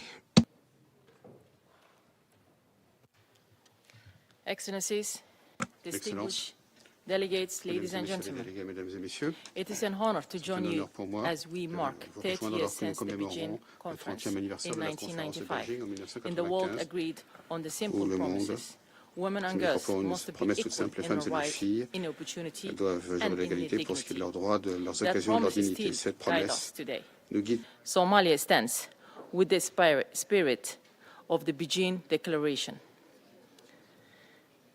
After years of conflict, we know something very basic: when women are safe and empowerment, families are stronger, communities are more peaceful, and the nation are more stable. In recent years, Somalia has taken a real step. We introduced law to compete violence against the women and the girls, and we are working to make them fully effective. We are pushing to increase the women's leaders in peace talks, public life, and national decision. And we continue to pursue the 30% quota for the elected seat. We launched the National Action Plan on Women, Peace and Security to protect women and support their economic independence. We are partnering to keep girls in school, improve health, and end of harmful practices. We adopt policies to protect people most at risk, include persons with a disability, minority community, and children and women. We also established the Independent Human Rights Commission. This is an important step for the right and accountability. The Human Rights Council has recognized Somalia progress, including consideration and concluding the mandate of the independent expert on Somalia. This reflects renewal trust in our path. Excellencies, progress is real, but is not enough. Our focus for the next 5 years is clear. Women must be at the table as a leaders, mandatory and negotiator, and they must be protected from all forms of violence. In Somalia, we see every day for the encourage of women who keeps family together. Start small businesses, teach them next generation, and help resolve conflict. They do their part, we must do ours. Let's move forward with the practical action and steady cooperation. Equality is not a favor, it's a right, and it is a smart policy for peace and development. Let's the next 30 years be dignified by delivery, not only by declaration. I thank you. Muchísimas gracias a la ministra de Somalia. Thank you Doy to ahora la the Minister of palabra Somalia. a Su Now give the Excelencia floor Ian Borg, to His Viceprimer Excellency Ministro Ian y Borg, Ministro de Asuntos Deputy Prime Extranjeros de Minister Malta. and Minister for Foreign Affairs of Malta. Excellencies, distinguished delegates, as we mark 30 years since the adoption of the Beijing Declaration and Platform for Action, Malta reaffirms its unwavering commitment to gender equality and the empowerment of all women and girls in all their diversity. Over the past 5 years, Malta has introduced significant structural reforms. In 2022, a gender corrective mechanism was implemented to enhance women's political participation, resulting in a near doubling of female representation in Parliament, from 13% to 28%. This achievement underscores that targeted, well-designed measures can deliver tangible change. We are committed to safeguarding and building on this progress by strengthening leadership pipelines for women in political, economic and social spheres. In the economic domain, Malta's female labour force participation reached 74.5% in 2024. This has been driven by sustained public investment in policies that reduce barriers to participation. Free childcare, before and after school programs and summer care initiatives. These services address the reality that women still bear the greater share of caregiving responsibilities. To ensure sustainability, we are embedding gender-responsive budgeting and expanding monitoring mechanisms so that policy outcomes are measurable, transparent and inclusive. Our Gender Equality and Mainstreaming Strategy and Action Plan, launched in 2022, integrates gender equality across all policymaking levels and strengthens national gender equality machinery. Addressing gender-based violence remains a central priority. Malta ratified the Istanbul Convention in 2014 and continues to align national frameworks with its provisions. In 2022, femicide was recognized as an aggravating offence, leading to stronger prosecution outcomes and enhanced survivor support. Our multi-agency risk assessment meeting mechanisms fosters coordinated responses between law enforcement and social services for high-risk cases. These investments in capacity, coordination and survivor-centered approaches are essential to sustain long-term impact.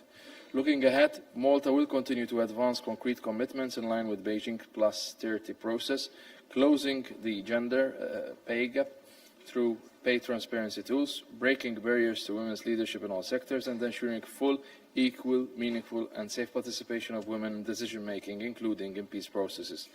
Gender equality is not optional, it is the foundation for peace, development and human rights. Malta stands ready to work with all partners to accelerate implementation of the Beijing platform and to ensure that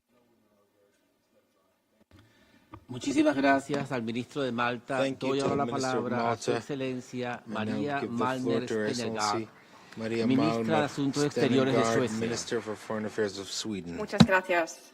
Excellencies, distinguished delegates, members of civil society, today we celebrate a remarkable accomplishment, the adoption of the Beijing Declaration and Platform for Action in 1995. At that time, governments came together with a political commitment to achieve gender equality, development and peace. It was a watershed moment for gender equality. It showed that change was possible. World leaders agreed to progress on human rights, focused on concrete action. This 30th anniversary calls for both reflection and renewed resolve. Despite important gains, the pace of change remains unacceptably slow. In some places, these gains are even being reversed. I am deeply concerned by this backsliding. We must not allow for a new normal where mothers enjoyed more freedoms than their daughters. Gender inequality is harmful. At worst, it may kill women and girls. Gender-based violence and barriers to accessing healthcare, including SRHR services, can have devastating consequences.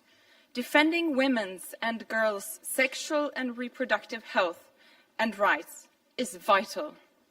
Every individual has the right to make informed decisions about their own body and the right to decide their own future. To be concrete, it means having access to contraception and safe and legal abortion, as well as receiving the care needed during pregnancy and childbirth. Empowering women and girls fuels economic growth, sparks innovation, and builds more prosperous and resilient societies. Sweden places women's economic empowerment at the core of its development agenda. When women have equal access to education, paid work, finance, and resources, entire communities and economies rise. Sweden is committed to push for progress on gender equality together with other member states and civil society. Let me assure you, Sweden stands firm on gender equality, equal rights, and the empowerment of women and girls. I look around this room and I see potential. We can make a difference. We have a responsibility to voice the concerns of those not in this room. As governments, we must engage with non-state actors. Civil society is our critical friend. Together, we can push back the pushback, and we will continue to push forward. Muchísimas gracias a la ministra de Suecia. Doy ahora la palabra a su excelencia Penny Wong, ministra de Asuntos Exteriores de Australia. Her Excellency Penny Wong, Minister for Foreign Affairs of Australia.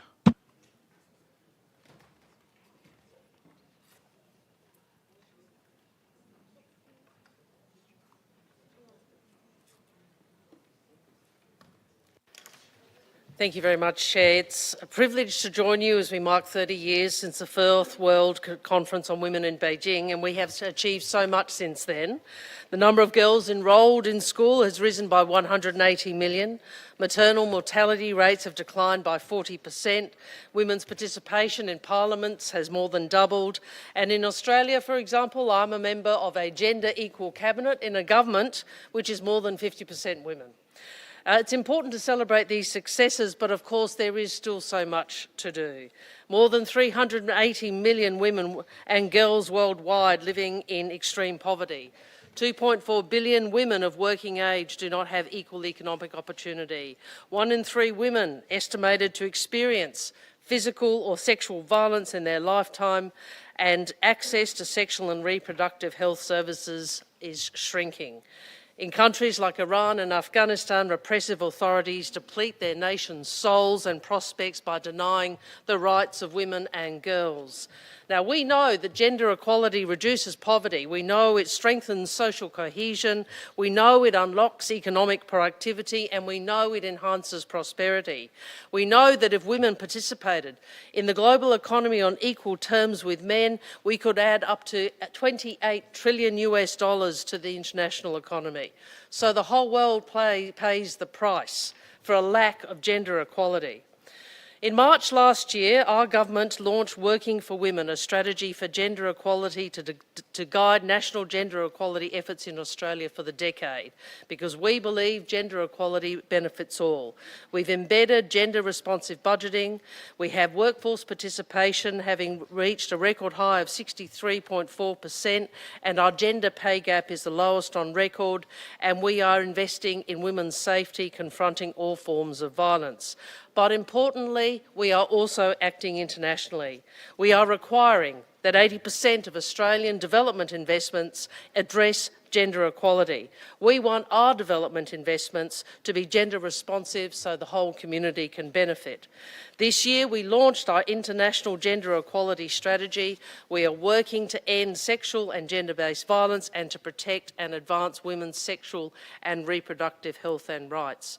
We want to work with you to increase the security of women and girls and to ensure that our humanitarian responses integrate their needs. We want to work to improve women's economic security through social protection, financial inclusion and workplace reform, and of course to support women's leadership to drive change for current and future generations. We believe, at home and in the world, gender equality benefits everyone. Thank you. Muchas gracias a la ministra de Australia. Doy ahora la palabra a Su Excelencia Margus Tsahkna, ministra de Asuntos Exteriores de Estonia. Minister of Foreign Affairs of Estonia. Thank you, Excellencies. 30 years ago, the Beijing Declaration and Platform for Action gave the world its most ambitious and transformative vision for gender equality and the empowerment of women and girls. Together with the UN Security Council Resolution 1325, they remain milestones in advancing women's rights and strengthening their role in decision-making. For Estonia, gender equality is not only a question of fairness, but the foundation for resilient democracy. It is also an important matter of foreign and security policy. Women's full, equal and meaningful participation is indispensable to achieving lasting peace and stability. Estonia strongly believes that digital transformation can accelerate gender equality. Access to digital skills empowers women economically and politically, while safe online space protects their rights. Enhancing digital rights is also one of Estonia's priorities as a candidate for the UN Human Rights Council for 26 to 28 term. Despite progress in many parts of the world, we are witnessing alarming pushbacks against gender equality, especially in conflict zones. Crises in Afghanistan, Yemen, Sudan and elsewhere continue to affect women and girls. Russia's war of aggression against Ukraine is causing immense suffering. This includes the use of conflict-related sexual violence and unlawful deportation of children as a tactic for war. They remind us that women's rights must never be taken for granted and that accountability must remain a priority for the international community. Estonia remains committed to working closely with women's rights and civil society organizations, providing them with sustained support through strategic partnerships. This year also marks the 18th anniversary of the United Nations, a reminder of what multilateral cooperation can achieve. The Beijing Declaration was a landmark achievement of multilateralism and entrustment, such as CEDAW and United Women set binding standards supporting its implementation. Estonia stands ready to advance the Beijing Plus 30 action agenda through stronger institutions, smarter resources and concrete commitments. Gender equality must extend to the highest leadership level. We welcome that the current President of the General Assembly is a woman and strongly encourage Member States to nominate women candidates for the position of United Nations Secretary General. True equality, yes, this is the right place. So the true equality will only be achieved when women are fully represented at every level of decision-making process. Thank you. Muchas gracias al ministro de Estonia. Doy ahora la palabra a Su Excelencia Boris Lagutsanov, ministro del Trabajo y Política Social de Bulgaria. Gutsanov, Minister of Labor and Social Policy of Bulgaria. Your Excellencies, distinguished delegates, dear colleagues and guests, it is an honor to participate in this high-level meeting. Gender equality is not only a policy objective, it is the necessity. It is a foundation upon which inclusive, peaceful and prosperous societies are built. Bulgaria recognizes that achieving gender equality requires sustainable, coordinated efforts that include all relevant stakeholders. Shifted in the wrong direction. To a large extent, a topic that is extremely important place not only for us in Bulgaria, but also globally has been discredited. That is why it is absolutely vital to bring the debate back to where it belongs, to women's rights, to their equal access to education, labor market, development, opportunity in life, and the right to choice. It is time to bring the debate back to justice. This is the utmost important for equality. It provides justice that makes society better. In this spirit, we have aligned our national priorities with the Beijing Declaration and Platform for Action and with the United Nations Sustainable Development Goals, particularly Goal 5. As a current member of the United Nations Human Rights Council, Bulgaria prioritizes the rights of the women and girls, their empowerment of their full, equal and meaningful participation of all spheres and societies and public life, including the decision-making process. An important focus for Bulgaria is the context of the implementation of the Beijing Declaration and Platform for Action as the basic ground of the existence of sustainable legal guarantees and our institutional and strategic frameworks for policies for equality between women and men. Bulgaria has adopted strong legal frameworks and policies aimed to promoting gender equality and closing gender gap. We have established a comprehensive monitoring mechanism to ensure accountability, transparency and measurable progress. Ladies and gentlemen, while a lot has been achieved so far, we are aware that the journey for us for gender equality is far from complete. Persistent challenges remain, and we must continue to engage actively and collaborate. Bulgaria remains fully committed to implementation effective policies towards achieving the goals of the Beijing Declaration and the Agenda for Sustainable Development. Gender equality is not only a national priority, it is a global responsibility. Therefore, I call upon stakeholders, government, Muchísimas gracias al ministro de Bulgaria. Thank you to the Minister of Bulgaria. I now give the floor to Her Excellency Batmunk, Ministro de Asuntos Exteriores de Mongolia. Minister of Foreign Affairs of Mongolia. Mr. President, Excellencies and distinguished delegates, the Beijing Declaration and Platform for Action, a visionary plan agreed by 189 governments, had brought gender issues to the forefront of the national and international agendas. As the document established concrete commitments on gender mainstreaming within all policies and programs, there have been notable achievements globally in gender equality, primarily in education, legal protection, and political representation. However, the world has seen uneven progress in the last 30 years. The pace of progress is too slow, and significant gaps persist in areas such as economic opportunity, safety, and leadership.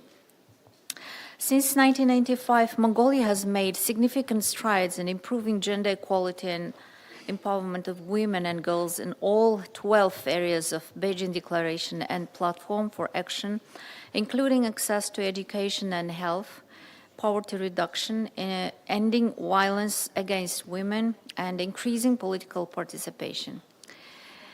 According to the 2024 amendments of the law of elections, 32 women have been elected, making 25% of the parliament, the biggest share of female MPs since the 90s. Furthermore, the law on labor has been amended towards ensuring work-life balances, and the law to combat domestic violence towards ensuring safety of women and victims through shelters, one-stop service centers, and multidisciplinary teams. Through the cross-sectoral strategic plan for promoting of gender equality improvements, we observed in the implementation of gender policies at local and sectoral levels, gender-responsive budgeting and gender analysis, research and statistics. Despite these successes, challenges remain. To improve women's income status and labor force participation, it is crucial to formalize women's roles in the care economy and increase wages and employment opportunities for women in the formal sector. Moreover, women and girls in remote rural areas face significant barriers to accelerating reproductive health services, education, and employment opportunities. These issues, compounded by our vast territory and climate change, are waiting for their solution.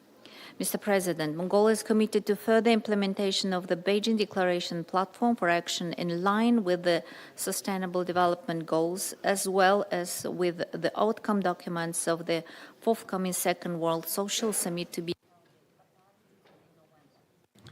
Muchísimas gracias a la ministra de Mongolia. Doy ahora la palabra a Su Excelencia Ville Tavio, ministro de Comercio Exterior y Desarrollo de Finlandia.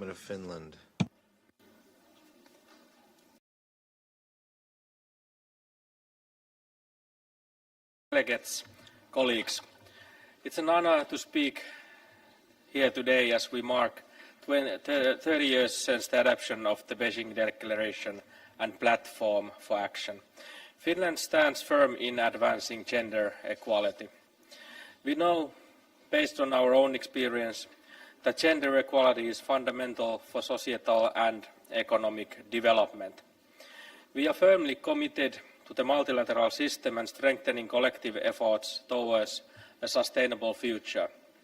A future that is guided by the SDGs and that has gender equality and human rights at its core. The Beijing Declaration and Platform for Action has guided Finland's gender equality work.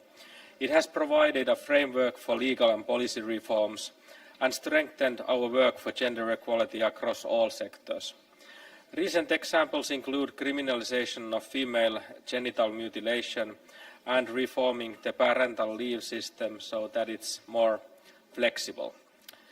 Today, fathers in Finland take nearly twice as many paternity leave days as 3 years ago, and this improves women's position in the labour market and leads to more equal caregiving responsibilities.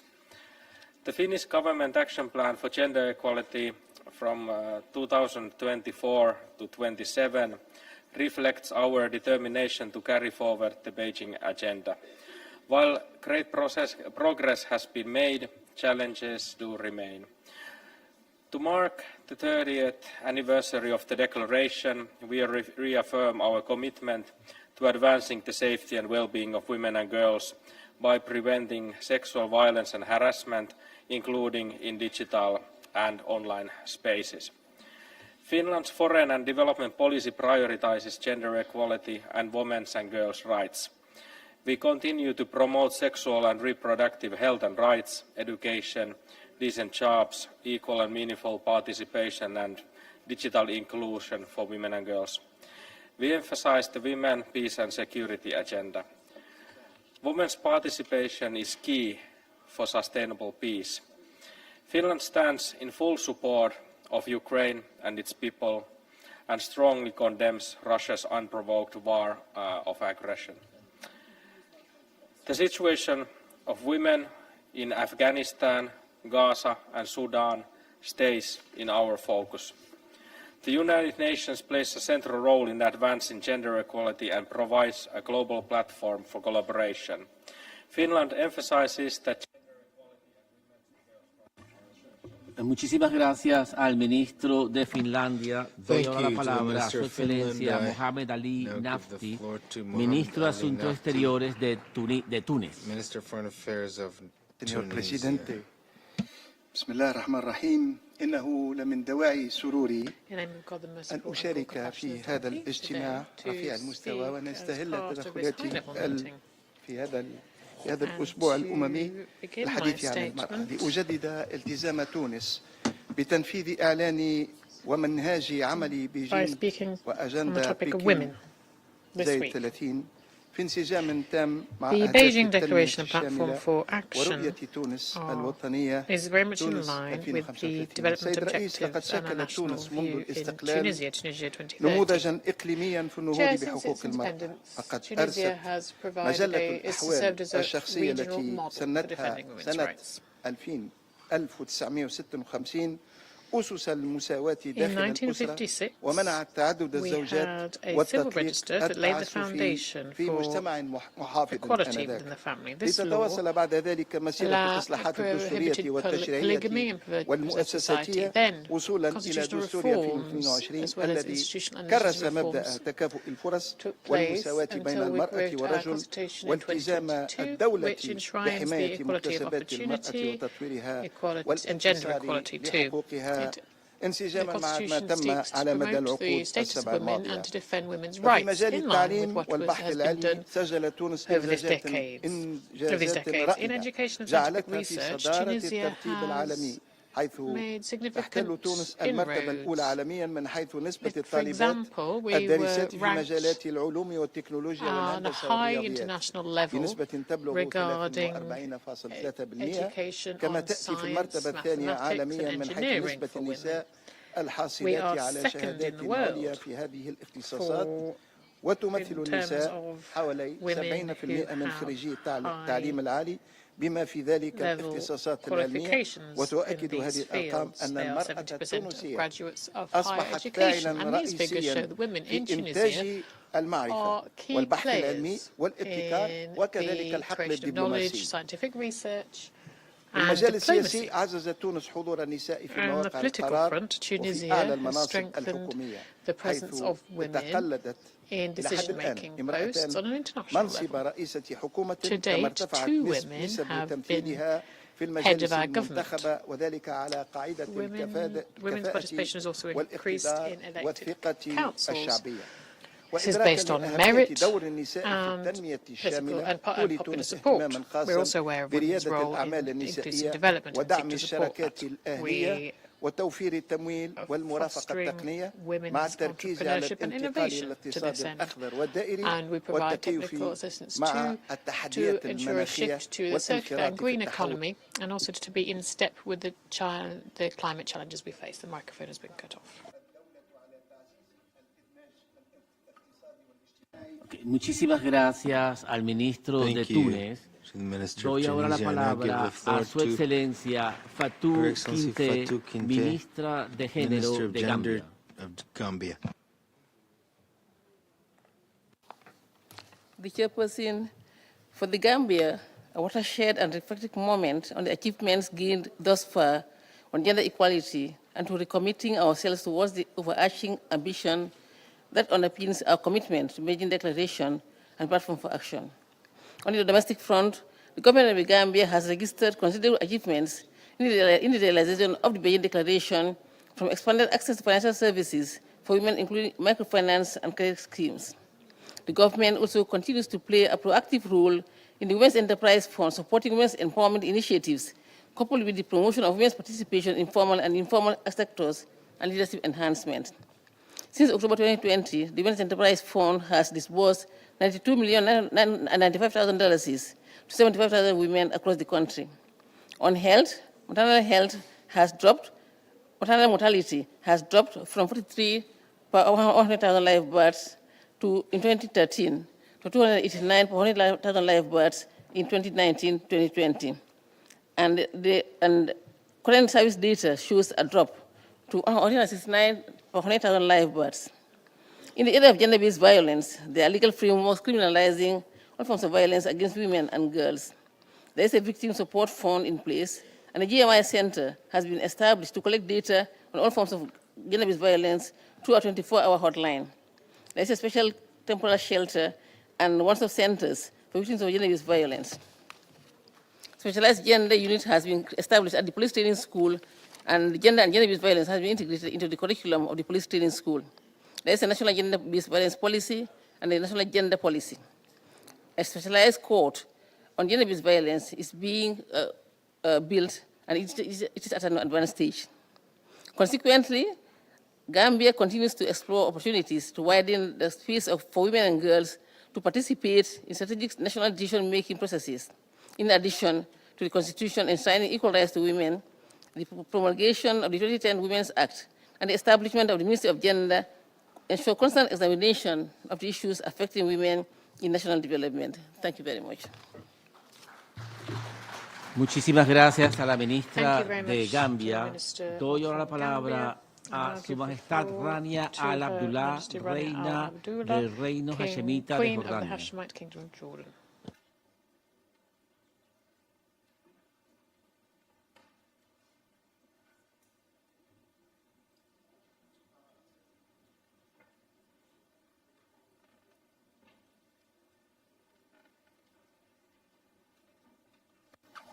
Bismillah ar-Rahman ar-Rahim. Your Excellencies, 30 years ago, the Beijing Declaration set an ambitious agenda for gender equality, and there has been progress. In Jordan, I'm proud to see many women leading meaningful lives true to their own aspirations and ambitions. But we all have a long way to go, with rising violence pushing millions of women further behind. In the past 2 years, global conflict has soared to its highest level in 3 decades. Of all the challenges facing women today, this surge is by far the most destructive.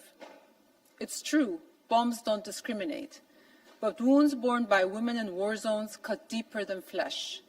Gendered violence, heightened health risks, exploitation, and the daily assault on their dignity.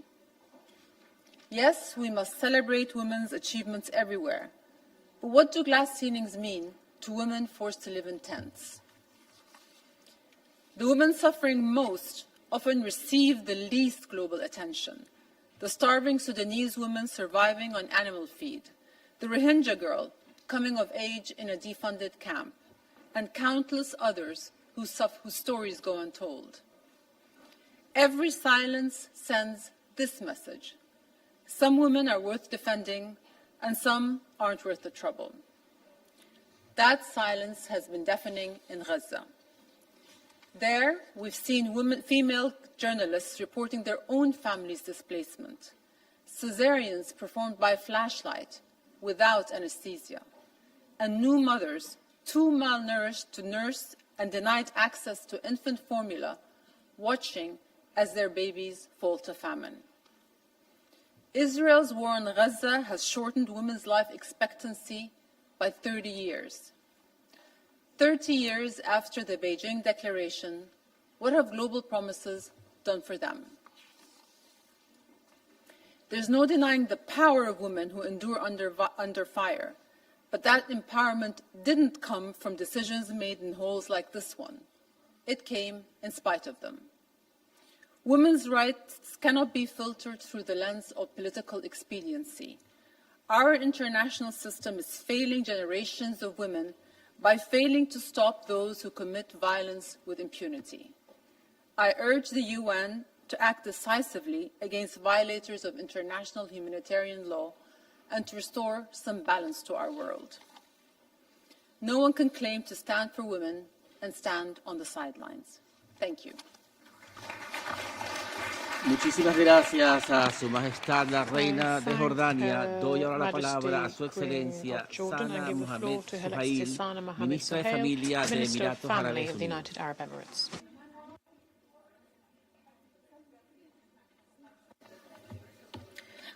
السيد الرئيس في البداية أشكركم على تنظيم هذا الاجتماع الهام بمرور 30 عاماً على اعتماد إعلان ومنهاج عمل بيجينغ.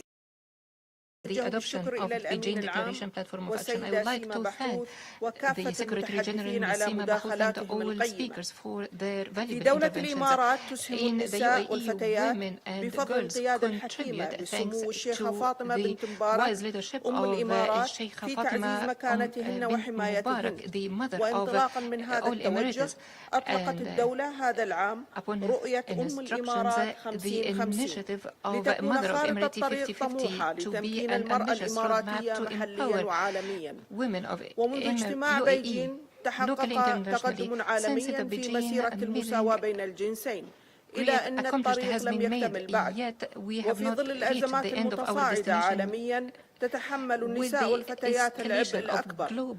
لذا وفاء بالالتزام الذي قطعناه قبل 30 عاما يجب أن تكون حمايتهن والإقرار بدورهن كصانعات للتغيير والسلام أولوية قصوى.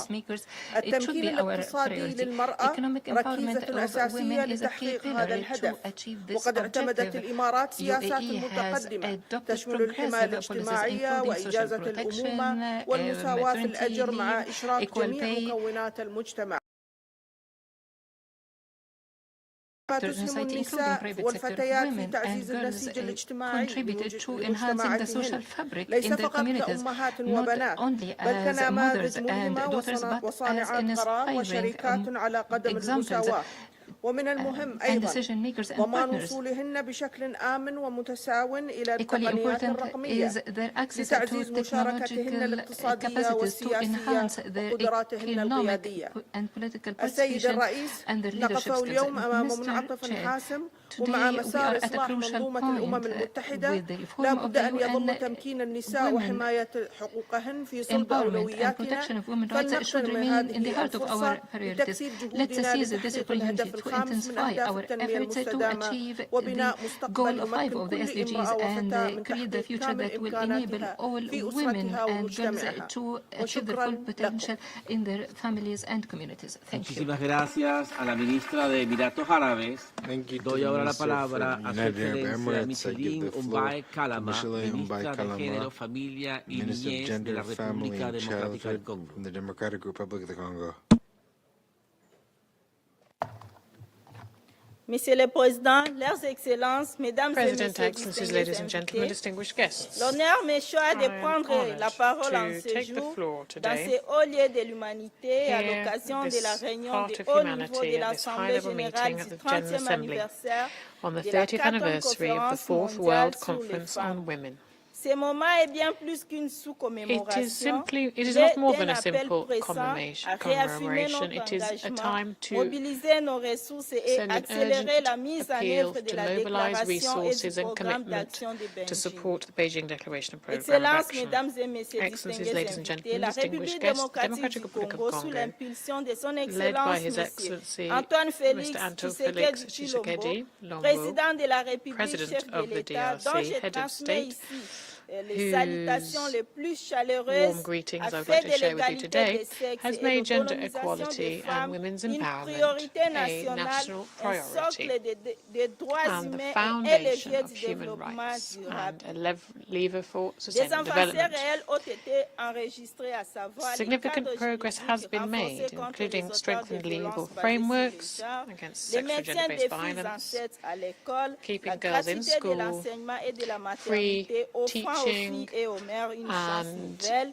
Les projets providing tels opportunities que for mothers, Transform avec l'appui de la projects Banque for mondiale et les transformation PEDEL with the 145 support of the territoires World soutenant Bank, l'entrepreneuriat and féminin et a la project that création supports de women's milliers entrepreneurship d'emplois. and the creation of Une thousands of jobs. participation politique accrue Increased avec political aujourd'hui participation with today 34% des femmes au 34% gouvernement, of women of the government avec is women, une femme à sa and tête et une led by a woman. représentation We croissante also dans have la a growing justice, la representation sécurité et la vie in women publique. in justice, Nous avons security, and également public life. institué les We've also centres intégrés created multisectoriels pour la cross-sectoral prise en charge centres holistique for des holistic survivants de care violences for basées sur survivors le genre, of gender-based adopté la violence. stratégie We've also nationale de adopted la a national masculinité positive et mis en positive place le masculinity Fonds strategy. national We've also de created réparation a pour les national victimes funds liées for au reparations conflit. for victims of conflict. Ce n'est pas sans significatif, mais les Unfortunately, chemins restent ardus. these are Dans is l'est de significant notre progress, but pays, a long les guerres way d'agression et les remains violences to armées go. orchestrées par les forces négatives, notamment les Rwandais et ses The Rwanda forces and the conflict that they have led are still affecting our populations. They are destroying families et infligent aux and femmes et aux girls, and they filles les inflict on blessures les women plus and girls cruelles. the Pourtant, worst, the au cruelest milieu de ces épreuves, la injuries. femme congolaise se dresse, elle nourrit, elle éduque, elle The soigne et DRC elle women résiste. continue to resist. Elle est la gardienne de la They paix et la are bâtisseuse de guardians of l'avenir. peace La and they build the pacification de la future. République démocratique The du making Congo the est la DRC a clé peaceful qui country is ouvrira key, au which la will voie au open the développement way de toute la to région du development Grand for the Lac. end of Africa.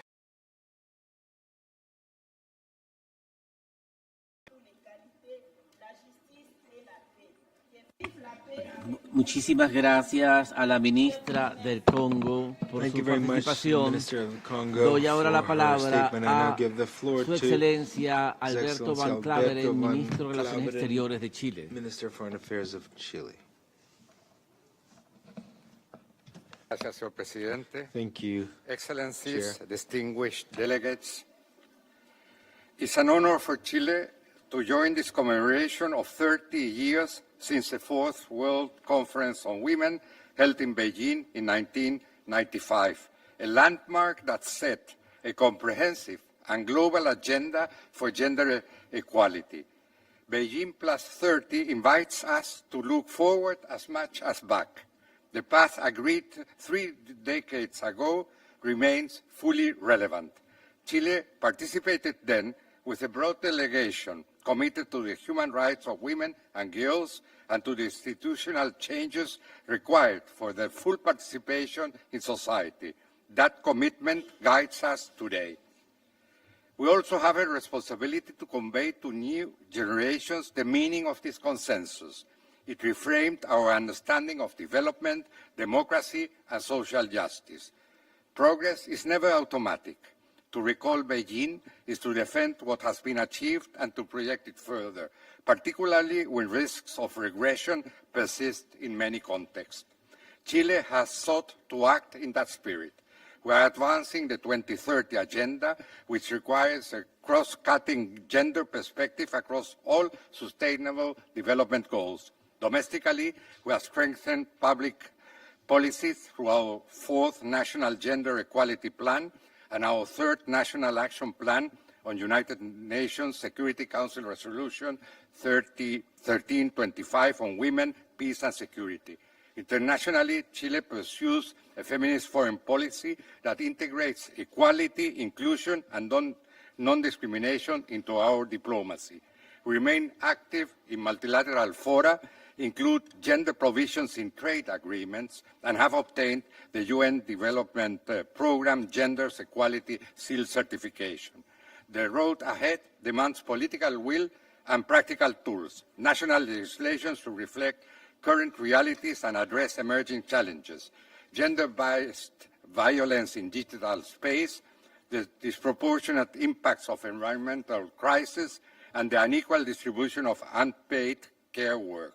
We must invest in prevention, services, data, and budget, support women's leadership in peace, climate, and technology, and work with civil society, the private sector, and youth to accelerate implementation.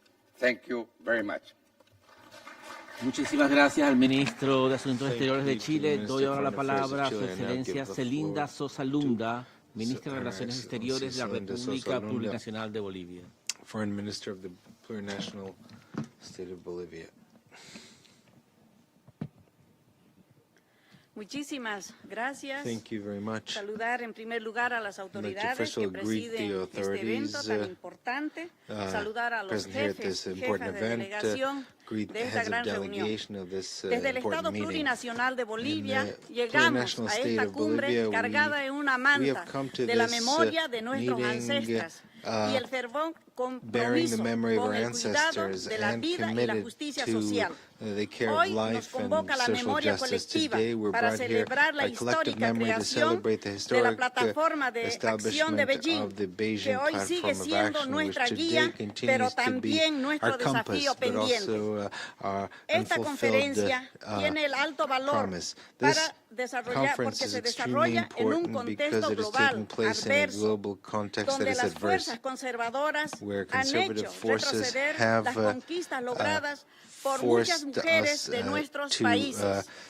Forced backsliding in Además, terms of the un advances dolor that we have achieved. y impotencia Furthermore, porque miles y miles de mujeres we y feel niñas que han sido impotent and we feel asesinadas pain because of the Palestina. thousands of Para ello, women and children who have pedimos been killed in justicia y el Palestine. For fin them, de we ese demand genocidio justice and the que end of marca this un genocide, capítulo which is one of the darkest and most shameful chapters in the history of humanity. In this complex situation, we will continue to fight and to resist because we are guided by the need to bring a ray of light to the world and a ray of hope. In Bolivia, we have laws against harassment and violence against women. We are aware that this continues to be a major obstacle that limits the full exercise of the rights of women and limits the strengthening of democracy in our institutions. Nuestras acciones sobre la base de la descolonización, la despatriarcalización, van dirigidas a lograr una participación de las mujeres y su liderazgo. Full participation of women and their leadership. Let's not forget que las mujeres that women empoderadas podemos who are cambiar el empowered mundo. can change the En ese world. sentido, aspiramos With this in a mind, we incrementar la presencia de aspire las to mujeres en increase puestos the de presence of decisión, women in especialmente de mujeres decision-making roles, indígenas, especially campesinas indigenous y women, afrobolivianas. En conmemoración del peasant women, bicentenario and de women nuestra of African independencia, descent. muy pronto presentaremos nuestro In primer fact, we will plan soon de acción present our nacional first de national mujeres, plan of paz action y on seguridad, women, peace, una and security, iniciativa histórica which para el is a pueblo boliviano. historical initiative for the Bolivian people. Thank you.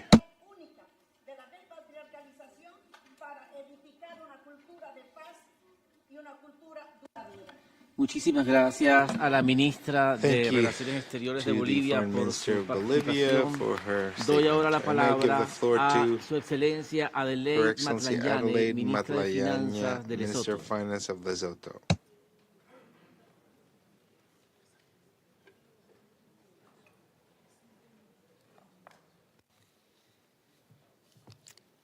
Thank you, Mr. Chair. The Kingdom of Lesotho is delighted to join the rest of the world in commemorating the 30th anniversary of the 4th World Conference on Women and in celebrating progress made in realizing gender equality and women's empowerment across our globe. Lesotho joins the Committee of Nations today to reaffirm her commitment to empowerment of women across the globe. We also reaffirm our commitment to the collective noble cause to promote women and girls' rights and raise awareness against gender-based violence, gender discrimination, and patriarchy. Lesotho continues to mainstream gender in policies and programs that guarantee empowerment and meaningful participation of women and rights in policy and decision-making processes. Mr. President, the landmark Beijing Declaration and Platform for Action continue to serve as a comprehensive blueprint for transformative change, guiding member states, civil society, and stakeholders in their collective efforts and actions to eliminate discrimination and also to promote equal opportunities, as well as upholding the rights of women in all spheres of life. Over the past 3 decades, the UN has worked in close partnership with governments and communities to strengthen normative frameworks, mobilize resources, and foster inclusive participation, ensuring that the promise of Beijing remains not only a living reality, but a yardstick by which we continue to assess ourselves, including against emerging issues. As we look forward, the organization calls for renewed political will and accelerated action to fulfill the vision of a just, equitable, and sustainable world for women and girls everywhere.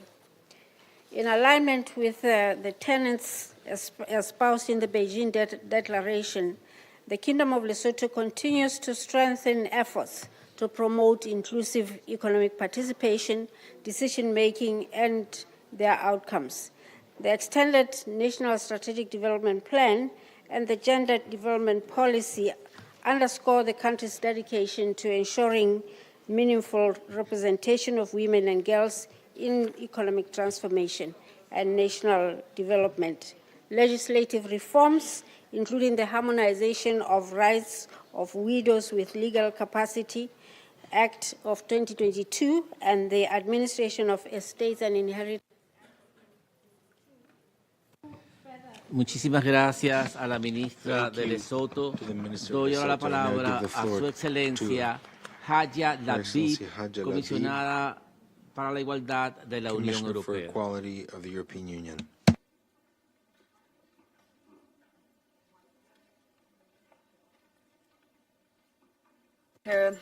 Ladies and gentlemen, excellencies, good afternoon.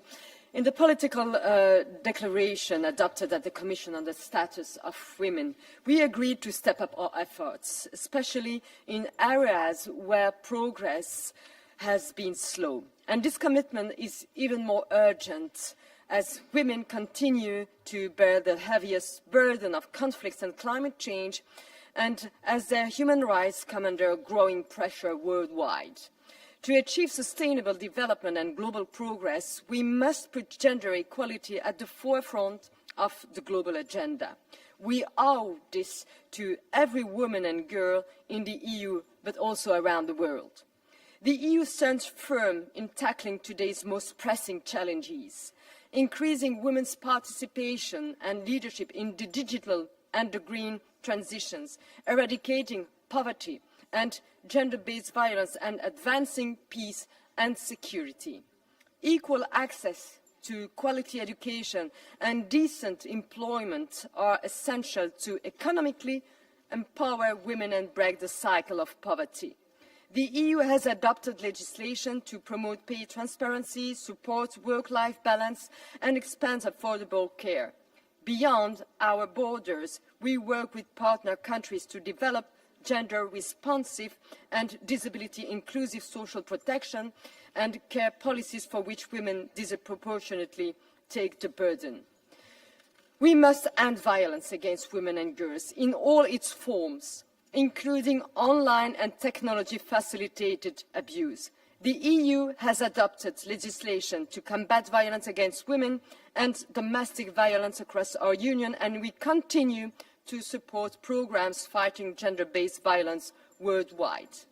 The EU continues to take action to implement the full Women, Peace and Security agenda, more relevant now than ever. This agenda is a global commitment to protect women's rights in conflict, ensure their equal voice in peace and security decisions, and address the gender root causes of violence. We cannot achieve gender equality without the full, equal and meaningful participation of women at every level of decision-making, including political leadership. We are proud that 3 of the 4 top EU institutions are currently led by women. However, we must continue to call out and dismantle the structural barriers that hold women back, including online harassment. We will continue to strengthen our engagement with women's rights organisations and ensure they have our full support for their work around the world. We must stand together to advance gender equality and to empower all women and girls. The EU calls for continued strong cooperation at the UN and in all multilateral forums to resist any pushback against women's rights. The EU is committed to working with governments worldwide to deliver real, lasting progress for women and girls' empowerment and to ensure that women's rights are enjoyed equally by all, free from discrimination, fear and violence. Thank you very much. Muchísimas gracias a la comisionada de la Unión Europea. Doy ahora la palabra a su excelencia Sharmin Murshid, asesora del Ministerio para la Mujer de Bangladesh. Advisor for the Ministry of Women of Bangladesh. Madam Chair, Excellencies, it is an honor to address this Assembly on the 30th anniversary of the Fourth World Conference on Women.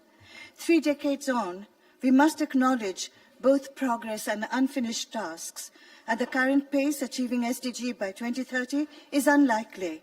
We have witnessed gains, but also rollbacks in conflict zones, in the climate crisis, and in women's economic participation. The problem is not vision, but uneven priorities. Today, we must return to conscience, to compassion, and to building a civilization that truly cares.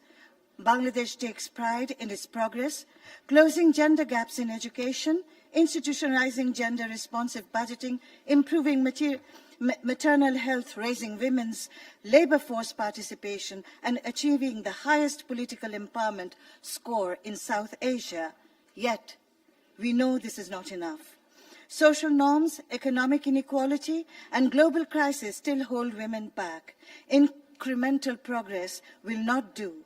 What we need is moving from voluntary pledges to enforceable commitments. Excellencies, women have shaped Bangladesh's history from our liberation to the 2024 mass uprising that paved the way for reforms under the interim government of Nobel laureate Professor Muhammad Yunus. Guided by this spirit, Bangladesh is proud to announce 4 commitments for 2025-30. A safer Bangladesh for women and girls, enacting a sexual harassment prevention ordinance by 2025 with rapid response services nationwide. Recognition of care economy and women's invisible work, establishing a household production satellite account by 2027 to value unpaid care work, 18.9% of GDP. Women's equal seat at the table of power, seeks public funding and political parties to field 33% female candidates. Financing equality with accountability, expanding gender-responsive budgeting across all government entities. These 4, safety, recognition, parity, and accountability, form our agenda for change. In the present global context, no country can succeed alone. Bangladesh therefore calls for a binding global accountability framework with financing scorecards and consequences for inaction so that political will is matched with resources and transparency. 30 years ago, Beijing gave us a vision. Today, let us honor it with action. Thank you. Muchísimas gracias a la ministra de Bangladesh. Doy la palabra a su excelencia Ana Paula dos Sacramento Neto, ministra de Acción Social, Familia y Empoderamiento de Angola. Thank you, Chair. Excellencies, distinguished delegates. The celebration of the 30th anniversary of the 4th National United Nations Conference on Women held in Beijing in 1995 is a historic milestone that represents not only a turning point in the global struggle for gender equality, but also an ongoing commitment to the promotion of the fundamental rights of women and girls in all spheres of life.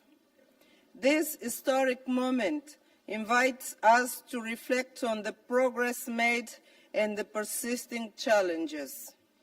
We must act urgently to review and renew the commitments we have made to accelerate gender equality and the empowerment of women and girls.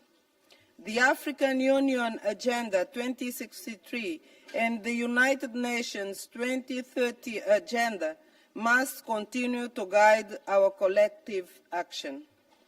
In recent years, Angola has made consistent efforts to implement concrete measures aimed to expanding women's political space.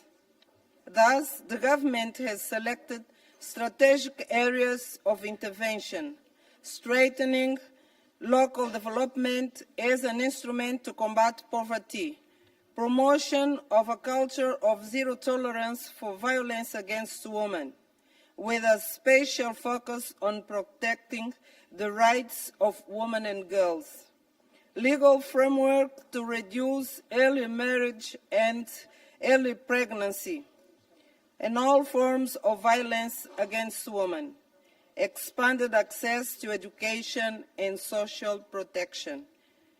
Excellencies, in conclusion, Angola advocates for the reinforcement of international cooperation adequate funding for political empowerment programs, and the cross-cutting integration of the gender perspective in public policies and the multilateral negotiation process. Thank you very much for your kindly attention. Muchísimas gracias a la ministra de Angola. Doy ahora la palabra a su excelencia Mariatou Kone, ministra de Educación de Côte d'Ivoire.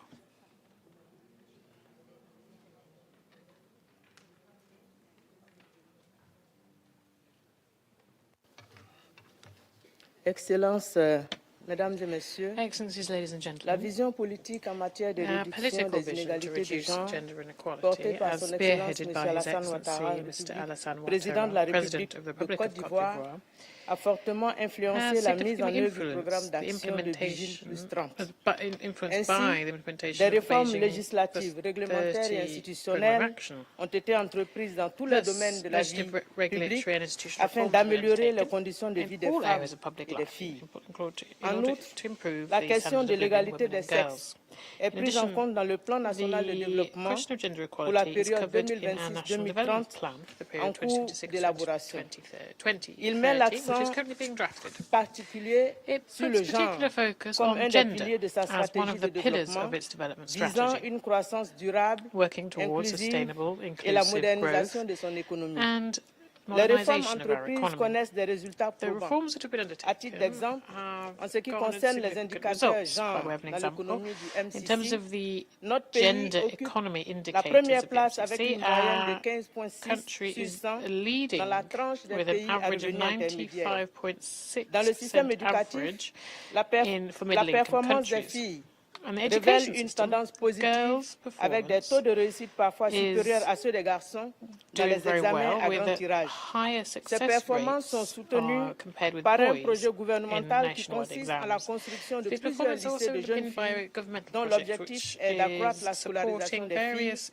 girls' améliorer high leur taux schools to d'achèvement dans le increase cycle secondaire. school attendance De même, amongst girls and afin improve d'apporter des réponses the concrètes à rates of those l'employabilité girls that des finish filles secondary et des education. femmes, Indeed, la it will Côte provide d'Ivoire concrete responses a mis en to œuvre la réforme employability des questions institutions de related to women formation and girls. féminine. Côte d'Ivoire has implemented reforms for its Elle a pour training objectif institutions d'améliorer for les girls compétences des filles and second déscolarisées opportunity ou schools. analphabètes These par des reforms formations dont les seek modules to sont increase développés girls' en skills if they've partenariat dropped avec out le of secteur school, privé if they're et illiterate, qui débouchent sur through la training. délivrance de And the diplômes modules here are reconnus par focused l'État. and developed in Pour ce partnership faire, with the le private gouvernement a sector. mobilisé They then have 10,05 milliards de francs diplomas that are CFA recognized by sur the une state. période de 3 The ans government jusqu'en has mobilized 2026. Par ailleurs, 10.05 billion des CFA progrès francs sont for observés this sur le over plan a period of 3 sanitaire years up to avec 2026. l'adoption par le gouvernement Also, ivoirien progress has been de made in plans the healthcare d'investissement front. The qui Ivorian visent government has d'une adopted part investment à réduire la plans which seek, mortalité on the one hand, maternelle et to reduce infanto-juvénile et d'autre maternal part and infant à améliorer mortality l'état and nutritionnel also to des enfants et improve des femmes. nutrition En for somme, les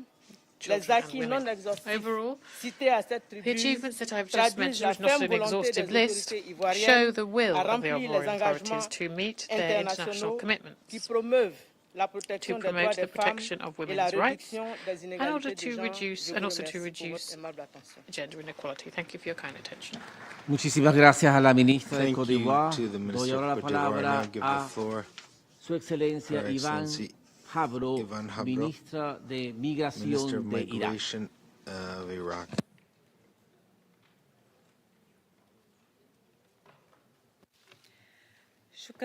Thank you, Mr. Chairman. Excellencies, ladies and gentlemen, 30 years have passed since the adoption of the Beijing Declaration and Platform of Action. Iraq continues to make every effort to protect women and promote their participation while providing a conducive and supportive environment. We ensure women play their full role in building the present and the future in line with the national principles. We strongly believe in the importance and in the important role of women to achieve sustainable development We have promoted the role of women and ensured their empowerment to ensure their political participation and their inclusion in decision-making politically. We acknowledge that we have a long way to go. However, we stress that we stand ready to take every step and make every effort. In this vein, we have taken a number of initiatives to support women, mainly, one, we established the Higher Council for Women, which is a central institution that implements government policies and plans and promotes the role of women at all levels, at the political level. National strategy for Iraqi women, which represents a government framework that ensures equality and promotes women empowerment while focusing on women protection against violence. 3. Iraq adopted the Yazidi victims law, which makes reparation a key step to acknowledge the main damage incurred by these survivors and to help them in rebuilding their lives.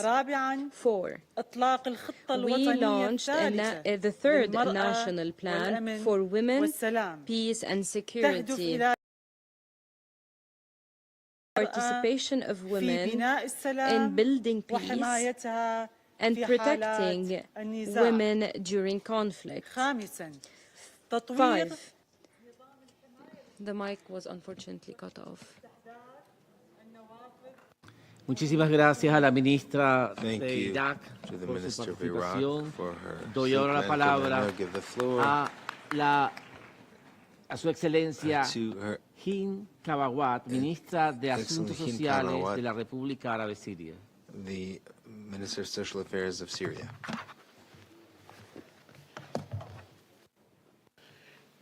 Your Excellencies, it's my honor to address you today, the first Syrian minister to take this podium after 14 years of conflict and suffering. I do not stand here alone. I stand here with the voices of Syrian women and alongside the voices of women in Gaza, Sudan, Yemen, across Africa, Asia, and South America. Women who continue to hold their families and their nation together while the world debates their future. Let me begin with a question that matters the most. Can Syria or any country ever achieve peace if the very women carried family through conflict are left outside the room where decisions are made? I'm here to honor Syrian women in all their roles. The women who were detained and tortured, the women who carried their children through bombardment, displacement, and exile.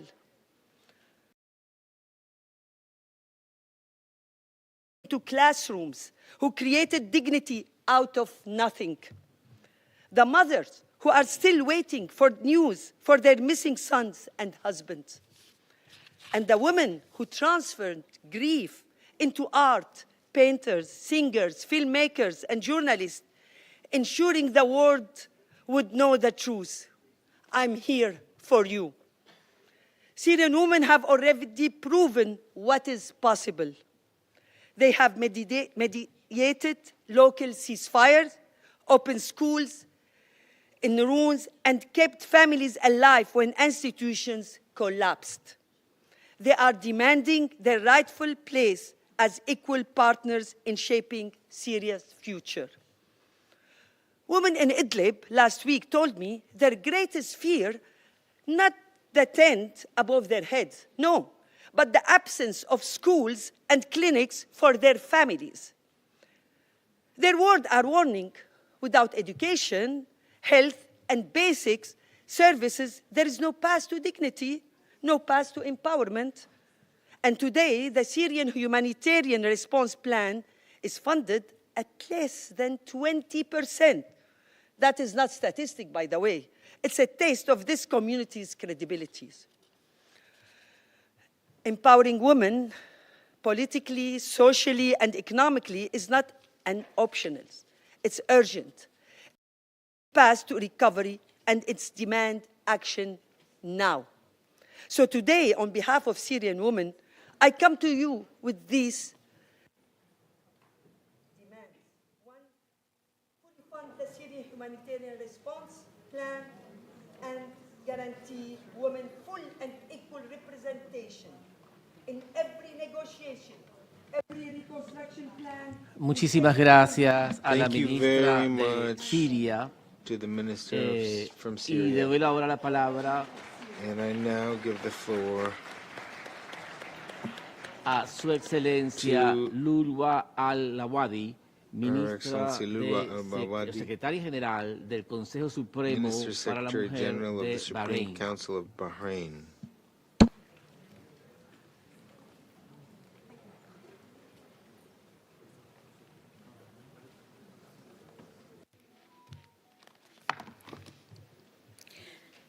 Son Excellence, Monsieur le Président, Mesdames les membres du Bureau, chers représentants, représentantes des États, Mesdames et Messieurs, alors que nous célébrons les 30 ans de Beijing, Haïti a célébré l'année dernière les 30 ans du ministère à la condition féminine et aux droits des femmes, et après la signature de l'engagement de Beijing en 1995.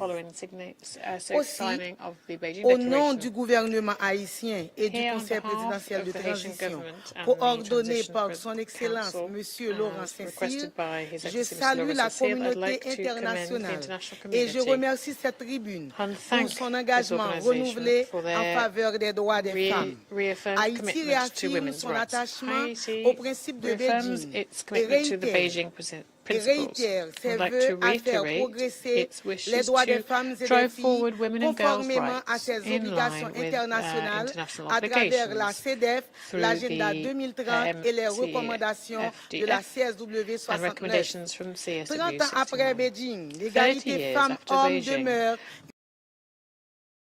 un levier de paix et de justice sociale. À cet effet, Haïti définit deux grandes priorités stratégiques: lutte contre la pauvreté et l'autonomisation économique des femmes, prévention et réponse aux violences faites aux femmes et aux filles. Le gouvernement haïtien s'engage à la création d'un fonds national pour les femmes entrepreneurs en ce qui concerne la première priorité. Dès le mois prochain, sous le leadership under the leadership of the Prime Minister, His Excellency Mr. Alec Didier Fils-Aimé, a meeting will be held with the Bank of Haiti and other financial institutions will be organized with a view to establishing a protocol, an agreement for this. This shows our state's commitment to prevent and respond to violence against women and girls. And to meet this objective, our government would like to reaffirm its wish to work to strengthen our national plan contre les violences envers les femmes et les filles. Récemment, le Premier ministre a émis le vœu de financer à travers le Trésor public 3 maisons des femmes dans 3 départements les plus touchés par la crise sécuritaire. Du mois de décembre au mois de mars, ces 3 outils nécessaires à la protection des femmes seront mis en place. La ligne d'urgence 8919 sera prochainement which will be opened soon. Monsieur le Président, Mesdames, Messieurs, Haïti s'appuie sur 3 leviers majeurs pour renforcer son action. Haiti is working across 3 areas. For gender, the speaker's microphone has been cut off. Les États généraux du mouvement des femmes haïtiennes, espace de dialogue et de co-construction, l'Observatoire national de la parité, mécanisme de suivi et d'évaluation des engagements, car la parité sera bientôt dans la nouvelle constitution haïtienne.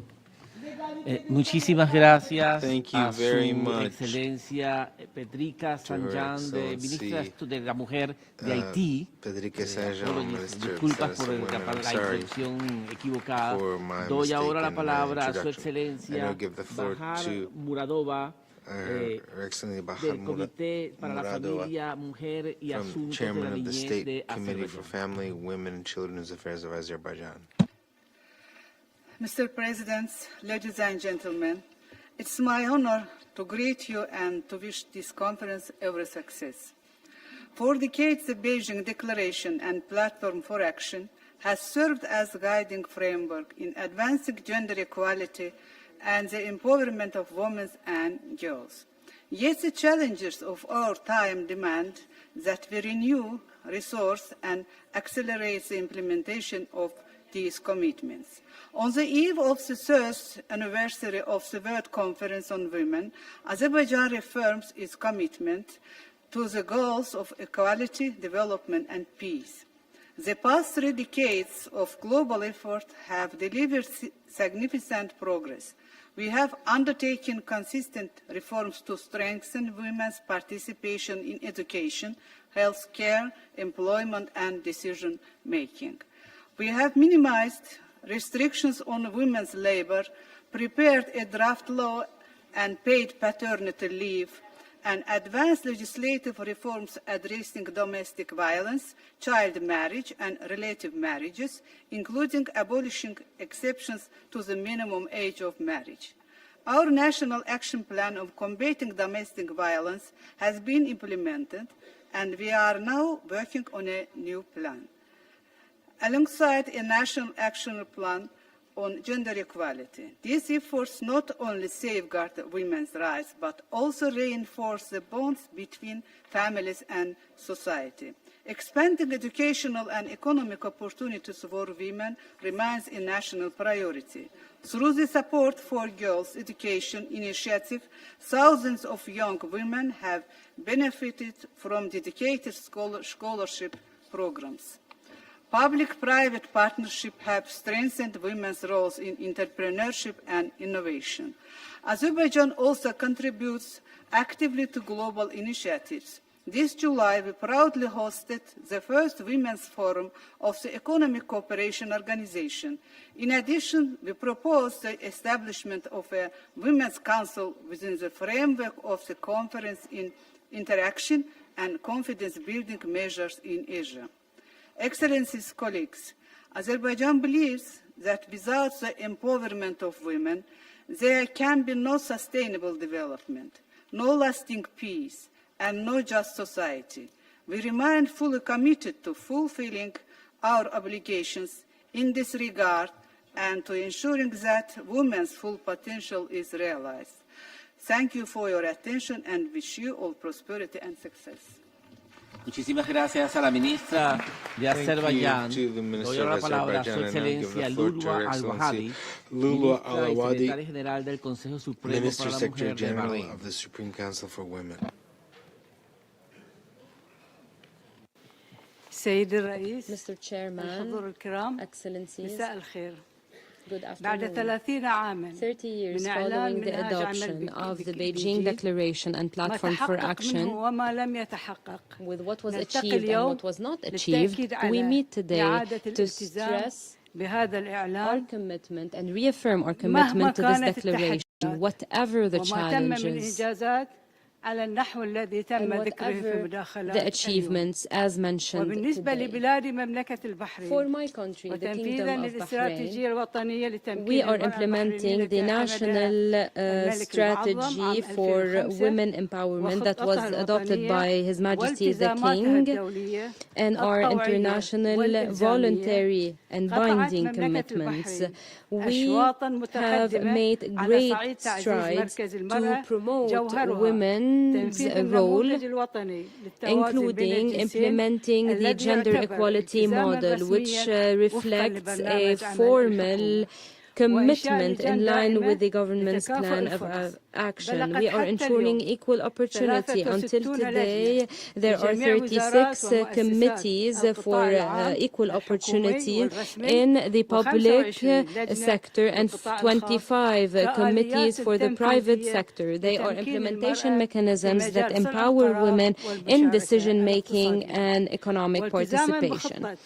In line with the Beijing plan of work, we have tabled 2 initiatives to the UN Commission on the Status of Women that are currently being implemented at the national level. 1, we are implementing a women empowerment program so that they can become a part of our committees following success in the implementation of the 2002 program that was implemented with the UNDP. This program promoted the role of women. There are 6 female ministers currently in the government, and there was a woman that presided over the parliament.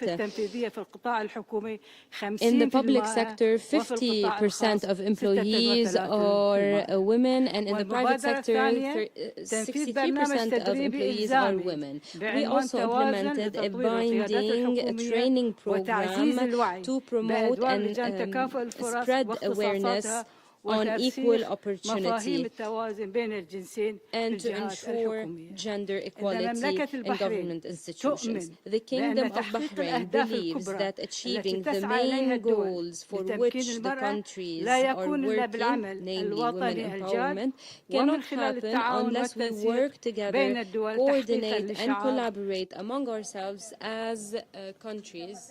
The microphone was cut off. Muchísimas gracias a la ministra de Bahrein por su participación. Doy ahora la palabra a su excelencia Abdoulaye Diop, ministro de Asuntos Exteriores de Mali. Abdoulaye Diop, Minister of Foreign Affairs of Mali.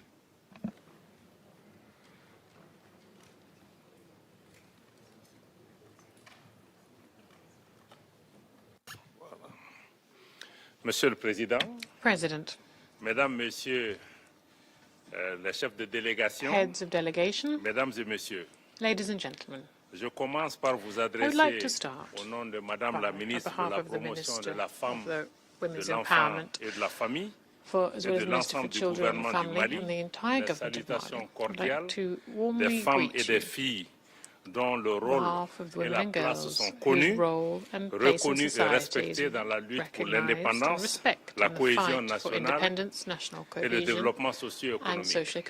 C'est la raison pour laquelle le Mali, depuis son accession à l'indépendance que nous célébrons d'ailleurs aujourd'hui, 22 septembre, a souscrit à la quasi-totalité des instruments juridiques internationaux relatifs aux droits de la femme et de la fille, en particulier la déclaration de Beijing et le programme d'action qui l'accompagne, signé en 1995. Mieux, sous le leadership de son Excellence le général d'armée Assimi Goïta, président de la transition, chef de l'État, le Mali est dans une dynamique de refondation visant à améliorer davantage la gouvernance du pays et à répondre aux aspirations profondes et légitimes de nos populations, notamment les femmes, les filles et les jeunes. C'est dans ce cadre que des innovations ambitieuses ont été conduites, au nombre desquelles l'élaboration et l'adoption de la nouvelle vision 2063 ainsi que la stratégie nationale pour l'émergence et le développement durable qui l'accompagne. Dans le domaine de la promotion et de la protection des droits des femmes et des filles, les efforts se poursuivent avec notamment l'actualisation de notre profil national, la mise à jour de la politique nationale genre et son plan d'action multisectoriel, la feuille de route genre et réformes politiques. En outre, le gouvernement a organisé les États généraux sur la situation de la femme, de l'enfant et de la famille étendus à l'ensemble des régions du Mali dans le cadre d'un processus inclusif impliquant la société civile.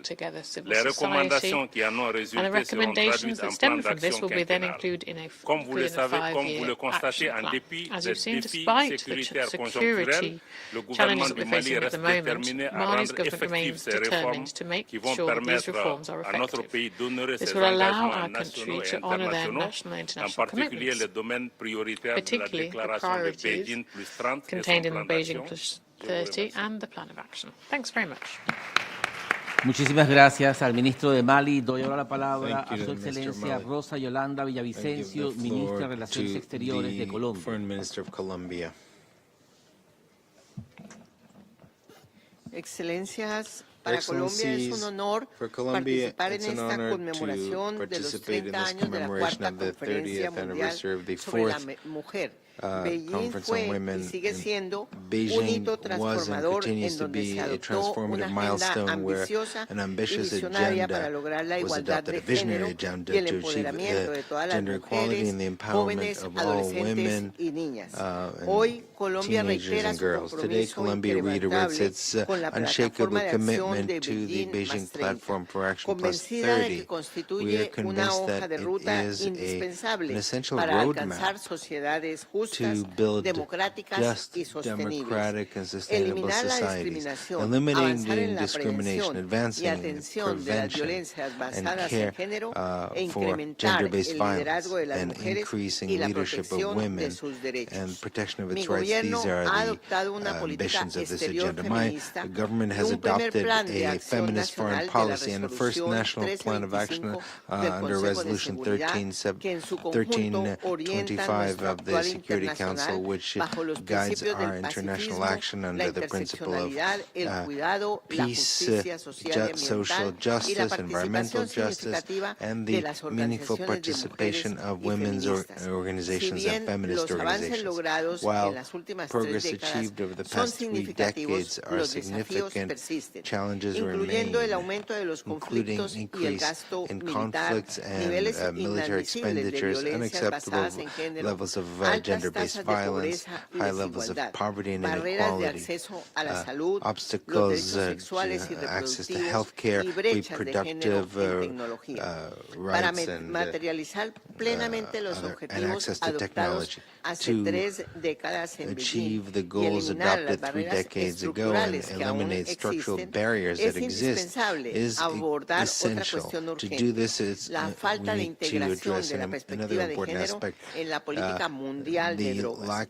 El abordaje punitivo ha tenido efectos desproporcionados sobre las mujeres, especialmente las que están en situación de vulnerabilidad, profundizando la feminización de la pobreza, la estigmatización y la exclusión. Excelencias, para impedir cualquier retroceso, defender lo logrado y garantizar que avancemos, Colombia hace un llamado a defender el multilateralismo como pilar esencial para enfrentar los desafíos globales y renovar nuestros compromisos en derechos humanos, desarrollo y paz. Aumentar el financiamiento para la igualdad de género, así como fortalecer los sistemas de datos con enfoque de género indispensables para gender focus. The microphone has been switched off. Muchísimas gracias a la ministra de Relaciones Exteriores de Colombia. Doy ahora la palabra a su excelencia Edward Bizimana, Minister of Foreign Affairs of Burundi.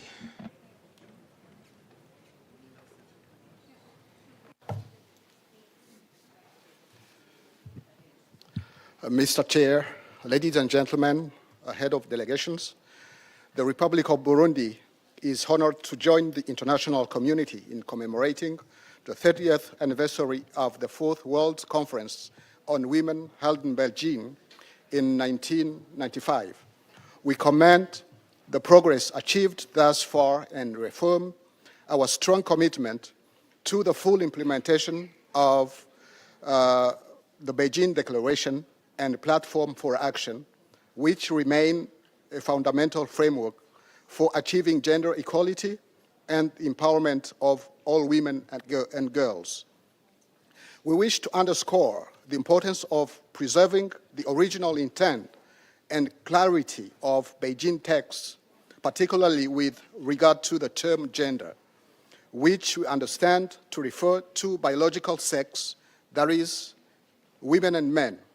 Maintaining this clarity is essential to ensure that public policies remain effective and truly responsive to the needs of women and girls. Burundi highly values motherhood, the family, and unpaid health care, which are central pillars of social cohesion and sustainable development. We call for their full recognition in development strategies in line with SDGs Target 5.4 of the 2030 Agenda. In this spirit, Burundi has taken concrete measures on national level to advance the rights and empowerment of women and girls, and these measures include the establishment of a women's investment bank, which improves women's access to credit and supports female entrepreneurship, free maternal health care to ensure safe pregnancy and childbirth for all women, free primary schooling to ensure inclusive and equitable access to education, especially for girls. We firmly believe that strong and stable families remain the first and often the only line of defense against violence, exploitation, and poverty affecting women and girls. Burundi reaffirms its unwavering commitment to Beijing Platform for Action and calls for continued cooperation to implement its priorities in a manner that natural realities. I thank you very much for your kind attention. Muchas gracias al ministro de Burundi. Doy ahora la palabra a su excelencia Oana Silvia Toiu, ministra de Relaciones Exteriores de Rumania. Foreign Minister of Romania. Your Excellencies, distinguished participants. In this milestone year, 30 years after the adoption of the Beijing Declaration and Platform for Action, Romania champions women's rights. We strive, together with you, for a world where gender equality is not just an aspiration, but a lived reality for all. In the same time, we cannot ignore the fact that the conflicts we have, the wars, are always associated with distinct forms of violence against women and girls. And having more women in power actually means having better instruments for peace. Romania is committed to building on what has been already achieved and will be a reliable partner, including for exchanging practices in this field of gender equality, non-discrimination, practices in ruling out violence, abuse, and harassment. Although our work is not yet complete, and although we have had significant advances in any of these fields, we still have challenges ahead. We still have women and girls that we owe them to have better instruments, better enforcement of the laws, better laws in general, and a better representation of them in the decision-making structures. According to existing data, progress to achieve SDG 5 has been slow, and yes, we must step up our efforts. As a member of the Commission on the Status of Women, Romania advocates for gender equality, freedom from violence, from poverty, eradication, and poverty eradication, inclusive development, shared prosperity, reflect our key priorities aimed at improving women's stance. As the Vice Chair of the CSF 70th session, Romania will constructively contribute to advancing the Commission's work by facilitating dialogue and promoting initiatives that uphold gender equality and the empowerment of women and girls in all their diversity. Building on our international commitments and alignment with EU objectives, the National Plan for Women's Economic and Political Empowerment was launched in May 2024. Romania is one of the countries in the European Union that has the lowest gender pay disparity and also some of the most significant numbers in terms of representation in entrepreneurship, management, and leadership. I am happy to say also that in our Ministry of Foreign Affairs and in our diplomatic missions, we have achieved gender parity in terms of leadership roles, in terms of ambassadors across the world, and in our team at home. And that is for us a powerful instrument in our diplomacy to continue to support women's objectives that are society and world objectives. We aim at strengthening existing legislation and policy while introducing new measures to address gender disparities and discriminatory practices in the economic and political spheres. Guided by this principle, I remain firmly committed to supporting the advancement of gender balance throughout our diplomatic careers. Ladies and gentlemen, an environment that maintains world peace and promotes and protects human rights, democracy, and the peaceful settlement of disputes is an important factor for the advancement of women. But women themselves are an important factor. Muchísimas gracias a la ministra de Rumania. Doy la palabra a Gallagher, secretario para Relaciones con Estados de la Santa Sede. From the Holy See.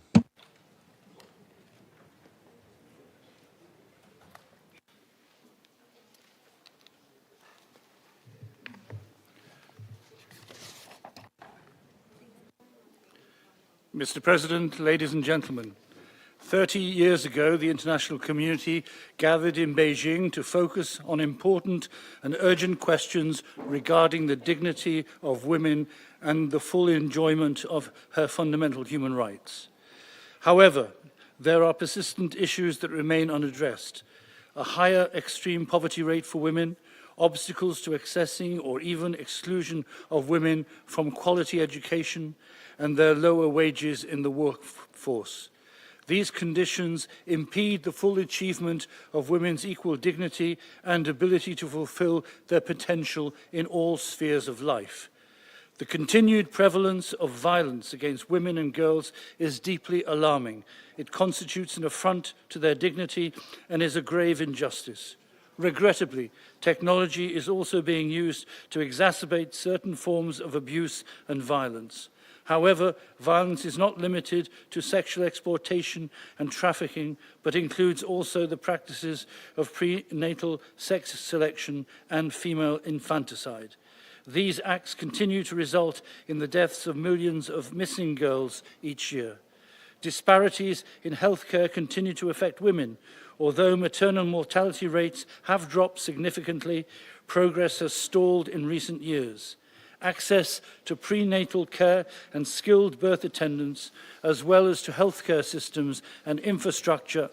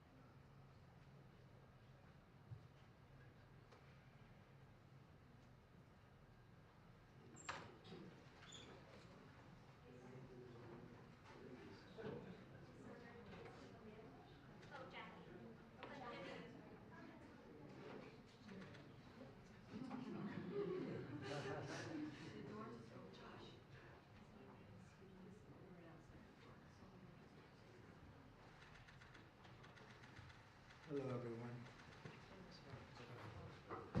everyone. Thank you very much. So I've been waiting for this meeting for 20 years, actually.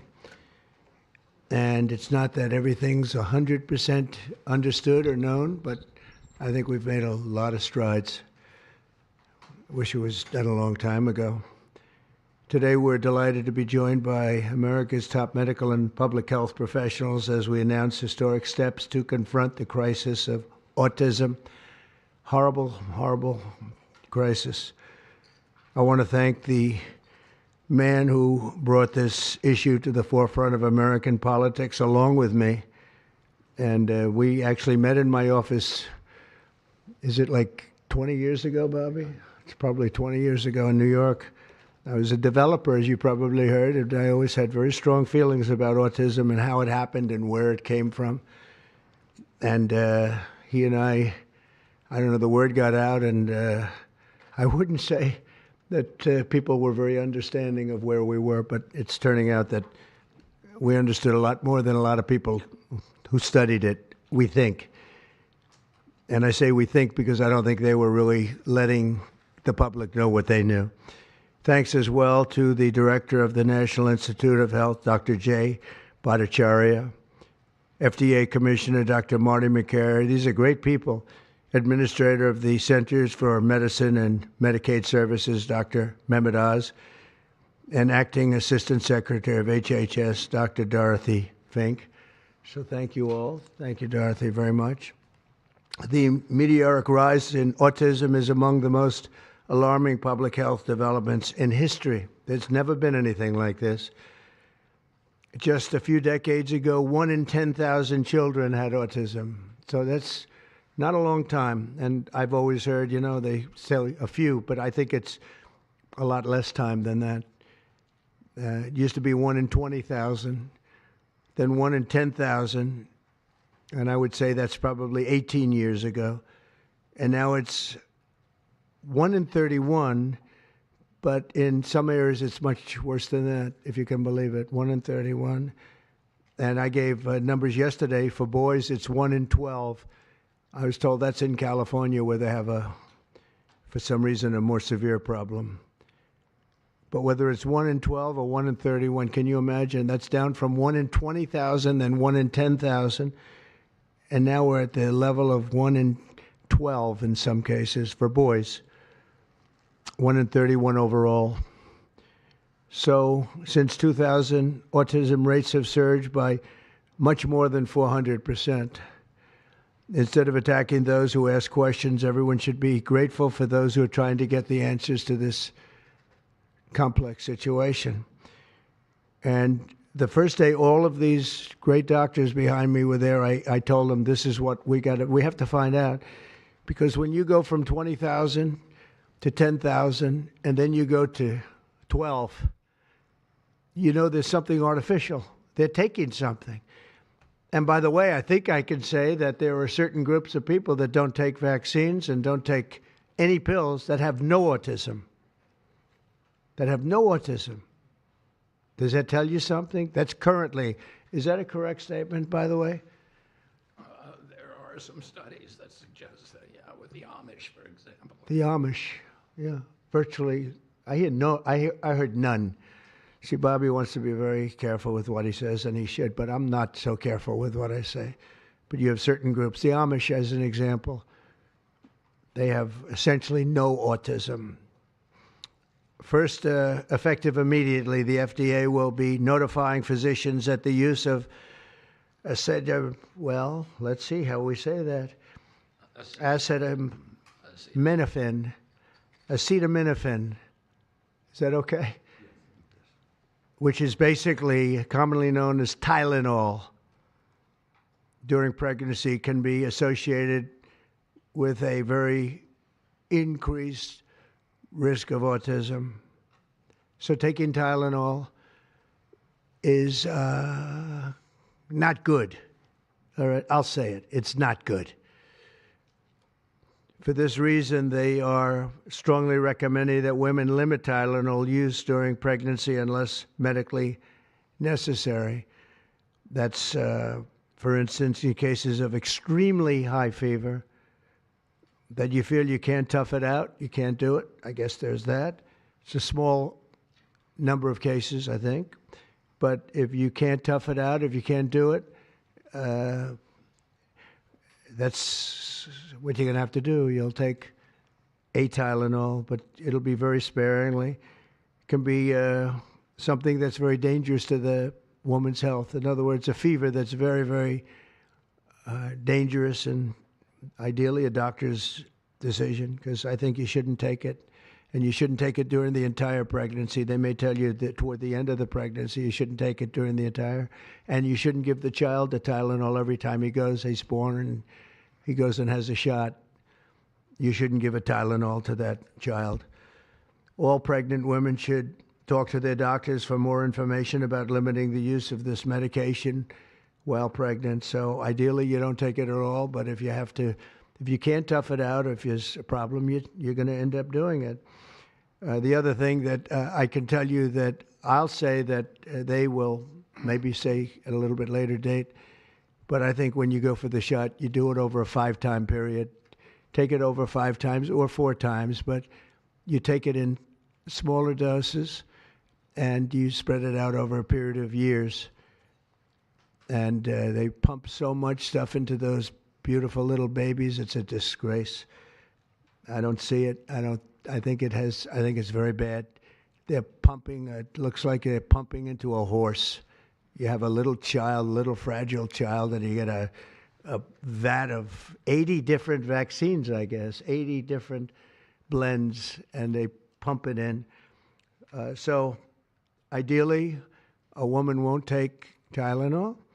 And on the vaccines, it would be good instead of one visit where they pump the baby, load it up with stuff, you'll do it over a period of 4 times or 5 times. I've been so into this issue for so many years just because I couldn't understand how a thing like this could happen. And it's artificially induced. It's not like something that when you go from all of those, healthy babies to a point where I don't even know structurally if a country can afford it. And that's the least of the problems. To have families destroyed over this is just so terrible. I also, and we've already done this, we want no in the vaccine. The MMR, I think, should be taken separately. This is based on what I feel, the mumps, measles, and all the 3 should be taken separately. And it seems to be that when you mix them, there could be a problem. So there's no downside in taking them separately. In fact, they think it's better, so let it be separate. The chicken pox is already separate because when that got mixed in, I guess they made it 4 for a while, it really was bad. So they make chicken pox. Individually, they're okay. When you mix them, something maybe happens. So there's no downside in doing it. It's not like, if you do it, bad things. No, it's only good side. And it may not have that much of an impact, but it may have a big impact. So let those be taken separately. And then hepatitis B is sexually transmitted. There's no reason to give a baby that's almost just born hepatitis B. So I would say wait till the baby is 12 years old and formed and take hepatitis B. And I think if you do those things, it's going to be a whole different, it's going to be a revolution in a positive sense in the country. The FDA will be updating the label of an existing drug to reflect potential benefits in reducing some autism symptoms. This gives hope to the many parents with autistic children that it may be possible to improve their lives. That's one of the things that I'm very, very happy about. I mean, this was mostly going to be on how not to have the child affected, but we've learned some pretty good things about certain elements of genius that can be given to a baby, and the baby can get better, and in some cases maybe substantially better. Not going to be easy, but be a lot easier if it didn't happen in the first place, as these great parents fully understand, right? They fully understand. I feel so terribly I have so many friends with autistic children. It's a tough situation. Finally, to help reach the ultimate goal of ending the autism fever, the NIH will be announcing 13 major grant awards from the Autism Data Science Initiatives. And to be honest with you, to me, that's the least important. It's not even a money thing at this point. There's so much money, but they have to do, and they have to move quickly. When the alternative is that nothing bad can happen, let's do it now. I was just saying to Bobby and the group, let's do it now. Nothing bad can happen. It can only good happen. But with Tylenol, don't take it. Don't take it. And if you can't live, if your fever is so bad, you have to take one because there's no alternative to that. Sadly, first question, what can you take instead? It's actually, there's not an alternative to that. And as you know, other of the medicines are absolutely proven bad. I mean, they've been proven bad with the aspirins and the Advils and others, right? And they've been proven bad. So I'd like to ask Bobby to get up to the podium and say a few words, and then Dr. Bhattacharya and Dr. McCary, Dr. Oz, Dr. Fink, followed by two incredible mothers that have experienced firsthand what this country is going through, what parts of the world are going through. And I will say there are parts of the world that don't take Tylenol. I mean, there's a rumor, and I don't know if it's so or not, that Cuba, they don't have Tylenol because they don't have the money for Tylenol, and they have virtually no autism, okay? Tell me about that one. And there are other parts of the world where they don't have Tylenol, where they don't have autism. That tells you a lot. And I want to say it right now. And, you know, the way I look at it, don't take it. Don't take it. There's no downside in not taking it. So I'd like to ask Bobby to come up and say a few words. I hope I didn't ruin his day, but that's the way I feel. I've been very strong on the subject for a long time. You know, life is common sense, too. And there's a lot of common sense in this, and I wish things like this were brought up, and this group has worked so hard on it, but I'd like to be a little bit more, a little speedier in the process of a recommendation, because there's no harm in going quicker. There's absolutely no harm. At worst, there's no harm. Thank you very much. Bobby, please. Thank you, Mr. President. To meet the President's challenge, I ordered HHS to launch an unprecedented all-agency effort to identify all causes of autism, including toxic and pharmaceutical exposures. At President Trump's urging, NIH, FDA, CDC, and CMS are turning over every stone to identify the etiology of the autism epidemic and how patients and parents can prevent and reverse this alarming trend.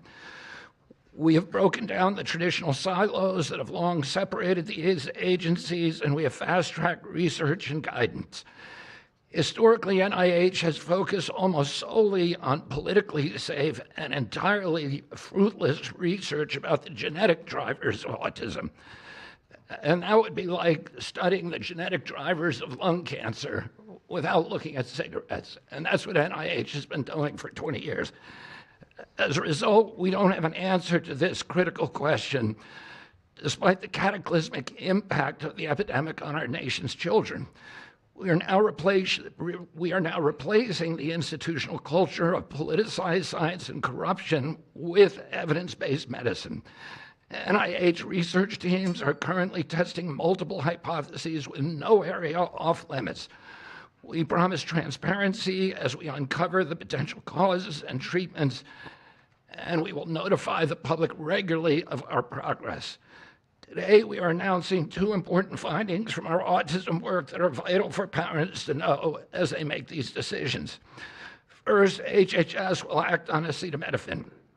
The FDA is responding to clinical and laboratory studies that suggest a potential association between acetaminophen use during pregnancy and adverse neurodevelopmental outcomes, including later diagnosis for ADHD and autism. Scientists have proposed biological mechanisms linking prenatal acetaminophen exposure to altered brain development. We have also evaluated the contrary studies that show no association. Today, the FDA will issue a physician's notice about the risk of acetaminophen during pregnancy and begin the process to initiate a safety label change. HHS will launch a nationwide public service campaign to inform families and protect public health. FDA also recognized that acetaminophen is often the only tool for fevers and pain in pregnancy, as other alternatives have well-documented adverse effects. HHS wants, therefore, to encourage clinicians to exercise their best judgment in the use of acetaminophen for fevers and pain in pregnancy by prescribing the lowest effective dose for the shortest necessary duration and only when treatment is required. Furthermore, thanks to the politicization of science, the safety of acetaminophen against the risk of neurodevelopmental disorders in young children has never been validated. Prudent medicine, therefore, suggests caution in acetaminophen use by young children, especially since strong evidence also has associated it with liver toxicity. Some studies have also found the use of acetaminophen in children can potentially prolong viral illnesses. FDA will drive new research to safeguard mothers, children, and families. In addition to a possible acetaminophen connection to autism for pregnant women, infants, and toddlers, our research has revealed that folate deficiency in a child's brain can lead to autism. We have also identified an exciting therapy that may benefit large numbers of children who suffer from autism. Peer-reviewed literature has documented that up to 60% of folate-deficient children with ASD can have improved verbal communications if given leucovorin. I have instructed NIH, FDA, and CMS to help doctors treat children appropriately. Jay will help tell that story, which started with sound science, the kind that restores faith in government. This announcement also represents a historic collaboration between NIH, FDA, CDC, and CMS. We expect this to be the first of many announcements over the coming years that deliver actionable information to parents on underlying cause of autism and the potential paths for prevention and reversal. Finally, autism is a complex disorder with multifactorial etiology. We are continuing to investigate a multiplicity of potential causes with no areas of taboo. One area that we are closely examining, as the President mentioned, is vaccines. Some 40 to 70% of mothers who have children with autism believe that their child was injured by a vaccine. President Trump believes that we should be listening to these mothers instead of gaslighting and marginalizing them like prior administrations. Some of our friends like to say that we should believe all women. But some of these same people have been silencing and demonizing these mothers for 3 decades because research on the potential link between autism and vaccines has been actively suppressed in the past. It will take time for an honest look at this topic by scientists. But I want to reassure the people in the autism community that we will be uncompromising and relentless in our search for answers. We will perform the studies that should have been performed 25 years ago. Whatever the answer is, we will tell you what we find. We are researching this issue to all 3 agencies. Jay will discuss one of our research initiatives at NIH. This model of unleashing unbiased, depoliticized, gold standard scientific research and academic freedom to deliver actionable information to prevent and reverse disease will be a model for the framework to deliver similar results for many other chronic conditions that plague Americans. Jay? Thank you, Secretary Kennedy, and thank you, President Trump. Thank you very much. I'm proud to announce today that the NIH has launched the Autism Data Science Initiative to turbocharge autism research, devoting an additional $50 million to the cause of studying autism. Nearly 250 research teams from across the country applied, sent in their applications, and were peer-reviewed by the NIH review panels. The NIH review peer reviewers chose the 13 best projects focused on root causes and therapies, with replication and validation studies to guarantee gold standard science. The studies feature a new kind of science called exposomics, where scientists consider environmental and medical factors, nutrition, events during pregnancy, in combination with biology and genetics to answer vital questions about autism. Science like this, conducted in partnership with families and physicians, is the best way to arrest and reverse the autism epidemic. Autism spectrum disorder encompasses a very wide range of symptoms, ranging from mild difficulties with social interactions to profoundly autistic children who experience severe disabilities in speech and behavior. Given this wide range of symptoms across the spectrum, it seems certain that there will be a wide range of biological contributors to explaining the cause. The great thing about the new NIH initiative on autism is that scientists will use rigorous advanced methods in causal inference, machine learning, organoids, and other fresh approaches to the problem. The sharp rise in the prevalence of autism deserves an urgent response by the scientific community. As Bobby said, the NIH has invested a lot of money to study autism over the years, but the research has not produced the answers that families and parents of autistic children deserve, and autistic children themselves deserve. For too long, it's been taboo to ask some questions for fear that scientific work might reveal a politically incorrect answer. Because of this restricted focus in scientific investigations, the answers for families have been similarly restricted, often pointing families to behavioral therapies that don't work for every kid or suggest non-modifiable genetic factors as the cause. But genetics alone can't explain such a sharp rise in autism prevalence over just a few decades, as the President said. In coming months and years, as NIH scientists learn more that can help autistic children and their families, we won't delay. Like scientists often like to do, I can say as a scientist myself, it's really tempting to delay, but but in face of a problem like this, you have to move fast. But we will not delay before telling American people about what we find, and we will win the public trust with transparency and rigor.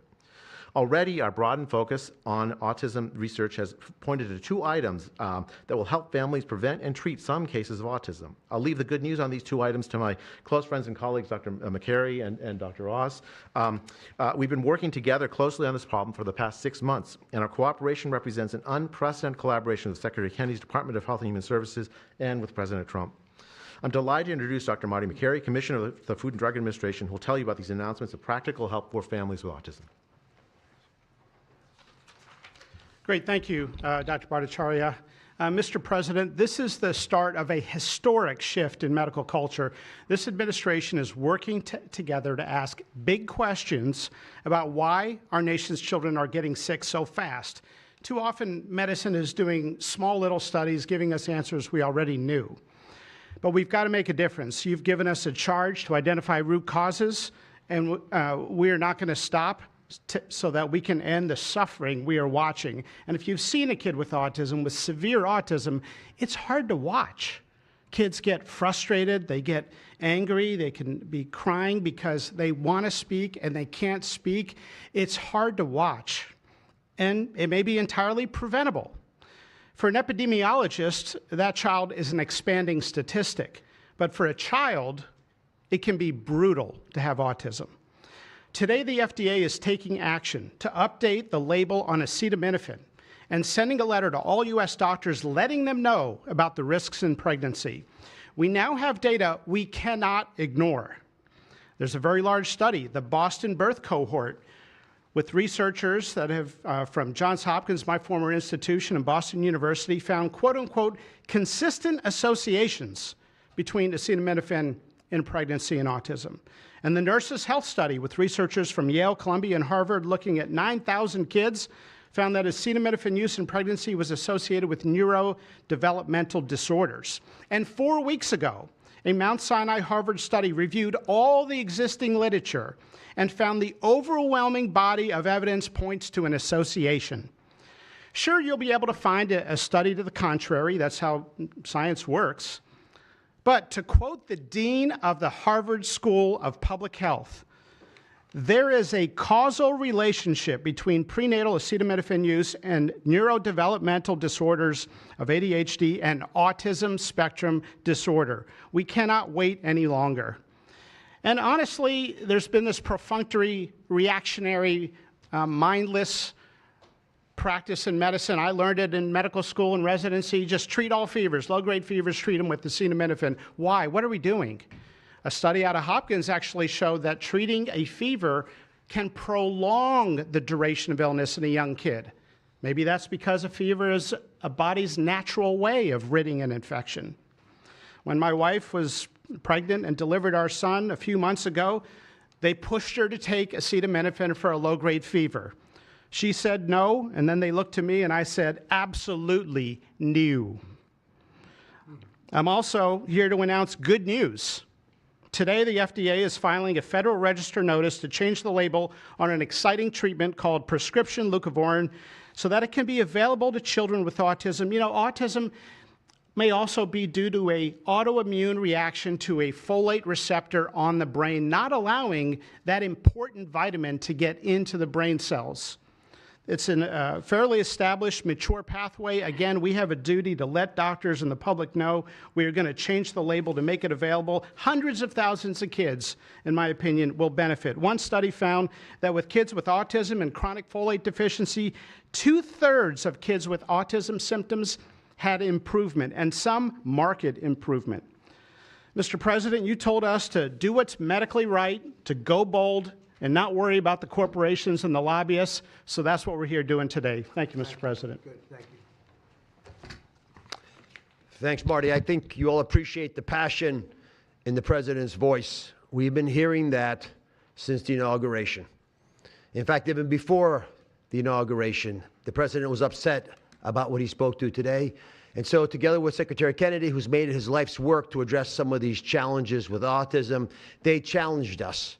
In fact, they were harsher than that. They wanted no silos to break down what the NIH would do, what the FDA would do, what CMS would do. They insisted that the physician leaders bust through the clutter because their agencies had the power if we didn't do what every other prior administration had done, which is to let people function within their siloed environments. Because of that, in historic fashion and a very accelerated manner, we have a response today to the autism crisis. It is the first of several chapters, but this is breaking news. You've heard some of it.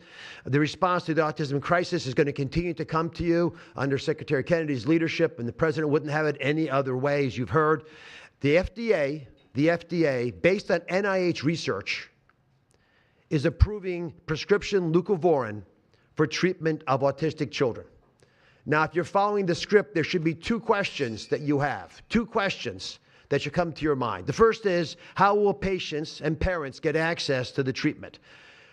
I'll tell you how. Over half of American children are covered by Medicaid and CHIP, government health insurance, over half. And therefore, because they're covered in Medicaid and CHIP, upon this label change by Marty, state Medicaid programs in partnership with CMS will cover prescription leucovorin around the country. It's yours, but you have to go to a doctor to get a prescription because they know your child, they know you, and they know the medication. States will also have tools to monitor its use and ensure appropriate utilization. That's important for a bunch of reasons because we want the right kids getting the right prescription medications. We believe private insurance companies will rapidly follow our lead if they have not already done so. And again, to make sure that this is safe and effective treatment, you need a physician to prescribe the medication because it's on prescription.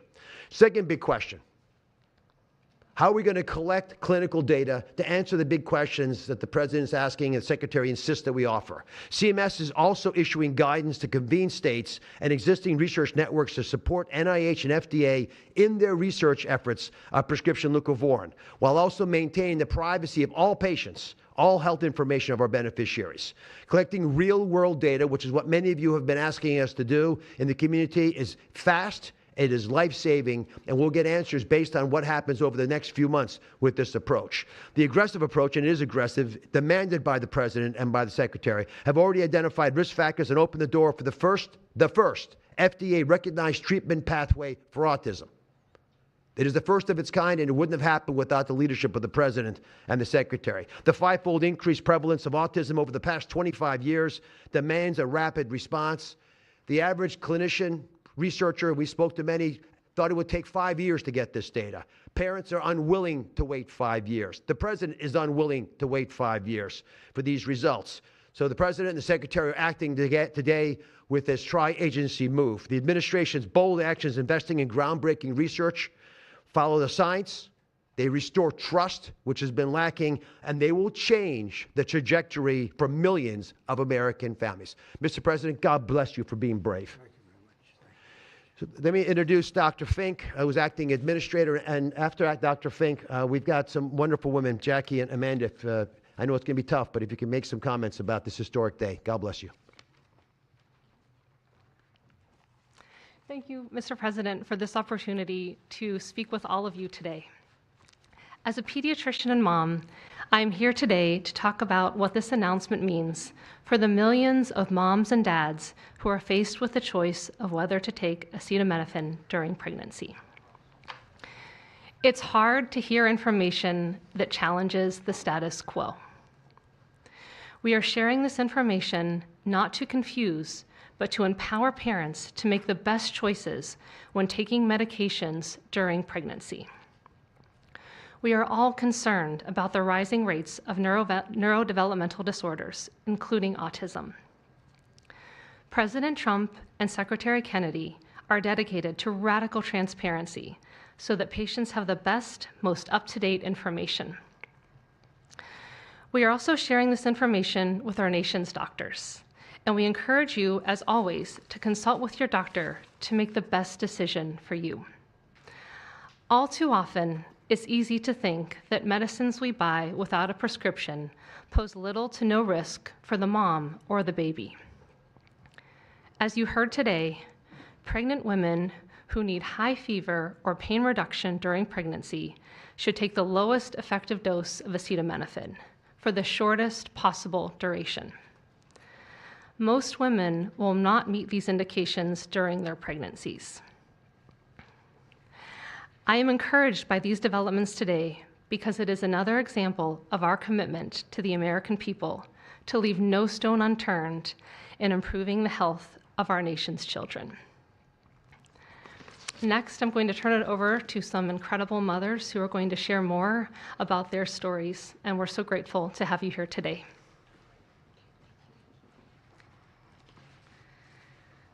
Thank you. Thank you, Mr. President and team, for all your work. This is an historic day, and I'm thankful to be here. I have a son who's 5 who is profoundly autistic, and you've probably heard if you've met one autistic child, you've met one autistic child. It's a spectrum, which I don't think the spectrum is helpful, but that's another conversation. He is an amazing little boy, a blessing from God. He's marvelous. He can count to 1,000. He knows all of his letters and the sounds they make and a word for each one. But he also has a lot of obstacles. He is nonverbal. He can say those numbers and letters, but there's no communication. Unless you've lived with profound autism, you have no idea. You have no idea. He, like you said, he will get frustrated because he can't speak. It's not even that he can't speak. Sometimes he just doesn't understand what I'm saying. He understands the word no, but he doesn't understand the why behind the no. And that's a huge part of discipline. That's the discipline. So it's very hard to discipline a child with autism so you have these behaviors. And it's a very hopeless feeling.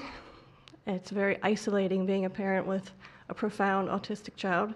Even just taking them over to your friend's house is something we just don't do because, again, they're going to be met with no, no, no, and no understanding of why. And then there's a meltdown. And then you're in a situation where you're just helpless and you're just trying to protect your kid.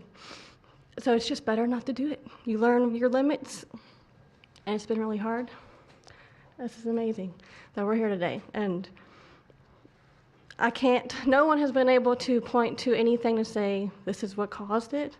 And you can't point to that and say it didn't cause it. I have no idea. I am completely open. I'm not blaming anything, but I'm open to the discussion and the fact that there's work being done to find answers. I'm very grateful. I was already excited to vote for Mr. Trump anyway, Mr. President. But when we got word of RFK doing his work, I was ecstatic. I could not wait for this work to be done, that somebody would try to find us some answers. I'm just very grateful. I pray for my son every day, and I hope that he can get the help that he needs. And just thank you. Thank you. Thank you very much. Thank you, Donna. You take care of yourself. Thank you.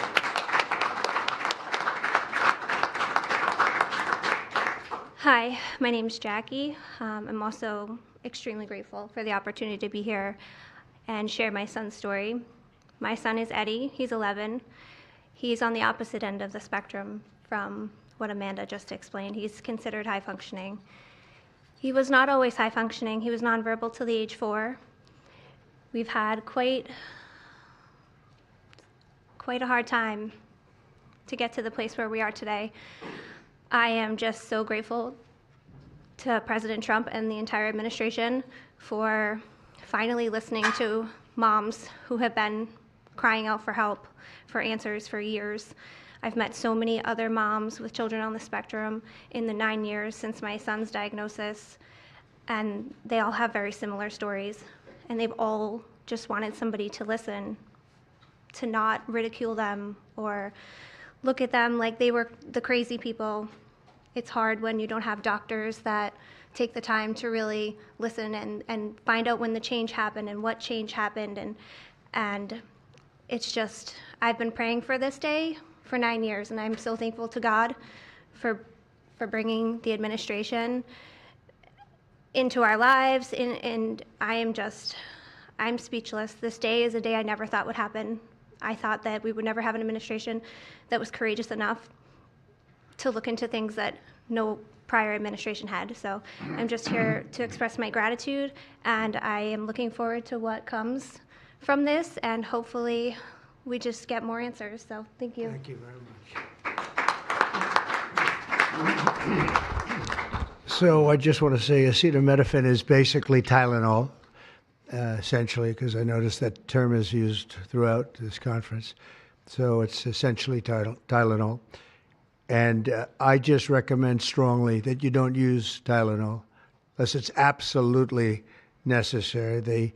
I understand it's maybe 10% of the women that are pregnant are, would perhaps be forced to use it. And that would mean you just can't tough it out. No matter what you do, you can't tough it out. So that's up to you and your doctor. But there's a very strong recommendation, maybe stronger from me than from the group, because they're waiting for certain studies. I just want to say, I want to say it like it is. Don't take Tylenol. Don't take it. If you just can't, it's just fight like hell not to take it. There may be a point where you have to, and that you have to work out with yourself. So don't take Tylenol. Other things that we recommend, or certainly I do anyway, is, and it's so important to me to see the doctor 4 times or 5 times for a vaccine. Don't let them pump your baby up with the largest pile of stuff you've ever seen in your life going into the delicate little body of a baby. Even if it's 2 years, 3 years, 4 years, you just break it up into, I would say 5, but let's say 4 visits to the doctor instead of 1. And certain things I think you should do. We've already taken out and are in the process of taking out mercury and aluminum now. You know what mercury is. You know what aluminum is. Who the hell wants that pumped into a body? And there were rumors about both of them for a long time. But we're having them taken out. We're having them taken out of the vaccines. Hepatitis B, again, that's sexually transmitted. And we think you should wait. I think you should wait till 12. I'm making these statements from me. I'm not making them from these doctors, because when they talk about, different results, different studies, I talk about a lot of common sense. And they have that too. They have that too, a lot. But I recommend the hepatitis B. Take it at 12. Sexually transmitted. You don't have to give it to the baby when the baby's 2 years old. And there are a lot of theories on that, but not when they're 12. Doesn't seem to be a problem at all. The MMR and the chickenpox. Chickenpox has already been broken out. It's a singular shot. But the MMR is not. And I've heard for years that there's a problem with it. But they say that there's no problem if you do each shot separately, not put together. So an MMR, go out and do it separately. Don't take Tylenol. Don't give Tylenol to the baby after the baby's born. Every time the baby gets a shot, the baby gets a shot. They say, here, take a cup of Tylenol. I've heard that for years. Take Tylenol. Don't take Tylenol. Don't have your baby take Tylenol. Now, Tylenol is fine for people that aren't pregnant, that aren't in the situation that we're talking about. One very specific situation. If you're pregnant, don't take Tylenol. When you have your baby, don't give your baby Tylenol at all, unless it's absolutely necessary. Don't do it. Break up your visits to the doctors. Break them up. Do it in 5 if you can. Now, it's inconvenient. It's inconvenient. Oh, you got to have to go back another year later. You're going to go back each year for 4 years, 5 years, 3 years. Just break it up. Break it up, because it's too much liquid.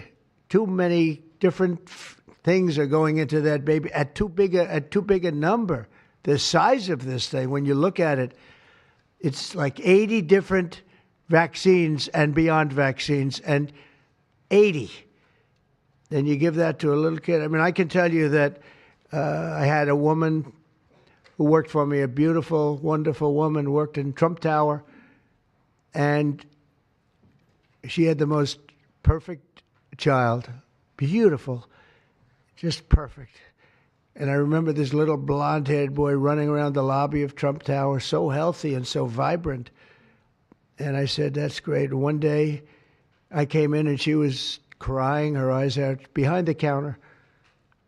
She worked at the front desk. She was crying her eyes out. I've never, as much as I've ever seen anyone distraught, she was. I said, are you okay? What happened?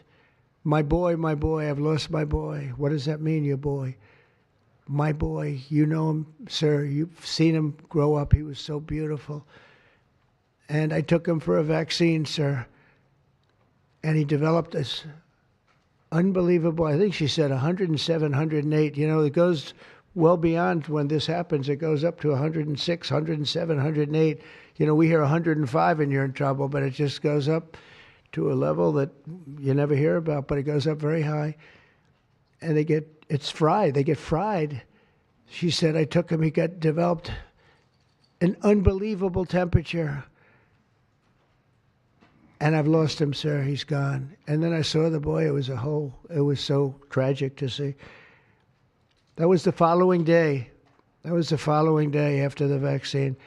And I've seen it 2 other times, and I think 3 other times, but 2 other times, where they go to the doctor and they get the vaccine, they get the shot. The kid is, badly hurt. Let's be nice, badly hurt. And just do it. Break it up into 5, break it up into 4, break it up into 3 if you have to, but go to the doctor 4 times instead of once, or 5 times instead of once. And for some reason, they insist that you put it all into the body, and maybe that's the drug companies that make more money that way. Maybe it's the doctors because they don't want to be, doing this so much. Maybe it's the doctors. They get maybe more money. Who the hell knows what it is? Don't do it.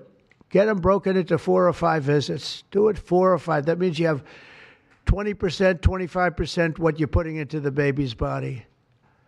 It can only help. It can only help. And the other things I told you about, just the word tough it out. It's easy for me to say tough it out, but sometimes in life with a lot of other things you have to tough it out also. Don't take Tylenol. Don't give Tylenol to the baby. When the baby's born, they throw it at you. Here, give him a couple of Tylenol. They give him a shot. They give him a vaccine. And every time they give him a vaccine, they're throwing Tylenol. And some of these babies, they're long born, and all of a sudden they're gone. And it doesn't hurt not to do it. It doesn't hurt. There's no downside. There's no downside at all. And break up MMR. Break it up. It's practically a known fact that if you break it up, you're not going to have a problem. But for years, we've been hearing how bad MMR is as a combination. And I'm very happy that you broke out chickenpox, because that was really a problem. And there are other things. It's interesting because there are other things, we were talking about it, other different drugs, pills that you take that we know are so bad and they don't take them anymore. But for some reason, with this, they keep taking it. Don't take Tylenol. There's no downside.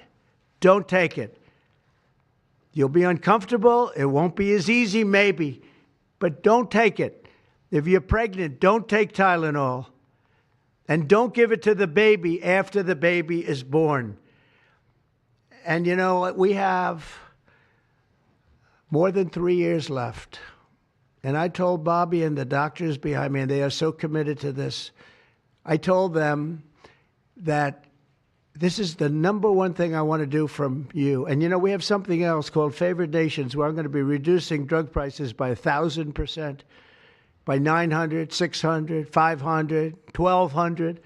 We're going to be reducing drug prices at levels never seen. It's called Favored Nations. We're going to be paying what right now, we're like the garbage can for the rest of the world, and we have been for forever.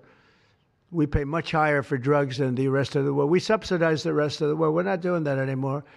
And that's a big thing. That's a big thing. That's bigger than anything. I told the story the other night that I was so proud in my first term that for the final year, drug prices went down 0.25%. And I was so proud. I said, why?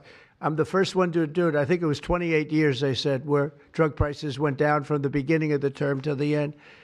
And I was so proud. I called a news conference. I said, you know, drug prices have gone down. First time it's happened in 28 years. You know what it was? 0.25%. I was so proud. Now we're going to have them go down from $100 a pill to $9 a pill. From $1,300 for a shot of like an Ozempic or I call it the fat pill or the fat drug. Sometimes it works, I guess, for people. The ones I've seen, it hasn't worked so well. I got a lot of friends, they're fat. They said, yeah, I lost some weight. I said, you don't look it to me. But they paid $1,300, $1,200, and they go to London and they pay $88. And they call me, they go, what's this all about? We're subsidizing the rest of the world stupidly because we have a lot of stupid people in this country running things. And how big is that? But to me, that's nothing compared to autism. I see that gorgeous boy. I have a big present for him in the back. You know, you bring him back. We're going to bring him into the Oval Office. I have the best present he's ever going to get, okay? A big one. I saved it for you, okay? Because I heard you were coming. Look how beautiful he is. So that's it. There's nothing much to say. Don't take Tylenol if you're pregnant, and don't give Tylenol to your child when he's born or she's born. Don't give it. Just don't give it. And we're going to have, I think, really, if you do all the things that I say, break it up.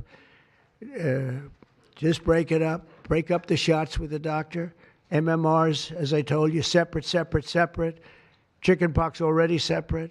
You do these things. I'm telling you, I want to, when I leave office, I don't want to have, it's going to be the kind of number that we're hearing where it's 1 in 32 or 1 in 10, because I've heard 1 in 10 also. And in California, it's really bad.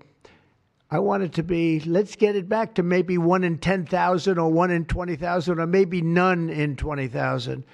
And the only way you're going to do that, because this is artificially induced. This is induced by something. You don't go from 1 in 20,000 to 1 in 10,000, then to 1 in 10. That means you're taking something and something's wrong. And I feel very certain, and I know I'll be criticized. Someday they'll look back and they'll say, well, it wasn't, but I think it will. I think we're going to have a tremendous, this is the most important thing. There's nothing more important than me. We cured inflation that Biden gave us. He gave us so much inflation, the biggest ever in history. We got inflation done. We brought prices down. We gave you the largest tax cuts, all that stuff. It doesn't mean a thing compared to what we're doing today. This means everything.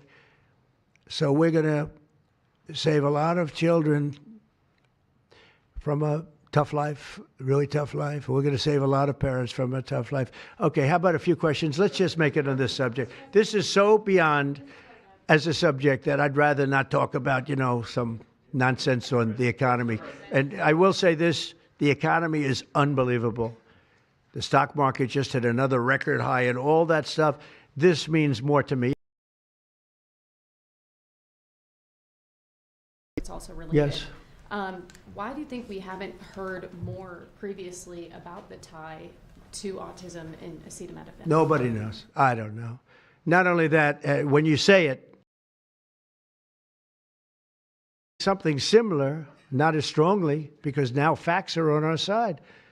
But I was saying it with Bobby 20 years ago, and I was attacked. I said, whoa, what was that all about? I had no idea. You get attacked. I don't know. The medical community, the drug companies, doctors. I don't know what it is. All I want to do, I don't care. I don't care about being attacked. It doesn't matter to me. I believe that the numbers at the end of our term or shortly thereafter could be really phenomenal. I want it to go up just like it came down to this horrible level. 1 in 10, 1 in 12. I was told 1 in 10. I was told 1 in 12. Today I heard 1 in 31 if you add the girls and the boys together. It's crazy. And it was 1 in 10,000 and 1 in 20,000. It's not even sustainable for a country, you want to know the truth. And there are other places that don't have it. And they have things in common. And that's called medical research. Yeah, please. Mr. President, I'm curious as you look at the trend lines, yeah, how much of this is the causation of acetaminophen and how much is sort of better diagnosis, doctors, researchers having a better understanding of what is on the autism spectrum? Do you want to do that? Sure, go ahead. That's one of the canards that has been promoted by the industry for many years, that it's changed diagnostic criteria, better recognition. But there's been study after study done of that completely debunks that. One of them by the Mind Institute at UC Davis, University of California. But also it's just common sense, because you're only seeing this in people who are under 50 years of age. If it were better recognition or diagnosis, you'd see it in 70-year-old men. I've never seen this happening in people my age. I've never seen a case of full-blown autism, and that means profound autism. I want to be very careful. Head banging, stimming, toe walking, nonverbal, non-toilet trained. I've never in my life seen a 70-year-old man who looks like that. You're only seeing it in the kids. It's an epidemic. Thank you, Mr. President. I was hoping that you could clear up confusion for moms and dads across America, many of whom voted for you. There's a statement that was put out by the American College of Obstetricians and Gynecologists, and in their statement, they write, acetaminophen remains a safe, trusted option for pain relief during pregnancy, and that's at odds with what you said and with what many of the experts say. How do you clear up this confusion? That's the establishment. They're funded by lots of different groups. And you know what? Maybe they're right. I don't think they are, because I don't think the facts bear it out at all. They're fighting for something that, in my opinion, they shouldn't be fighting for. But here's the thing.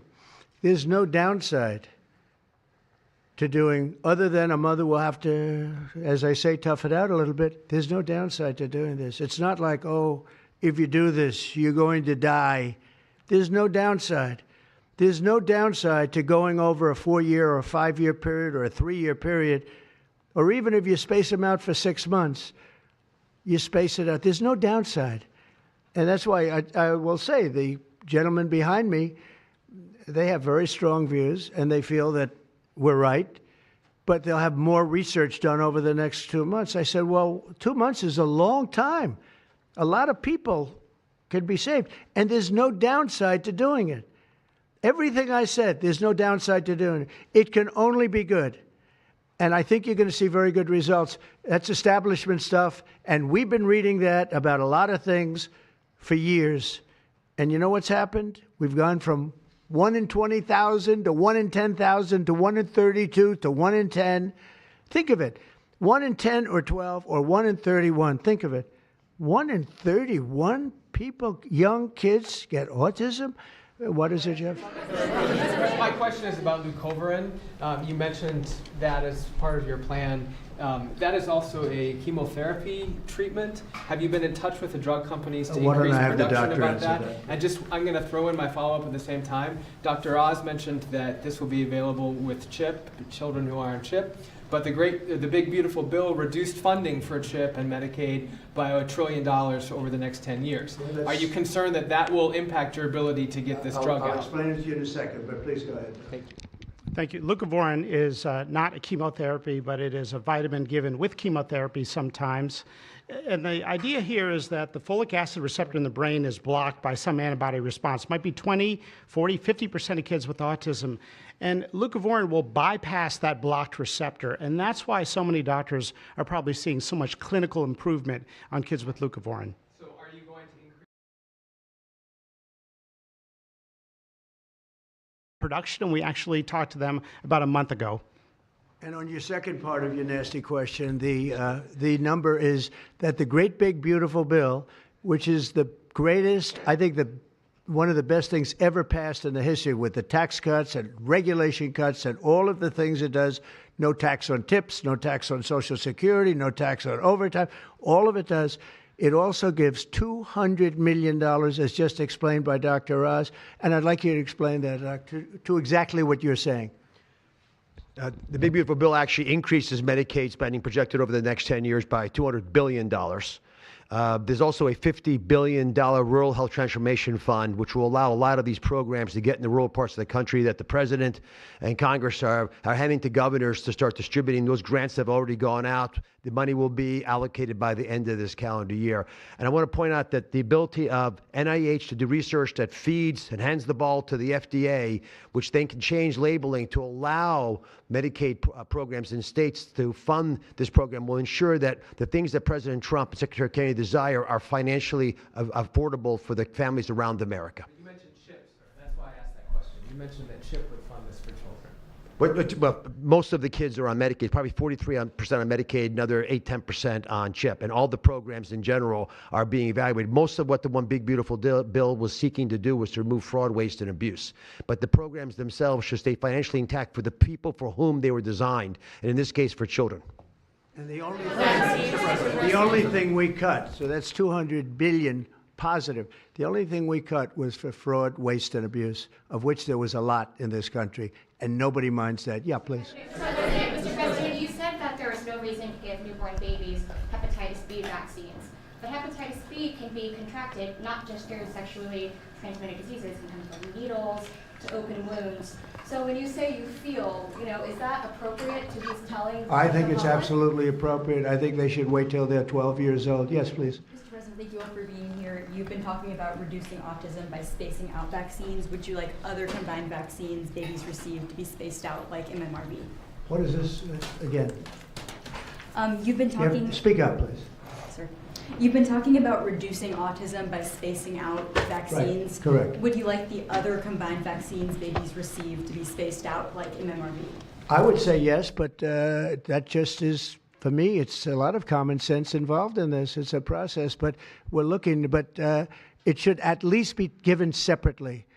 Now, it's possible that you can reduce them and I'd give them in small doses, but it's possible maybe in that particular case, the MMR wouldn't work in small doses, but you can certainly give them as separate shots. It's been proven to be very safe when you give them in separate shots instead of mixing. So I don't think there's any reason to do that. Do you agree with it? I'm not a doctor, but I'm giving my opinion. I don't think there's any reason to do that. So it's been proven to be safe when you break them up. But MMR by itself, I've heard bad things about it for many years. Yes, please. Mr. President, is the spectrum too broad, in your opinion? For research purposes, you are dealing with a population of children who might have social boundary difficulties, and then you have children who are, going to grow up to be adults in diapers. I mean, what do you think? We don't know how broad the spectrum is. We don't know exactly where it starts and where it ends, but we do know what we're going through. We're going through some very serious trouble, and we know autism. I mean, it could be bigger, it could be small, a little bit smaller, but the number is unacceptable. And the number, the way it's come down, because the spectrums remain the same, the number, the way it's come down is just unacceptable, meaning come down to that level of 1 in 10, 1 in 12, 1 in 31. Mr. President, medical professionals. Go ahead in the back. President, this question is more directed towards Secretary Kennedy. It was talked about that we're just kind of finding out about the fact that babies are affected this way.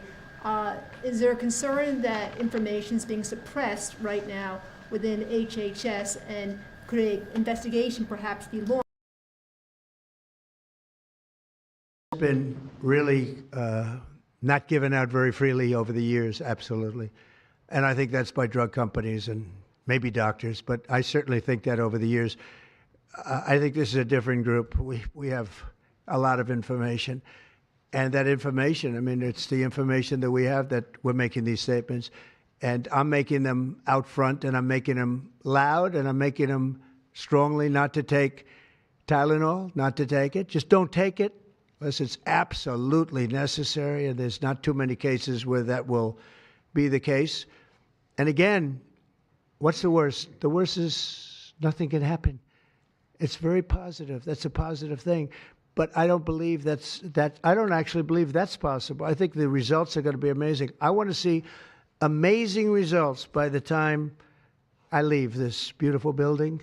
And I will consider this, I believe, you know, with the wars, I've stopped 7 different wars. I've saved millions of lives. I've done a lot of things. This will be as important as any single thing I've done, because I know ladies, beautiful ladies just like this that are going through the same thing, and it's not easy. And I admire you for being able to do it. But I admire him, too. I wish I had a face that looked like that. If I looked like him, I would have been president a long time ago. Is widely used in other countries, too. As you make this announcement, do you expect your decision may affect I other hope they countries? follow it, yeah. I hope they follow it. Yeah, other countries are, you know, sell Tylenol.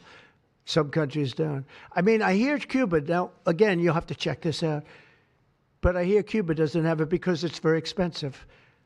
And they don't have the money to have it, or they don't want to spend the money to have it. They don't have Tylenol. And I hear they have essentially no autism. So you'll have to check it out. Yeah, Brian. Medical professionals have warned for decades. I said, not you. You're CNN. You're fake news. Go ahead, Brian. Thank you, Mr. President. I want to go back to the Amish community, if I can, just for a second. I recently saw a man from Minnesota, an Amish man from Minnesota, on a podcast, and the host asked him what the rates were for like ADHD and autism, and he had no idea about ADHD, didn't know that it existed, and certainly didn't know of any cases. What are they doing? It doesn't exist with the Amish community, and they don't take all of this junk. It doesn't exist. That tells you, doesn't that tell you? That's like, you know, that's like certain countries where it doesn't exist and they don't take it. Would you like to make a comment about that, Mark? The Amish population, a very mixed group. So there's a subset that take vaccines, a subset that does not.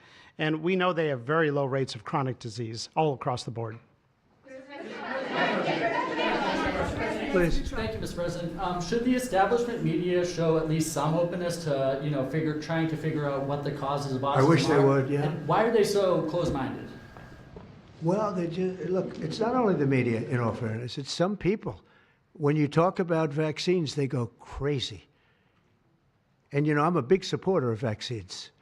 I got a certain vaccine approved in 9 months that would have taken from 5 to 12 years. I'm very proud of it. A lot of people think it was one of the greatest things I've done, and some people think, mostly Republicans, actually. I'll tell you, the Democrats think it was, they think Operation Warp Speed was one of the greatest things any president has done, any president.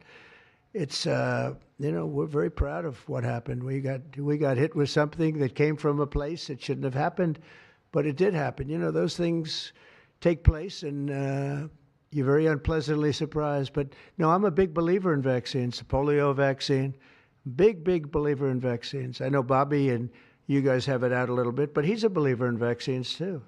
But I've seen how great vaccines can be, how incredible they can be. So I'm a believer. Yeah.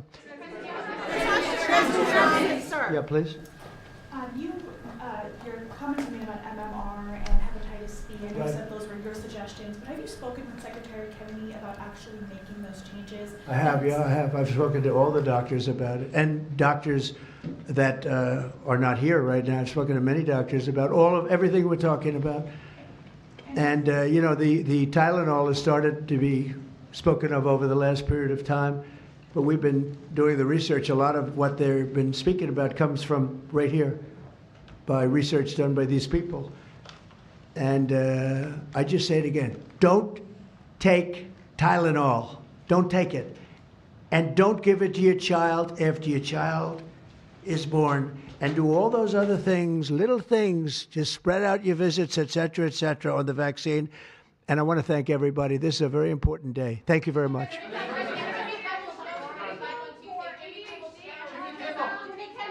Will you meet with the Democratic leader, sir?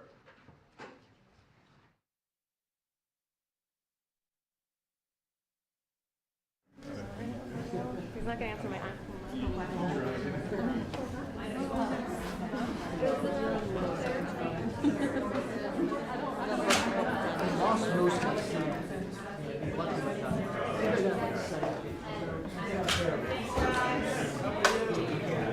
All right.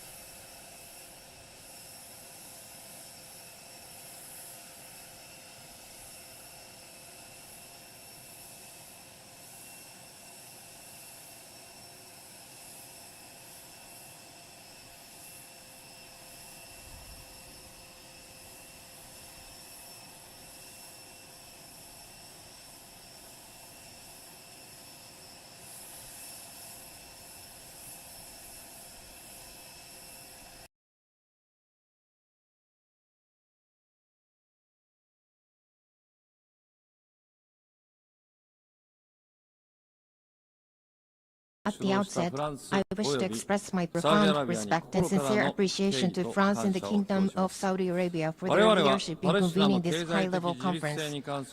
Together with Norway, we have had the honor of serving as co-chair of the working group on the economic viability of Palestine, engaging in sincere and constructive discussions with UN member states and international organizations. Urgent action is required to address the fiscal challenges facing the Palestinian Authority, sustained support for the PA, concerted engagement by the international community with Israel, and reforms undertaken by the PA itself. Japan continues to make tangible contributions, including recent financial assistance through the World Bank. Yet today, the situation has reached an extremely grave and alarming juncture that threatens to erode the very foundation of a two-state solution. The sharp deterioration of the humanitarian crisis in Gaza, the expansion of settlement activities in the West Bank, and steps toward annexations are completely unacceptable. Japan strongly condemns these actions and calls on Israel to immediately cease all such unilateral measures. At the same time, Hamas must release all hostages and disarm. Japan has consistently supported a two-state solution. For my country, the issue of recognizing a Palestinian state is not a matter of if, but of when. While carefully monitoring developments in the region, Japan will continue its comprehensive deliberations with even greater seriousness. Above all, what matters most is that Palestine can exist in a sustainable manner, living side by side in peace with Israel. Japan will continue to play a realistic and proactive role in advancing toward the goal of a two-state solution, even by single step. Should Israel take further actions that block the path to the realization of a two-state solution, Japan will be compelled to introduce new measures in response. Japan fully supports the aspirations of the Palestinian people to establish their own independent state.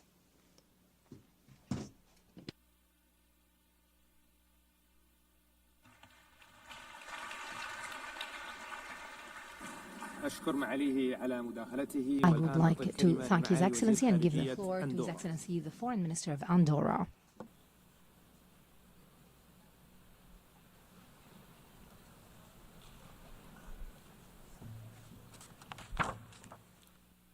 Messieurs les Présidents, Excellences, Mesdames et Messieurs, la situation à Gaza est devenue insoutenable.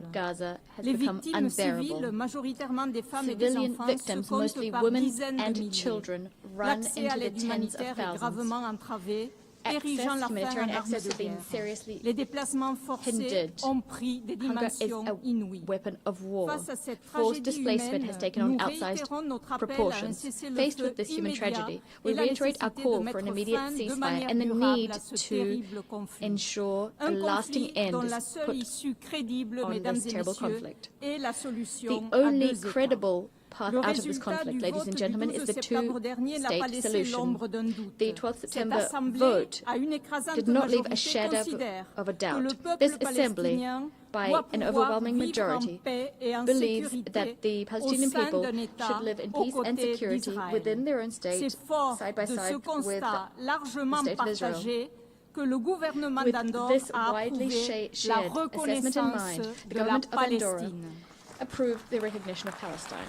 Nous continuons à appeler avec force à la libération de tous les otages, au désarmement du Hamas, auteur des attaques atroces du 7 octobre 2023 et à l'avènement d'un État palestinien démilitarisé sous une autorité réformée qui exclut le Hamas. Lorsque ces conditions seront réunies et si la pleine intégration régionale d'Israël est garantie, cette reconnaissance prendra tous ses effets. Full regional integration of Israel, this recognition will take its effect. With this recognition of Palestine, our country, which is proud of its over 7 centuries of uninterrupted peace, remains committed to cut off.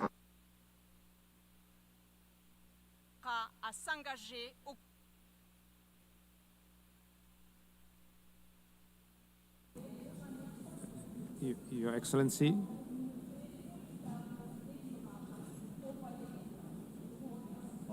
bravo. Merci beaucoup, Thank you, Your Excellency. I give the floor now to the Deputy Prime Minister of Slovenia.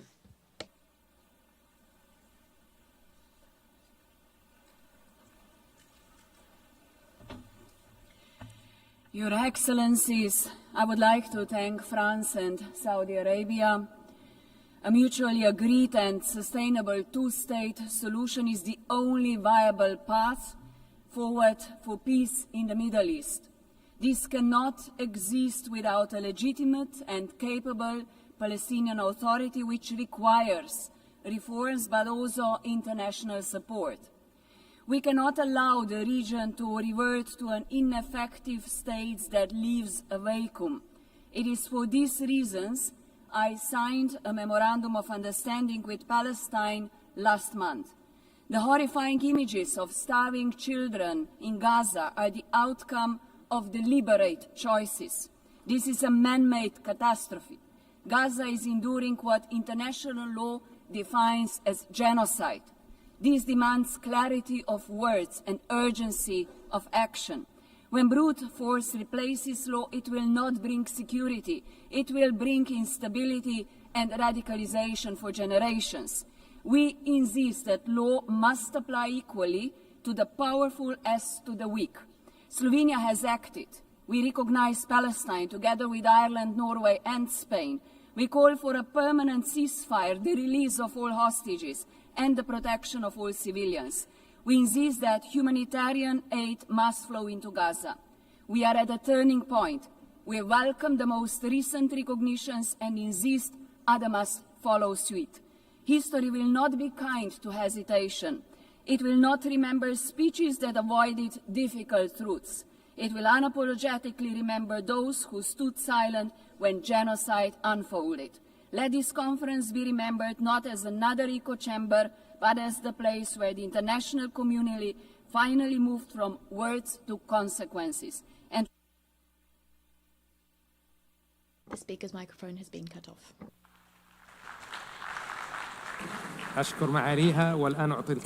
I thank Her Excellency, and I give the floor to the Foreign Minister of Germany.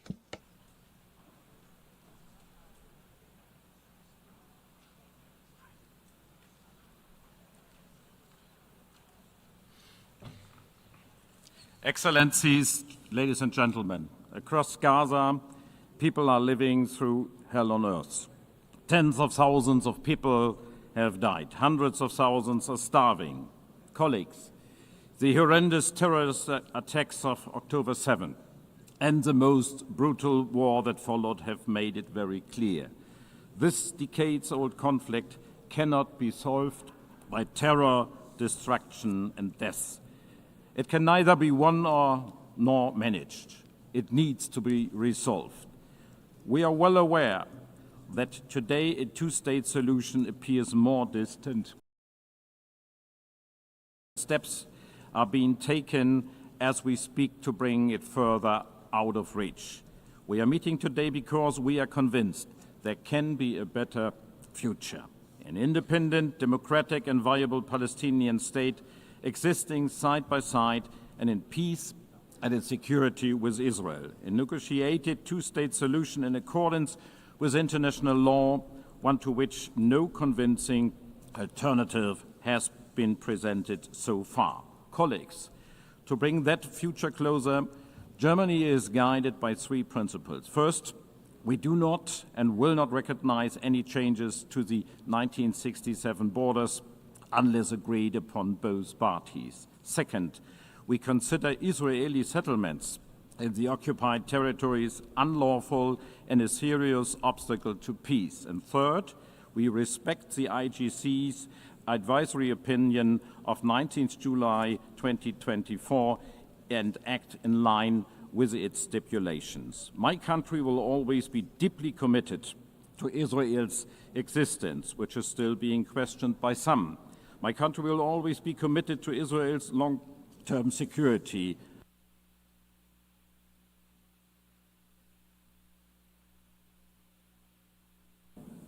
Microphone has been cut off. Herr Minister? Herr Minister? Herr Minister?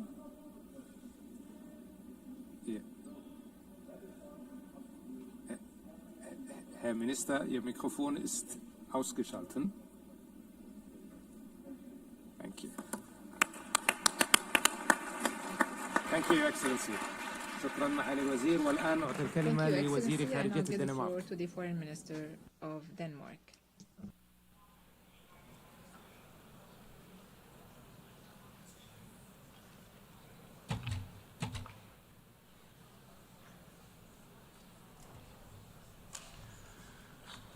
Thank you, President Macron and Prince Faisal bin Farhan, for your unwavering effort to push for momentum towards the two-state solution. Denmark has endorsed the New York Declaration and remained deeply committed to build on that momentum. Almost 2 years has passed since Hamas' appalling terrorist attack, and ever since, Denmark has repeatedly condemned the attack, and we continue to insist on the immediate and safe release of every hostage. In the meanwhile, the war in Gaza has created a humanitarian catastrophe of unbearable scale, and Israel is expanding its military offensive. This needs to stop now. Israel needs to change course now. As an elected member of the Security Council, Denmark actively pushes for solutions, urging for an immediate ceasefire, release of hostages, unhindered humanitarian access. Today, the two-state solution is challenged by the war in Gaza, by Israel's direct opposition, expanding of illegal settlements, and threats to annex Gaza and the West Bank.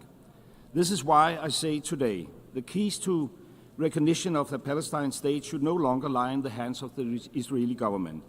The Palestinians themselves must be able to fulfill the conditions for the creation of a viable Palestinian state. The key must be in their hands. The Palestinians must become masters of their own destiny. Therefore, Denmark stands ready to recognize Palestine as a state when certain conditions are met.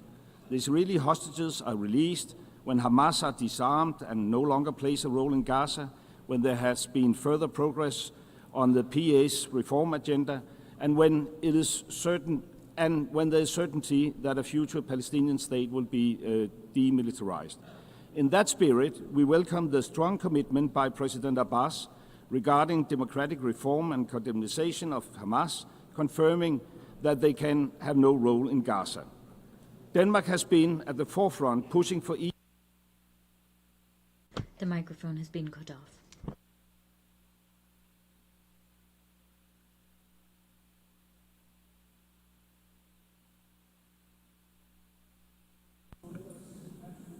Your Excellency,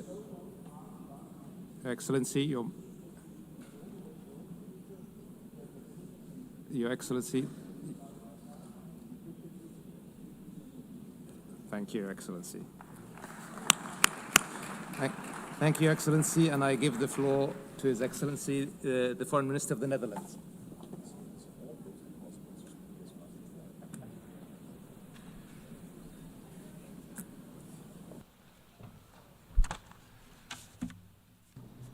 Your Excellencies, today we unite as international community to voice our support for the two-state solution. Allow me to thank France and the Kingdom of Saudi Arabia for providing this opportunity. We must bring an end to this continuous cycle of violence and suffering that Palestinians and Israelis have for long endured.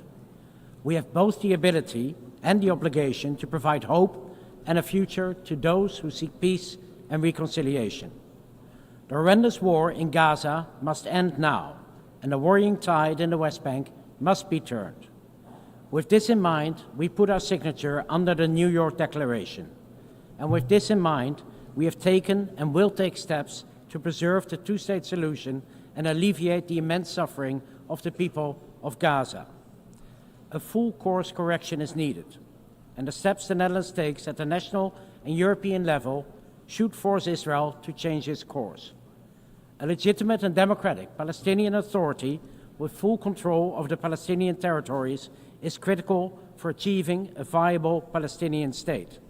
Hamas can have no role in future governance, must release all hostages and lay down its arms, and any future solution must guarantee the security of Israel, as we remain fully aware of the intention of Hamas and its likes.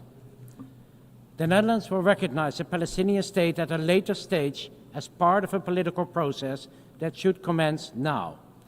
In the meanwhile, we actively contribute, for example, through hosting the Global Alliance or through the Ad Hoc Liaison Committee, and all of the areas identified in the annex of the New York Declaration currently count on Dutch support. We must continue to build on the outcomes of this conference and maintain momentum. An independent Palestinian state alongside a secure Israel. The speaker's microphone has been cut off. شكرا معالي الوزير وأعطي الآن Thank you, Your الكلمة Excellency. لمعالي I وزير now give the الدولة floor to His في Excellency, قطر. Minister of State of Qatar.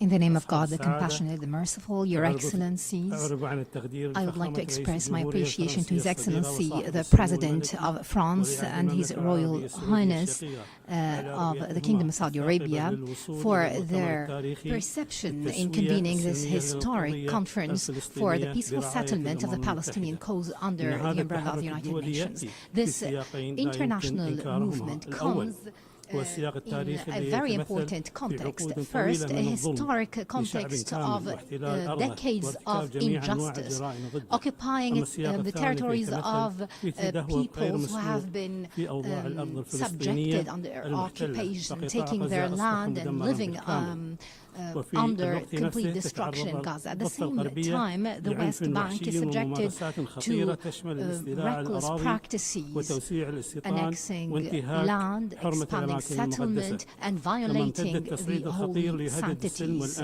This is a dangerous threat to international peace and security and to the Middle East. This Israeli escalatory aggression came as a threat to so many countries in the region, including my country.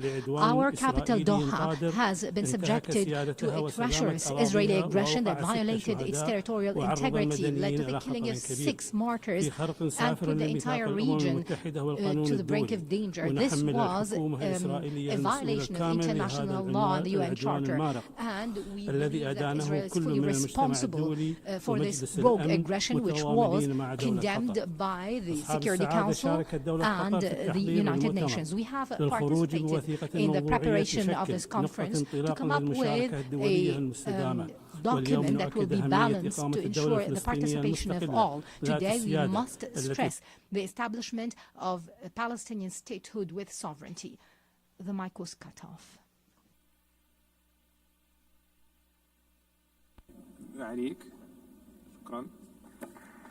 Thank you, Your Excellency.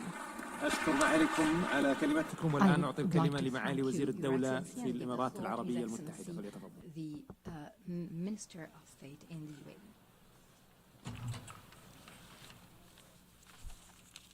فخامة الرئيس إيمانويل ماكرون Your Excellency, سمو الأمير President فيصل بن Emmanuel فرحان Macron, آل سعود أصحاب السمو والمعالي والسعادة يطيب لي في مستهل هذا البيان أن أتقدم بالشكر لكل من المملكة العربية السعودية والجمهورية الفرنسية على جهودهم الحثيثة في تنظيم هذا المؤتمر واعتماد إعلان نيويورك بأغلبية ساحقة بقرار من الجمعية العامة للأمم المتحدة وما يحويه من خارطة الطريق نحو تجسيد الدولة الفلسطينية المستقلة ذات السيادة تعيش بأمان وسلام إلى جانب دولة إسرائيل. كما نرحب بالاعترافات المتوالية بالدولة الفلسطينية وندعو الدول التي لم تعترف بالدولة الفلسطينية بعد القيام بذلك. وفي ظل التطورات الخطيرة التي يشهدها قطاع غزة إلى جانب التهديدات الإسرائيلية المتوالية بضم الضفة الغربية وغيرها من الانتهاكات الجسيمة والمرفوضة، فلا بد من مواصلة العمل على تحقيق وقف فوري ودائم لإطلاق النار والإفراج عن الرهائن والمحتجزين وإدخال المساعدات الإنسانية بشكل كامل وغير مشروط إلى كافة أنحاء القطاع. وندعم جهود الوساطة التي تقوم بها مصر ودولة قطر والولايات المتحدة الأمريكية، ونجدد دعوة لمجلس الأمن لتحمل مسؤولياته القانونية والأخلاقية لردع إسرائيل ووقف الانتهاكات الإسرائيلية بالأراضي الفلسطينية المحتلة وتعديها في سائر المنطقة، محذرين مما تشكله من تداعيات بالغة الخطورة على الأمن والسلم الإقليمي والدولي. ولتحقيق السلام المستدام يجب خلق أفق سياسي واضح وخارطة طريق ملزمة للدولة الفلسطينية المستقلة وإصلاح وتمكين سلطة وطنية فلسطينية شرعية كفؤة تحصر السلاح بيدها وتلتزم بمكافحة التطرف والإرهاب. وفي الختام سيد الرئيس، دعونا نبني طريقا نحو السلام الدائم والعادل والشامل لتحقيق التطلعات التي تصبو إليها شعوب المنطقة. وشكرا. شكرا معاليكم. وأعطي الكلمة الآن Thank you, Your Excellency, and I give the وزير floor to الخارجية في روسيا the Vice President of the Vice Prime Minister of Russia.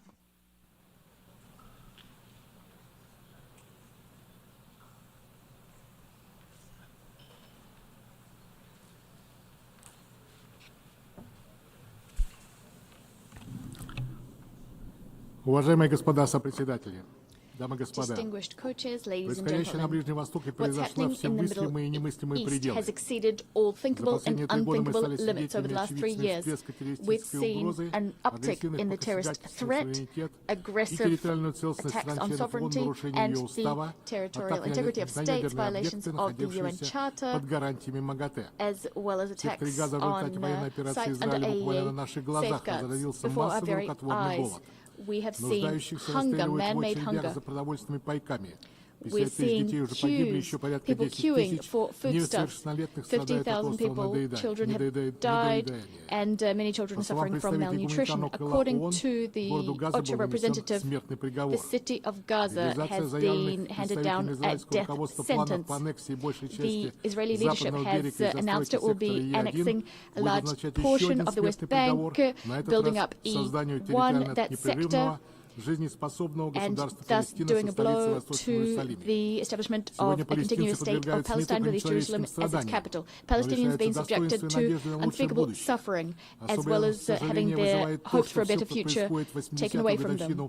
And this at a time when we commemorate the 80th anniversary of the end of World War II and the establishment of the UN.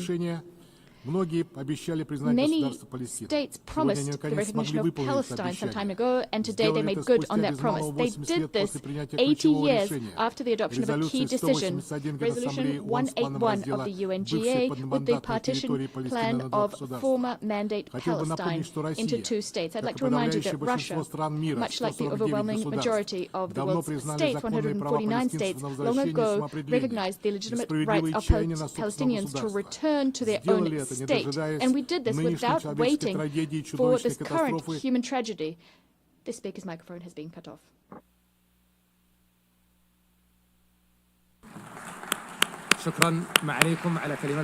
I thank you, Your Excellency, for this statement, and I give the floor to His Excellency, the Secretary General of the League of Arab States.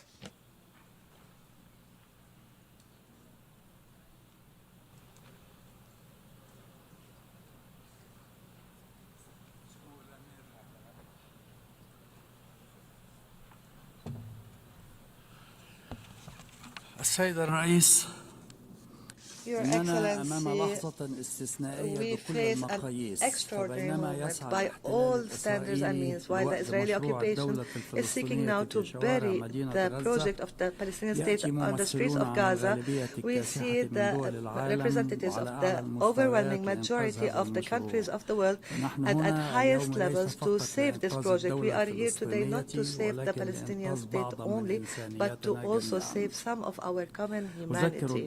I would like to remind everyone that the state of Israel was established through a UN resolution, and the the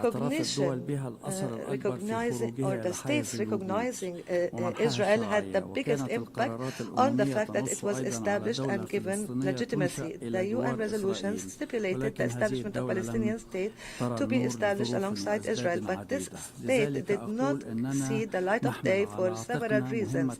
We have a duty, this important duty, to make this conference a major milestone on a path that is important and a road that is irreversible towards implementing the two-state solution, and for the states to recognize the Palestinian state today. They should also have the duty of protecting Palestinians against systematic killing and the Palestinians against punitive measures that undermine future opportunities and bring us backwards.